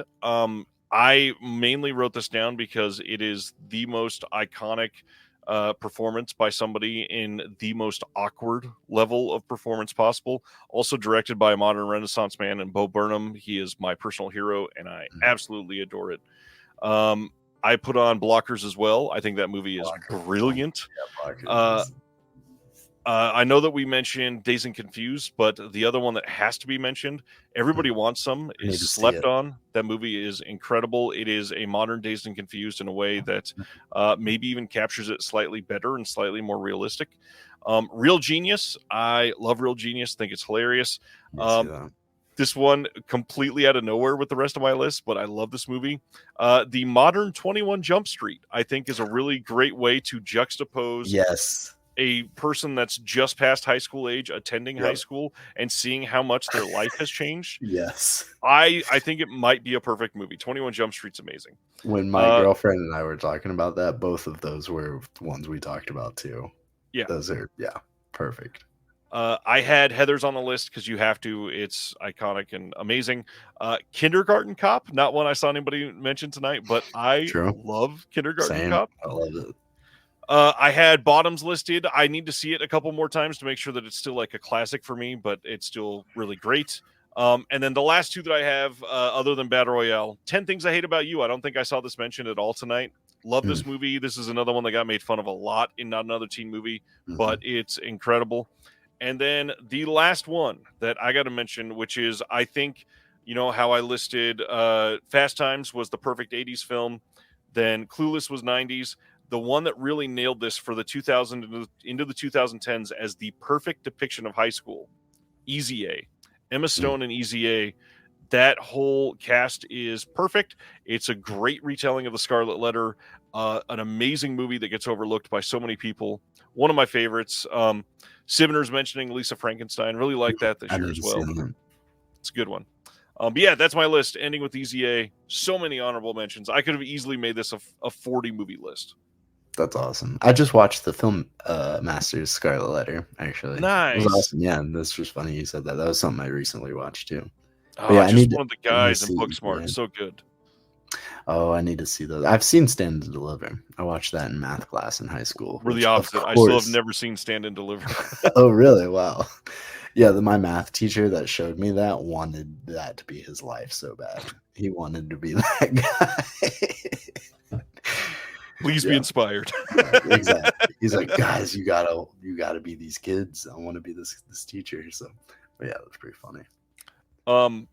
I don't even know what to say. Epic night. This has been incredible. Every single time you're on the show, everybody has a great time. You've already been asked to come back by everybody in the chat. Thank you. Anytime, brother. I'm always down. And now I've got the setup too. It looks nice and easy. I finally got this desk, so. And now it's almost 2:00. Oh yeah, I know, right? I got work tomorrow. I just got one more day of work, but it should be an easy day for me tomorrow. And then I got Saturday and Sunday off. So I'll be just chilling at the house watching college football. I'm excited. Thank you, everybody in the chat. I'm just a dude. Just a dude. Just a dude. All right. Well, everybody, please go follow Norman Studios everywhere, like we already talked about earlier. Make sure if you're in Jacksonville, give Gage a shout out. Go check out everything that they have to offer. Anything else you want to share before we call it a night, my friend? I don't think so. I think we pretty much covered everything. Hopefully, we got T-shirts available on the website. I'm praying because I know you guys I've talked to a few of you guys about it. So I promise it will happen soon. So thank you all for hanging out for so late too. It's almost 2 a.m. on the East Coast. So random like kind of promo for next week, but next Thursday's guest has only ever been on once before. It is Planet Mondo. Planet Mondo is the guy that does the art for all of the physical media advocates. And the last time he was on, we did surreal films, and a lot of people love that conversation. So we're gonna have a good fun talk next week. Come hang out.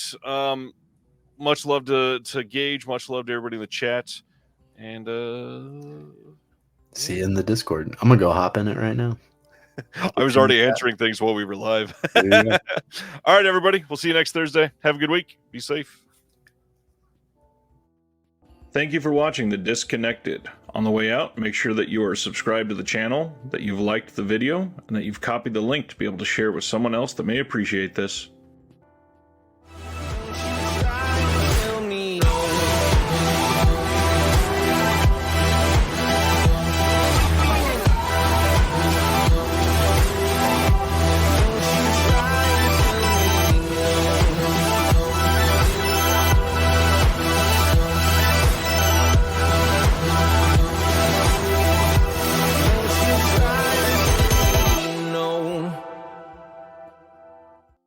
You're still here? It's over. Go home. Did you see that comment? No, we were still